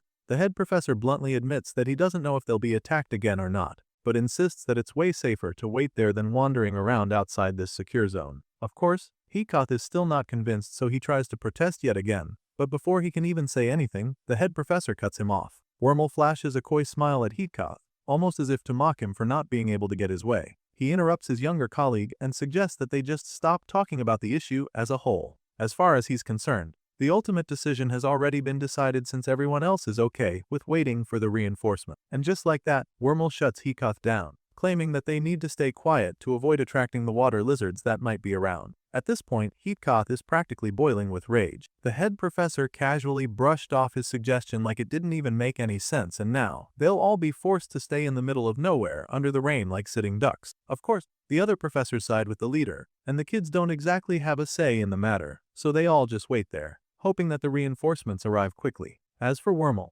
it seems as though the head professor cares more about the satisfaction of defeating Heathcote in an argument than the actual safety of the student. The guy is literally gloating in the corner like he just won a debate or something. On the other hand, the students are absolutely terrified, knowing that they could be attacked by the vicious reptiles any moment now. Their fears are immediately confirmed though, because they suddenly begin to hear scary noises coming from the bushes. As soon as this happens, most of them begin to panic, but Heathcote, who already saw this coming, simply takes out his sword and braces himself for another brutal fight against the monster. He takes the first step to face the water lizards, informing the others that the creatures are already here. And while most of the kids are scared shitless right now, Gray Lee quietly walks up to his teacher, assuring the man that he's ready for a fight anytime. Hearing this, the man quietly tells our boy that he should only step in if things go south when he's fighting the monster. Apparently, Heathcote doesn't want Gray to get involved right away. His priority remains protecting the students, and this means that he'll have to fight the water lizards on his own for as long as he can. The only time he expects Gray to join the fight is when he can no longer contain the situation, and our boy agrees to follow his wish. The man charges at the water lizard as soon as it shoots out of the bushes, and the other professors join in to help him fight the beast. The teachers unleash an onslaught of sword slashes on the monster so much so that it's covered in deep cuts in the blink of an eye. However, this creature is obviously not as well as the ones they faced before, thanks to the rain, so despite losing all that blood, the water lizard keeps fighting hard. The ferocious reptile retaliates in a flash, whipping one of them in the face with its tail. This tail slap is so powerful that it sends blood spewing out of the man's nose and mouth, and pretty much knocks him out of the battle too. But just as that's happening, Heathcote goes in with another insane attack. He avenges his fallen comrade with the help of the other professors, and after they deliver a second wave of attacks, they finally subdue the beast. They assault the water lizard at the same time, faster than the monster can even process the hits, and it doesn't take long before it collapses to the ground in defeat. Seeing that they successfully killed another one of the overpowered reptiles even in the rain, the professors suddenly become a lot more confident in their abilities. They were probably having a few doubts before, but now that they've taken out another one, a few of them are feeling very possible. The one in glasses who got slapped in the face smiles while receiving treatment, confident that they can actually handle anything that comes their way. But Garak refuses to let his guard down. Sure, they are on a high right now, but they can't get cocky and relax, so he urges his colleagues to stay focused because the fight is not over yet. Sure enough, just as he says this, two more water lizards blast out of the bushes like heat-seeking missiles straight toward the professor. These red-eyed beasts obviously heard the noises from the last fight, and now they've come to join the party. They charge at the teachers with blistering speed, and Heathcote calmly waits for them to get close enough. The spiky-haired professor knows that the fight is about to get a lot harder since they're now facing multiple, so he locks in immediately, and Gray does the same. The man told him earlier to only get involved when things get out of hand, and now that they're facing more than one water lizard at a time, it's looking like that's exactly what's about to happen. Our boy slowly reaches for his sword, with his red eyes laser focused on the water lizard speeding his way. He grips the handle of his sword tightly and then suddenly walks ahead of the teachers to the far front of the line. Seeing this, Heathcote simply tells him to go back. The professor explains that it's their duty to protect the students, which is why he needs Gray to stand down for now. At the moment, all he needs our boy to do is watch closely and witness how professors from the World Union Academy perform in battle. Right after saying this, Heathcote's eyes begin to glow brightly, confirming that he just tapped into his magical energy. But he's not the only one with blue eyes right now, since all of his colleagues have also activated their powers. They all charge into battle with lightning coursing through their bodies, and for the first time ever, the students get to see their teachers really get serious in a fight. They're blown away by the display on show, because it's just simply dumbfounding just how powerful these teachers are. They slug it out with the water lizards, throwing powerful swings over and over without holding back, and this just leaves the kids speechless. Even when up against two of the water lizards, the professors are able to handle the situation perfectly, containing the enemies and landing decisive blows over and over. Leon is particularly stunned by this, because this is actually the first time he's getting to witness the true power of the professor. In this fight, the main man is clearly Heathcote, who seems to have the best combat skills. He leads the others in the fight against the water lizards and they all follow him. Right now, he's working with a simple strategy, which is to divide and conquer. Heathcote decides that they start by thinning down the number of opponents by focusing on only one. Professor Rent is right behind him at this point, and the man assures him that they understand the assignment. Using this strategy, the professors go after one of the water lizards first and focus on taking it down. Heathcote and Rent team up against it, attacking simultaneously, but the reptile isn't backing down either. The beast charges right back at them, taking a big swing at the spiky-haired professor, but he sees this coming just in time, and he's able to deflect the strike. Heathcote blocks the attack and distracts the vicious creature long enough for Rent to sneak up on it from behind. The water lizard is busy throwing everything it has at Heathcote when Rent pops up out of nowhere to take it out with a devastating sword strike. By the time the monster senses the sneak attack, it's already too late. The water lizard turns out, attempting to counter the strike, but Reg is too quick for this and is able to bury his sword right in the monster's chest. This stab to the heart is pretty much enough to seal the deal, so when the students see it, they start cheering and praising their teacher. Their confidence in their professors shoots up tremendously because now they know that these guys will actually be able to protect them. While they're busy cheering and hollering, the only thing Heathcote can think about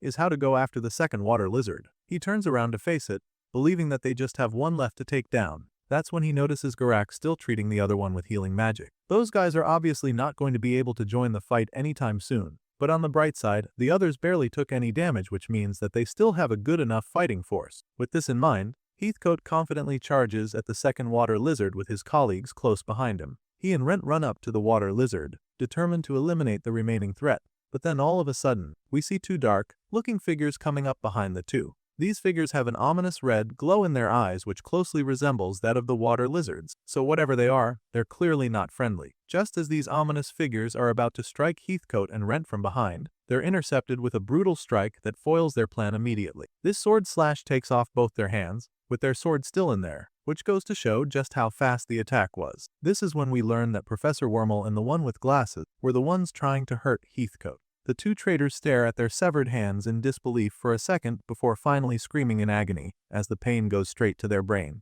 They're pretty much paralyzed by their injuries, and we also learn that Gray was the one who stopped them. Turns out, our boy has known for a while that these guys were up to no good, but we'll get back to that in a moment, because the fight against the last water lizard is far from over. Rent turns around to see two of his colleagues now missing their hands, and of course, this leaves him pretty confused. He's distracted for a moment, but immediately gets his head back in the game when the deadly reptile closes in on him. As for Heathcote, he's not even surprised by what Gray just did. He simply smiles at the kid and thanks him for having his back before turning his focus back to his fight with the lizard. Right now, they have a system that's working for them, so they're confident that they can take down the last monster by themselves. Sure enough, it doesn't take long for them to kill it, and once they're done with that, they immediately go back to deal with the traitors who just revealed themselves. Professor Wormel and his partner in crime are still in a great deal of pain, considering that they just had their hands cut off, but of course, Heathcote doesn't exactly give a shit right now. They were obviously sneaking up on him from behind, but rather than jumping to conclusions, he gives them the opportunity to explain themselves and furiously demands that they confess what exactly they were trying to do.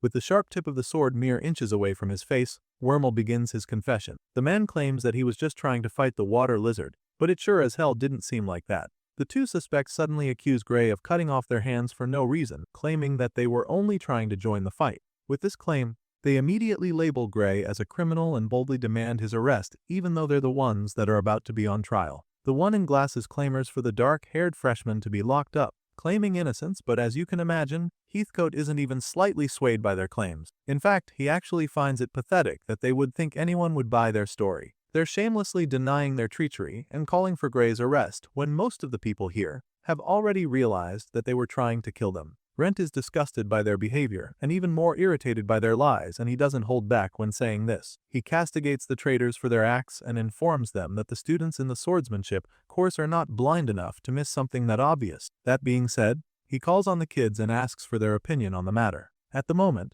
they're pretty much the jury that will decide the fate of these two men. But as you can imagine, the students are not in any hurry to pick sides. They're afraid to accuse their professors of anything, not just because of the respect they have, but because it could probably land them in trouble if their judgment is wrong. Anyway, Wormel and his partner in crime are now very nervous because it's pretty clear that no one is on their side. Even the students couldn't defend them. At this point, Heathcote chimes in again, admitting that assassination and kidnapping attempts on people from he actually aren't rare. After all, They're an organization with plenty of enemies, and there are also a lot of valuable people among them too. That being said, since Wormel and his partner refuse to confess the truth, Heathcote decides to spell it out and make the verdict. He bluntly states that they tried to blend in with the water lizard fight so that they could kill a professor of the academy. But that wasn't going to be the end of their plan, because Heathcote also believes that they wanted to kill the students as well after taking out the guards. If that didn't happen, then they were probably going to kidnap the kids and force them into some shady work. Professor Heathcote believes that this is what Wormel and his partner were trying to do, so he spells it out for the students to hear,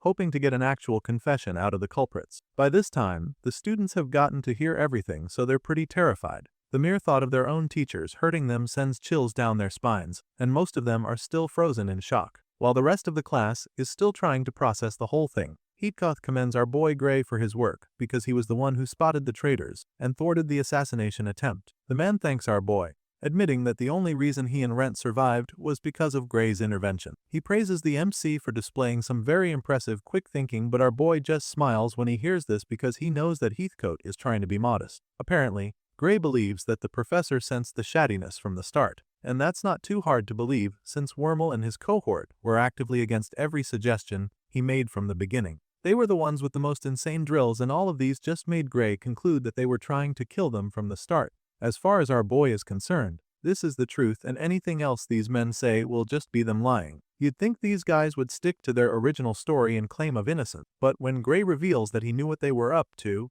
Wormel pretty much loses his shit. The man doesn't even bother denying any longer, because he's been caught red-handed, quite literally too. Wormel can't understand how Gray and Heathcote saw through their facade and begins to wonder if their plan leaked from somewhere or something. In this moment of frustration, Wormel pretty much confesses to everything, which catches his partner off guard. The guy instantly covers his mouth to shut him up, and then tells Gray that he knew nothing about this treacherous plan beforehand. Unfortunately, it's too late to cover up anything now. The evidence is all out there and Wormel just confessed to it already. Now, they really don't need anything else to litigate these guys, so Gray decides to just keep chatting with them before it's time for them to be locked up. To explain how he knows their plan, he admits that it's pretty easy to tell when someone is moving funny. He claims that it's all about watching the person's movement or the look in their eyes. That being said, our boy informs Wormel that the whole time, he never moved like someone trying to protect the students or other professors. Everything he did seemed like sabotage time and time again, and it was only up until halfway into the assignment that he finally confirmed it. Before then, he just assumed that the head professor was simply incompetent,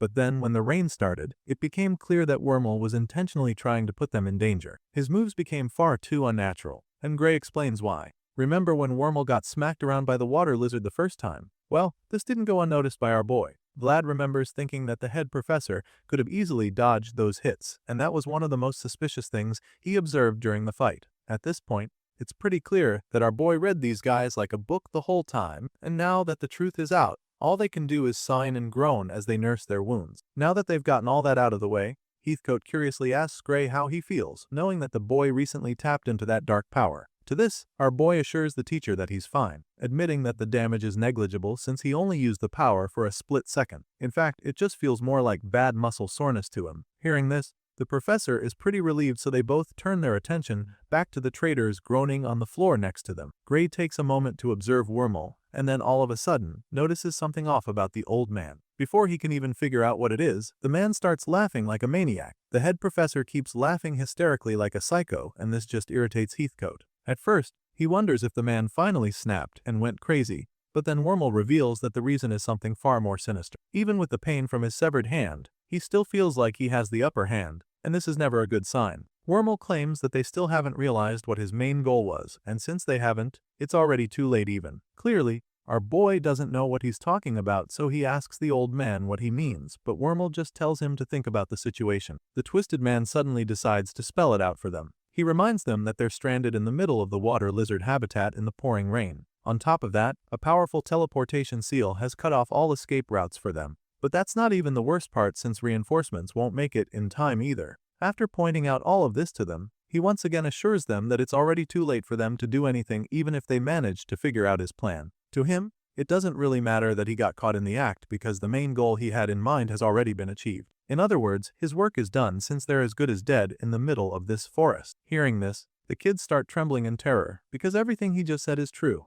They know that they won't be able to fight the water lizards if they're attacked in multitude. On top of that, They're now also aware that there are traitors among them, and this just makes everything a lot scarier. After stating this out for them, Wormel goes on to admit that their goal wasn't exactly to kill them. He claims that they'll surely understand their objectives if they just follow them. And at this point, he reveals that they actually prepared a way out, and they apparently did this to prove that their goal wasn't to kill them. Of course, Heathcote isn't exactly looking forward to facing many more water lizards in this reign, so he bluntly asks the traitor to tell him where this escape route they prepared is. And just like that, Professor Wormel suddenly gets the leverage he needs to come out of this alive. With Heathcote anxiously waiting for the answer, he reveals that there's just one condition before he tells them the way out. You'd think he's about to ask for a get-out-of-jail-free card or something, but the maniac is after something. He calls out to the three men standing before and tells them that the only way he'll reveal the escape route is if the three of them stab their own hearts right there, and then. A sinister smile creeps up on his face as soon as he makes this request, and then he goes ahead to say that they can't afford to bring along anyone that would interfere with their plan. Just then, we see the student starting to panic once again, but the psycho couldn't care less. He claims that everyone else will get to live if Heathcote, Rent, and Greystab kill themselves, which just goes to show how unremorseful the guy is. Heathcote just stares at him, probably at a loss for words, so when the man doesn't say anything, he urges the guy to make a choice. He even taunts the spiky-haired professor, claiming that he shouldn't hesitate to kill himself. As far as he's concerned, someone like Heathcote should be selfless enough to give his own life up for the students. While he's trying to mess with the man, another one of his cohorts tries to sneak up on Heathcote. Thankfully, our boy sees this coming yet again and immediately intercepts the third traitor. With the edge of his sword just resting on the guy's neck, he warns the guy not to move a muscle. The students are taken aback when they see how Grey stopped this attack. They're blown away by how fast the Dark Swordsman is because he literally got behind the enemy in an instant. Seeing this, Wormel still refuses to feel defeated. He tells Grey that taking his partner hostage won't do anything to help them.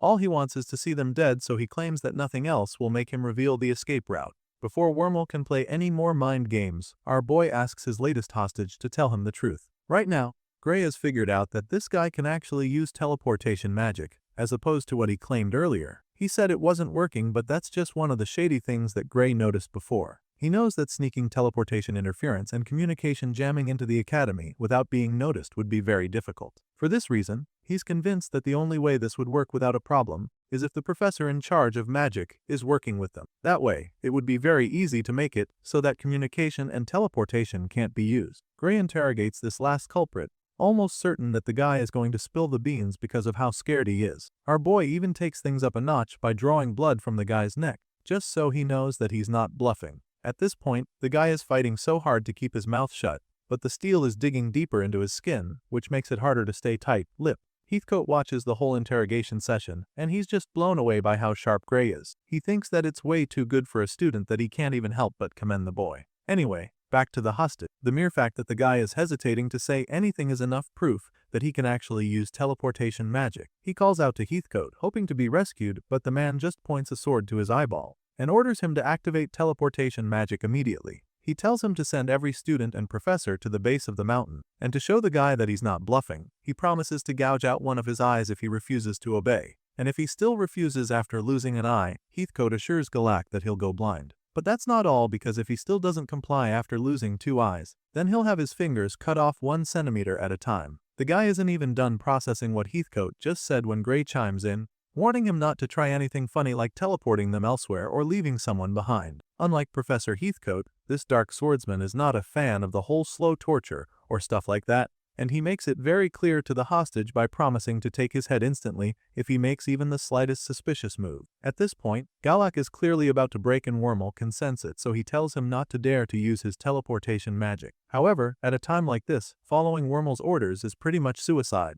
Galak clearly hasn't made his choice, but Heathcote has finally run out of patience, so since the guy is still refusing to do as they say, he decides to keep the promise he made earlier. Without a second thought, Heathcote takes his sword and thrusts it straight at Galak's face. Seeing the tip of the blade coming straight at his eyes, the terrified man falls down to his knees and immediately activates the teleportation seal. The magic circle spreads out beneath their feet, covering every single person in that part of the forest, and they're all teleported back to the academy in the blink of an eye. They all reappear in front of the gate, and the other professors they left behind there are shocked to see this all of a sudden. They rush out to check what's going on, and that's when they discover that it's the Swordsmanship Course First Year Expedition Squad that's suddenly back in the academy. It's a really baffling sight for them, so they ask Grey and Heathcote to tell them what's going on. As you'd expect, the spiky-haired professor is the one who gives the report. He claims that while training in the water lizard territory, they encountered an extremely dangerous anomaly and initiated an emergency evacuation. Of course, he doesn't just spell it out that Wormel and his cohorts were trying to kill them out there.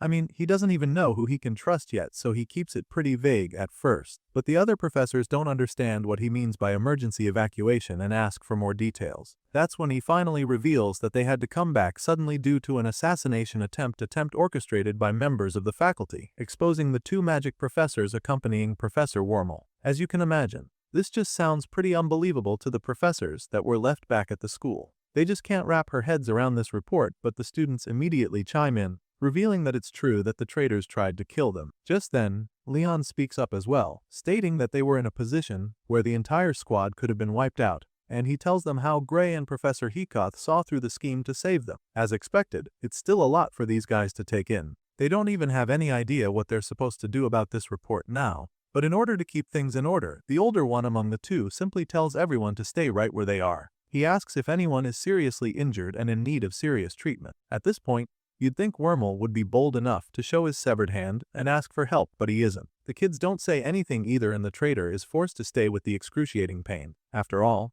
Gray claims that nobody got badly hurt and there's no protest. A few moments later, we see Leon being placed in handcuffs by one of the professors. She obviously doesn't enjoy doing it, but she doesn't have a choice since they need to place everyone under temporary restraints. This is to prevent any informants from covering things up or escaping before a proper investigation is initiated. She reveals that they'll be questioning everyone after this and tells him to get prepared for that. The scene shifts and we catch up with the MC, who's also in cuffs while being interrogated. Just like him and others involved, the traitors in the picture are questioned, and let's just say they're not in the mood to answer anything. After that, the issue is understandably taken to trial, and as soon as they arrive at the courthouse, the tension is off the roof. The judge presiding is able to calm the noise with the slamming of his gavel. He tells everyone to stay silent and informs them how the trail will go. Form then point forward. They will announce the disciplinary ruling regarding the attempted assassination and kidnapping of the swordsmanship course first-year expedition squad. The judge is aware that this incident was orchestrated with Professor Wormel, the expedition supervisor, as the ringleader, and Professor Balin, the deputy supervisor, as a co-conspirator, and they were assisted by two magic professors assigned for emergency response. Apparently,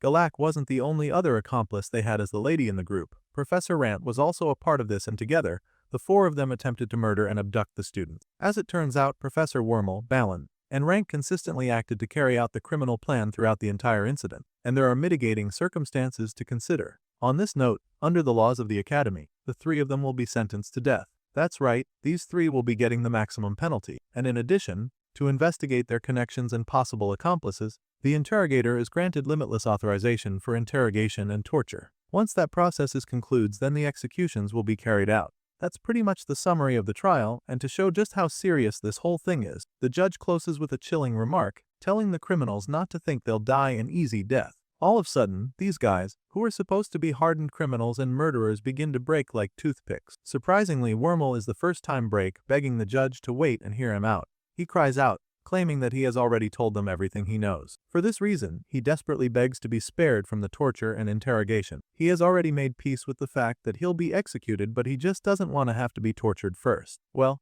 I guess he should have thought about that before attempting to kill fellow professors and kidnapping students. Unfortunately for him, the judge has made up his mind. He has no intention of showing mercy, and all of Wormel's pleas fall on deaf ears. Realizing that he won't be able to talk his way out of this one, the old professor decides to make a run for it. With his hands tied behind his back, he attempts to run out of the courtroom. For some reason, he thinks this is a good idea that could actually work. When if thought that, he quickly learns how wrong he was, because he's easily intercepted. Someone grabs him by the face and slams him into floor to make him behave. It works pretty well because Wormel is finally forced to calm down. As for Rant and Balin, when they see this, all the funny ideas they probably had instantly disappear from their minds. The judge then orders for the three of them to be taken away and await interrogation. Once those three are taken away, Galak is the only one left with the judge. He reminds the professor that he's just as guilty as the others. However, at the very last moment, he abandoned the plan and helped the students escape. That alone is worth a reduced sentence as far as the judge is concerned. So, for this reason, he decides that Galak will be allowed to live as a member of the convict corps after his interrogation. As you can imagine, the guy is very grateful to receive this sentence, especially after seeing what the maximum punishment is like. Some of the others aren't satisfied with this ruling as they think that he should receive the same punishment as the others. One of them brings this up with Professor Heatkoth, who immediately explains things to him. He reminds this colleague that Galak still helped rescue students at the last second despite being one of the conspirators at the start. You see, cooperating sometimes can get your life spared even when guilty, and Heatkoth doesn't have a problem with this because doing it this way makes it easier to minimize collateral damage. As grateful as Galak must be to have his life spared, Professor Heatkoth also knows that sometimes living might not be the better outcome, because some of them end up living pretty miserable lives as punishment for their crimes. Once the trial is over, Gray and his teacher have a chat about everything that happened. Heatkoth admits that it's pretty crazy that Gray already experienced something like this right after enrolling at the academy. He only just got here and he's already getting involved in some extremely dangerous and controversial stuff. But our boy doesn't seem to be affected much by it. He just smiles at the thought and admits that he's kid of getting used to being dragged into incident. I mean, that was pretty much the story of his previous life. Sure,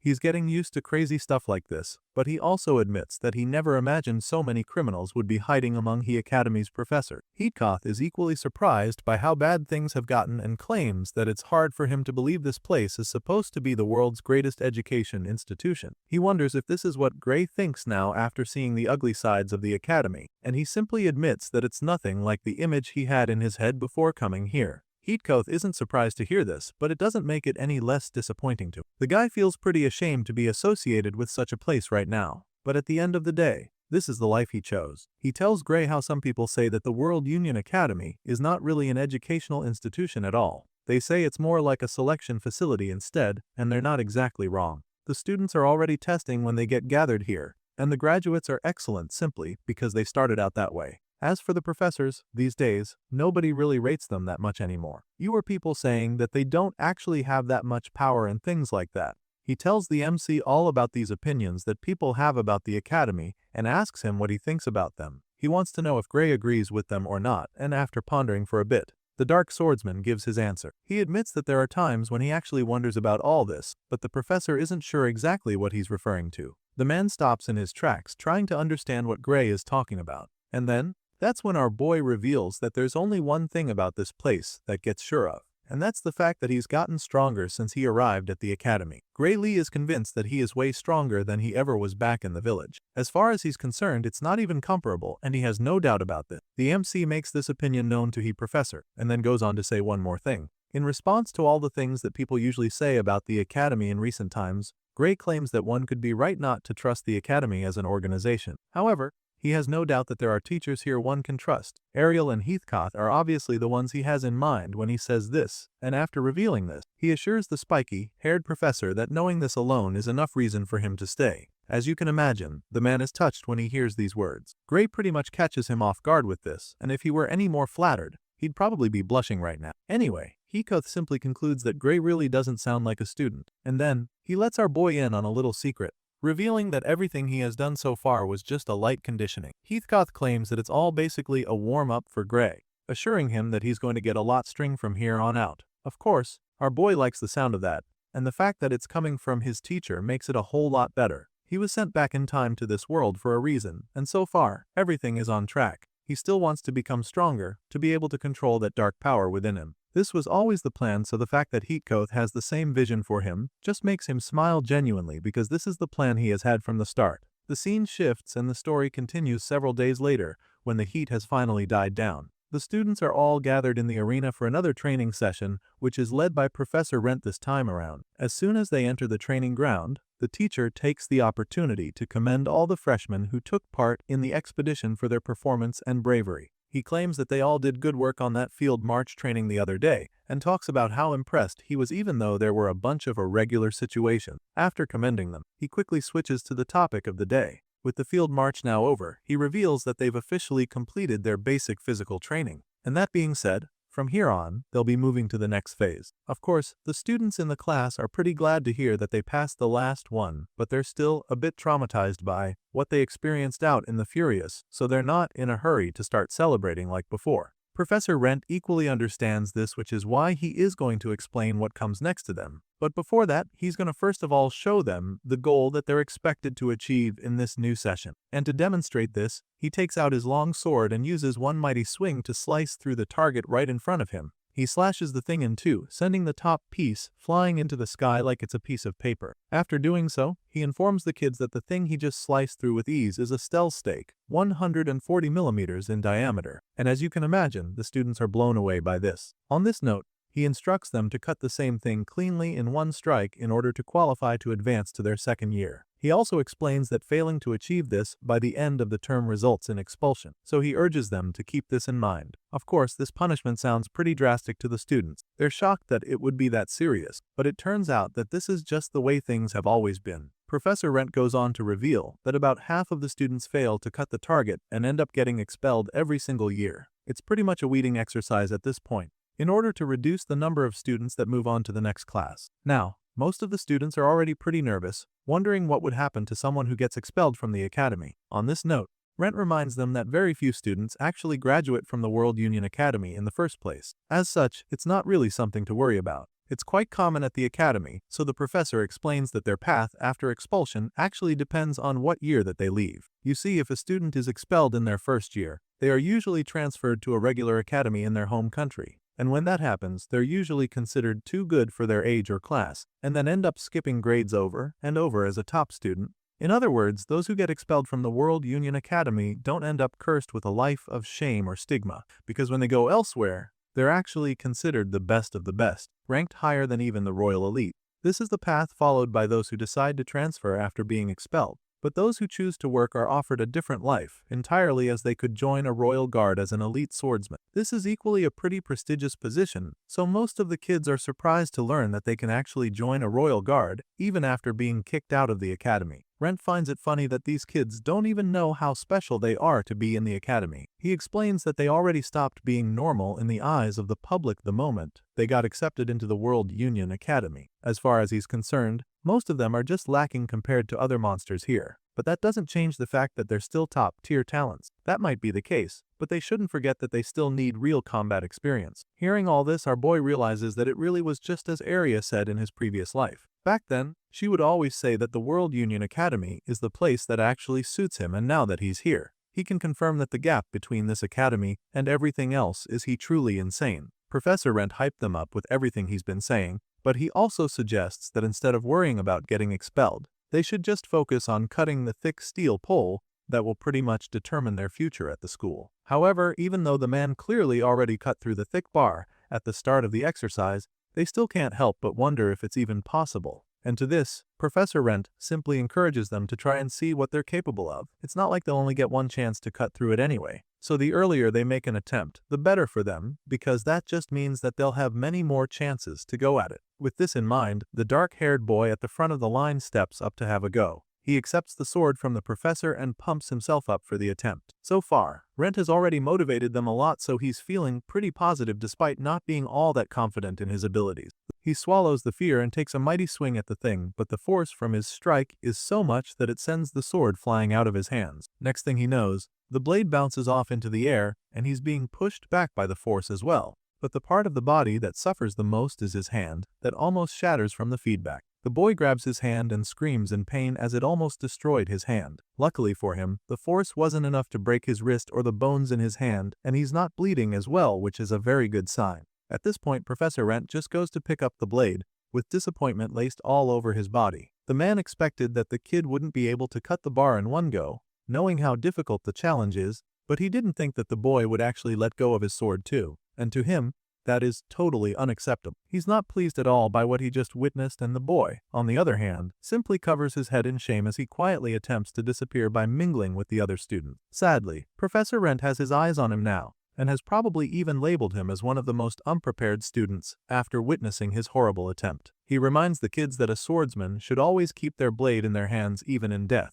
It should never be heard that they were disarmed or lost their sword in the middle of the battle. And even though most of the students there don't trust themselves in this department, our boy is probably already certain that he'll never be a victim of that. However, it doesn't make him any less curious about the exercise, so he simply asks the professor if there are any restrictions on what sword can be used for the assignment. As you can imagine, our boy is already trying to figure out what sword would be best for him to try out this challenge. Clearly, all swords aren't the same, and he of all people knows this, since it wasn't so long ago when he was testing out multiple from Ariel's collection in this same training ground. He is already thinking that he'll probably be able to cut the steel bar with one swing if he uses that sword that Professor Ariel gave him. Unfortunately for him, he won't get the chance to use that blade because only standard issue swords are allowed for this assignment. But even though they're restricted to regular swords, Professor Rent still believes that it wouldn't be difficult for Gray to clear the assignment right away. To him, the boy doesn't even need a special sword to complete the test, and of course, our boy feels the same way. He ponders on the matter for a while, admitting that he could clear it immediately if he uses that dark power inside him. But then again, he figures that this task shouldn't even require him using that power.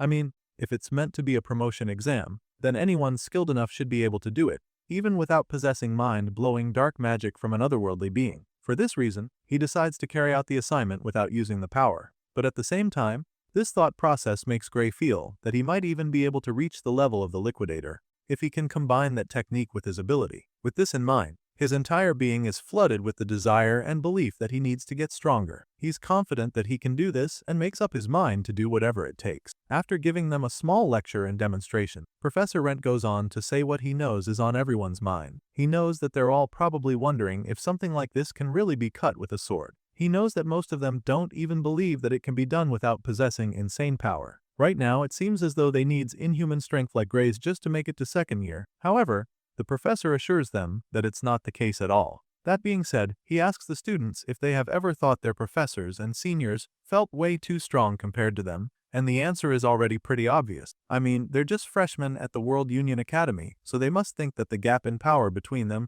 and their seniors must be overwhelming without much difference in build. Well, this is true to a certain degree, and Professor Rent reveals that there's a reason for it. The man claims that the infusion of life force is the main reason why they feel weaker compared to their seniors and professors. This infusion of life is whether or not one can channel the life force every human possesses into their sword. It's the ability to infuse one's blade with the power flowing through their bodies, and the moment Professor Rent says this, Gray's eyes widen in shock. He has heard of this concept in his past life, which is why he's pretty taken aback by it when Rent talks about it. You see, life force, otherwise known as Odo, is used in refining ultra-compressed ether. With this knowledge, Gray concludes that the World Union Academy must have developed a technique to apply that to swordsmanship in order to teach it to their students and make them stronger. So now that the MC has come to this realization, he wonders if this also means that they're going to teach the students how to use this life force right now. Just as this thought crosses Gray's mind, the professor continues his little speech, claiming that they do not actually need to understand those complicated theories to use life force in modern times. On this note, he takes out a strange sword,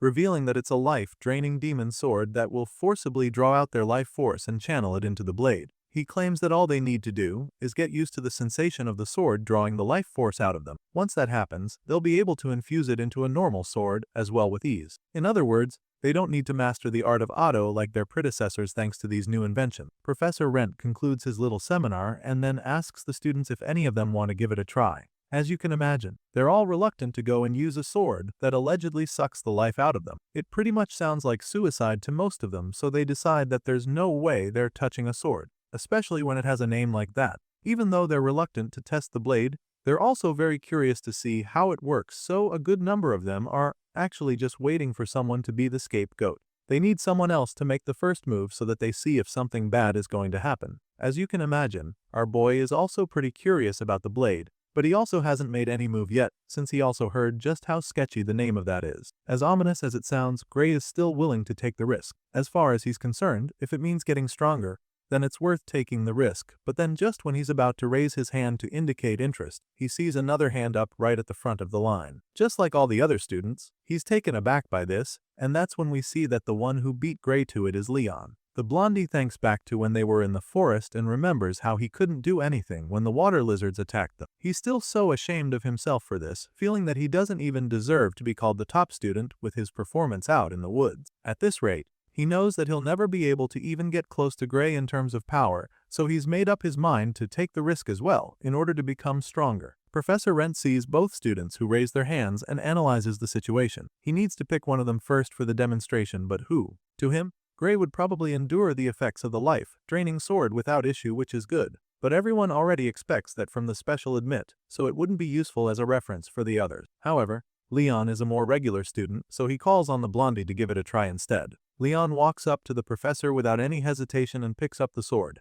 As soon as he touches it, he begins to feel a little overwhelmed because he's literally holding the fabled life-draining sword. It only takes a few seconds for him to feel the effects of the blade. He can instantly tell that something is being drained from his body, but he's determined to see just how much he can take. Professor Rent probably notices that look of determination on his face, so he tells the blondie that he shouldn't hold the sword for too long. He advises that he should quickly use it to do a test slash, sheath it and let go of it. Leon hears these words, but it doesn't exactly seem like he's listening to the professor, because he takes a brief moment to admire the sword again, before finally unleashing a powerful slash attack on the target. The blade makes contact with the steel pole with incredible force, and the sparks that fly out are practically blinding. Leon then opens his eyes to see that the blade actually went into the thick pole, but only halfway through. His eyes pop out in surprise, but it's not like he's upset. Sure, he couldn't cut through the pole with a single attempt, but the power he just unleashed was absolutely insane. He's never felt anything like that before, and can't even believe that such a slash came from him. The whole time, he's still holding the sword and staring at the dent he made in the pole, but then all of a sudden, all that excitement disappears when a strange sensation rocks his entire body. It's almost as if he has a stroke with the way he jerks and collapses to the floor, head first. As you can imagine, the other students are instantly concerned about him, so they rush to check up on him, wondering what just happened to him. At first, everyone's afraid when Leon falls to the floor face flat, but then the blondie somehow manages to stay conscious and slowly uses the last energy he can muster to sheathe the sword back. After covering the blade back up, he finally goes back down to catch his breath. At this point, the other students are all around him to see if he's alright. Professor Rent isn't too worried though, since this isn't the first time he's seeing something like this. He simply advises Leon not to push himself too much, assuring him that it's always like that the first time. Knowing that there's not much to worry about, he calmly tells the other students to just let Leon rest for a bit. While trying to get him into a comfortable position, they ask the professor if Leon is going to recover anytime soon. They're curious as to whether the life-draining effect is only temporary. To this, the professor assures them that he'll be able to stand again soon if he rests for some time. He makes this clear to them while picking up the sword, and then softly taunts the blondie for not listening to him earlier. He reminds Leon that he didn't even let go of the sword at any point. But then again, it's just the kind of thing he expects from the top student. Anyway, since they're already at it, he finally decides to offer our boy the chance to have a go at it too. He asks the MC if he still wants to take a shot, and of course, our boy is up for it. He steps up to collect the sword from Professor Rent, which leaves most of the other students absolutely shocked. They're stunned that Gray didn't even hesitate to take the sword even after he saw what happened to Leon. For this, they conclude that it's not just skill that makes Gray so special, because clearly his resolve is on a completely different level. The MC casually unsheathes the sword while the others are busy mumbling, and as soon as he gets a tight grip on, he can immediately feel like something is draining his strength. He figures that it's probably not something that can be endured for too long for sure. With this in mind, he decides to quickly have a go at it before it gets too difficult for him. He takes a proper starting position and then takes a mighty swing at the target. A big red flash follows right after he takes the swing, and it goes through the steel bar with a mighty blast. Even though the strike was truly incredible, Gray doesn't actually cut it in two.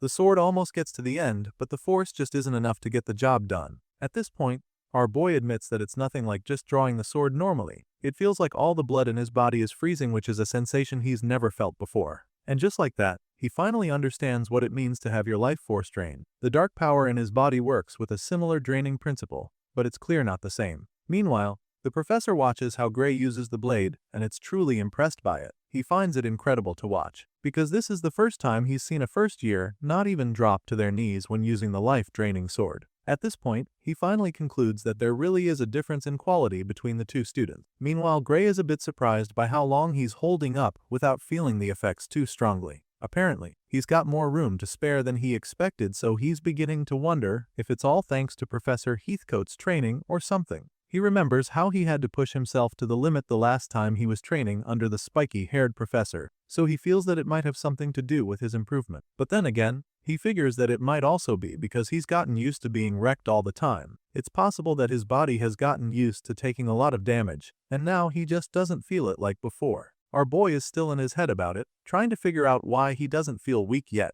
and that's when the professor asks him if he wants to have another go at it. Gray claims that he is ready to try again. He takes a good starting position, and then goes in with a big swing, but just as the blade is about to hit the steel pole, he feels a strange sensation inside his body. He can't believe what's happening to him because it shouldn't even be possible. He starts to feel his consciousness slipping away, and before he can even land the hit, it becomes way too difficult for him to even stay on his feet. At this point, he's struggling to even stay awake, so he practically starts begging his body to hold up long enough for him to sheathe the sword. In the end, he somehow manages to cover up the blade at the very last second, and then falls face flat on the floor. Seeing the dark-haired boy collapse like that, Professor Rent is a little amused. The man chuckles, claiming that he was only half joking when he asked and didn't think that Gray would actually go through with it. But then again, the fact that the boy was even bold enough to try it makes him understand how the kid managed to reach that level of strength at his age. Gray eventually passes out on the floor right next to Leon, and the professor suggests that he and the other students have a quick chat while they wait for the two top students to recover. Rent goes on to address the other kids who just witnessed the demonstration along with him.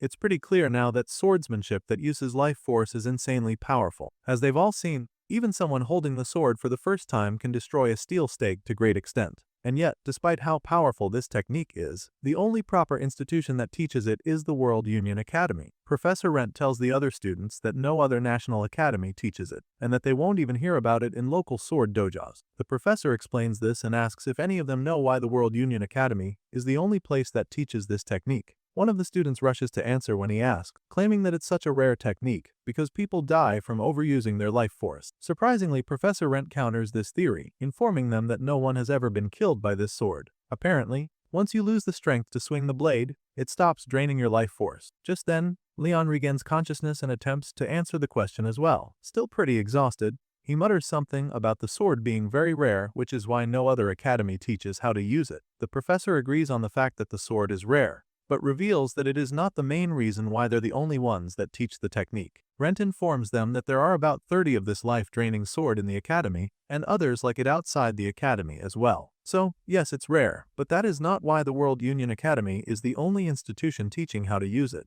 In the past, people used these swords to train, and it led to countless deaths, and that was why they stopped using them outside the academy. You see, this blade didn't directly kill the users back then, but the fact that it drained them so much meant that most of them ended up immobilized in the middle of a fight. And if you can't move on the battlefield, then you're just easy meat for your enemy to finish off. Gray suddenly wakes up as well and immediately joins the conversation. From everything the professor just said, he understands that it's imperative that one is still moving after swinging the life-draining sword if they choose to use its power in real combat. As far as he's concerned, there's basically no one outside the academy who can do that, which pretty much explains why students here are the only ones bothered with learning how to use the sword. Hearing what Gray has to say, the professor gladly informs him that his answer is spot on. He commends the hero for providing the perfect answer, and then goes on to talk a bit more about it. Rent explains that just being able to activate the sword's power once is basically meaningless because if they can't move afterwards, then they're pretty much done for. He informs the students that they can only say they have mastered this power when they can use a life-force sword like it's second nature. If they can't do that,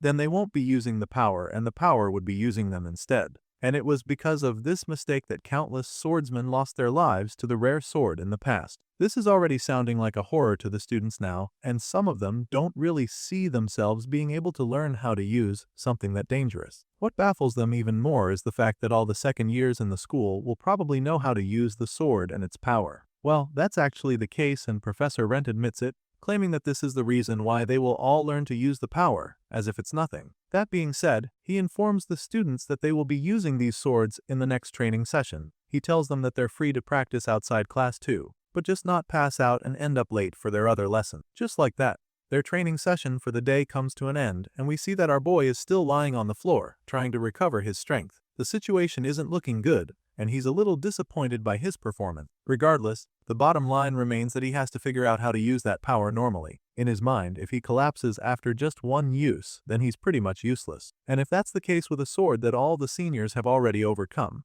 then how's he supposed to master the dark mysterious power residing inside his body? If he can't handle this sword, then he doesn't stand a chance of mastering his dark ability. Every time he uses that power, he collapses. And it's gotten so bad that he is starting to think he might even need a personal healer at this rate. That needs to change if he wasn't to reach his full potential. At the very least, he needs to make sure that someone here can handle that kind of power. With this resolve, our boy begins to pull himself back up. In his mind, coming to this academy was definitely the right call because he's come to realize that there's no better place to get stronger than here. He's determined to make the most of his time here and become the hero he knows he's meant to be. With this in mind, he becomes really curious as to what would happen if he actually combines the power from the sword with his. The first time, he tried it without tapping into the dark energy at all, but now, he feels that he needs to take things up a notch, so he makes up his mind to do just that. The scene shifts, and that's where we see our boy still training hard at the second training ground. Everyone else left long ago, but he stayed back to keep training, determined to cut through the steel pole before the sun goes down. Well, it's already setting right now, but our boy doesn't look like he's going to stop yet, despite being very exhausted. Compared to before, he's made more progress and looks like he's going to complete the task any moment now. You see, the MC has been working with a pattern using this regular sword. He takes a 3-minute break after time he swings it, and activates the dark power. This way, his life force recovery can keep up with the amount he loses whenever he strikes the steel stake. As much as this has helped him to avoid passing out, he can't help but admit that it's still unbelievably inefficient. It doesn't change the fact that he's definitely going to get drained soon enough, but he can also feel like he's finally starting to get the hang of it. With this in mind, he decides that it's probably time to try it out with a regular sword. Still, he's afraid that he might collapse again if he starts doing it without breaks. But he also doesn't want to forget the feeling still inside his body. So, he makes up his mind to drop the life-draining sword. He takes out the sword to try it out with the dark power and see what happens, but then he's suddenly stopped when another student calls out to him to wait. He asks the kid if something is wrong, and the guy explains that Professor Ariel said she wanted to be present when he finally decides to use a regular sword. That being said, he asks Gray to wait for him while he goes to call the professor. Our boy doesn't mind waiting a bit, but he's also kind of in a hurry. He remembers that Ariel is busy right now, which makes him doubt that the guy will be able to call her on such short notice. That's when the kid explains things to our boy. Apparently, Ariel expected him to grasp things today, and she was so confident that he would get the hang of it before sundown that she already cleared her schedule. Hearing this, Gray is pretty glad because he wouldn't have to wait too long and get out of the zone, but he's even more surprised that she predicted when he'd learn how to use the sword. I guess they don't call her the Divine Eye for nothing. Soon enough, the red-haired lady appears, apologizing for keeping him waiting. Anyway, now that she is here, she politely asks him to resume his training. He's about to, but then he notices the mysterious hooded character right next to his professor. With his curiosity piqued, he asks who the hooded figure is, and Professor Ariel informs him that the person is here to heal him in case something happens to him. She knows that he must be very exhausted. That's why she invited this person, and our boy is actually pretty grateful for this. Unfortunately, they took a while and got him out of the zone, so in order to recover the feeling he had a while ago, he asks if he can practice once with the life-draining sword.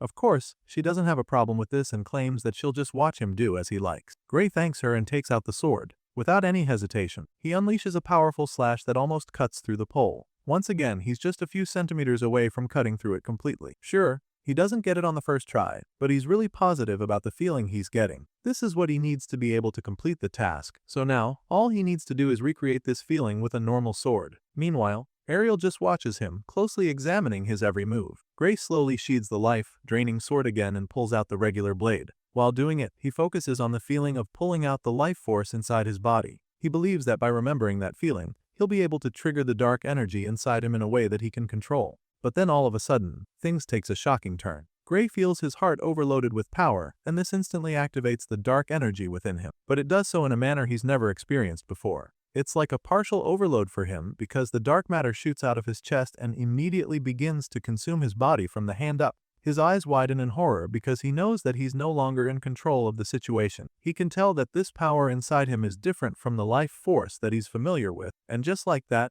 he realizes that the dark power is getting mixed up with his life force. The dark energy goes out of control, desperately demanding more of his life force, and it begins to take a toll on Gray's body in a very unusual way. Regardless, our boy doesn't let go of the sword or even attempt to deactivate whatever is happening. The surge of energy forces him down to his knees, and that's when he starts to feel his life force being pulled out of his body against his will. It strains his whole body, to the point that all of his veins start bulging out of his skin. At this point, it's pretty obvious that he's in a lot of danger, but for some reason, Gray doesn't call for help. He knows that he can't control anything going on, and since Ariel can see it too, she orders the student to bring everything to an end. The kid knows exactly what he has to do, so he takes out his sword and slices Gray's transformed arm clean off his shoulder. As soon as he does this, the dark energy stops consuming Gray, and we get to see how monstrous his arm has become. So the source of his life force has been cut off, the demonic hand withers and dies immediately. As for Ariel, she's a little disappointed that this is how things turned out in the end. She was pretty positive that he would finally get a good amount of control over the power, but that's not the case. Now,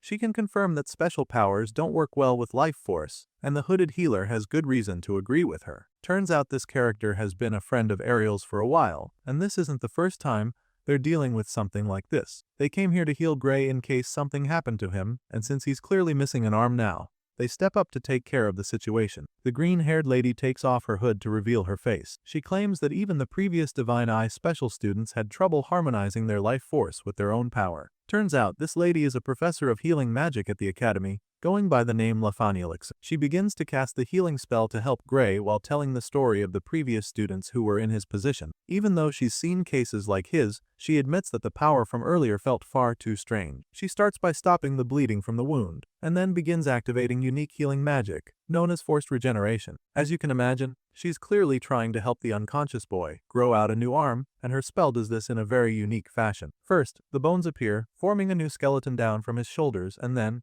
the flesh follows with blood vessels, and finally, skin covers everything. It only takes a short time for Elixir to give Gray a new arm, and as soon as she reveals that she is done, Professor Ariel admits how blown away she is. She claims that the forced regeneration spell never ceases to amaze her, and the green-haired magic professor simply responds, admitting that it was good that she switched to the healing department. Apparently, it was all thanks to Professor Ariel who actually discovered her talent early on. Elixir predicts that Gray will wake up in a few hours and tells Ariel to call her if anything happens. Of course, the red-haired lady is willing to do just that, so she thanks the healer for her help, and that's about where the two part ways. The scene shifts and the story continues in a dark place. Gray opens his eyes to find himself in the dark room, lying on a bed, and immediately begins wondering where the hell he is. As soon as he blurts out the question, Professor Ariel answers him. The lady is glad to see that he's finally awake, and it appears she's been waiting for him to regain consciousness the whole time. Deeply confused, the MC sits up on the bed, trying to make sense of what's going on, and the professor simply asks him if he remembers anything that happened. At this point, he starts racking his brain to put the pieces of the puzzle together and recall what happened to him. He remembers the power in his arm going out of control when attempting to activate the life force sword. He remembers feeling his life force getting completely drained too,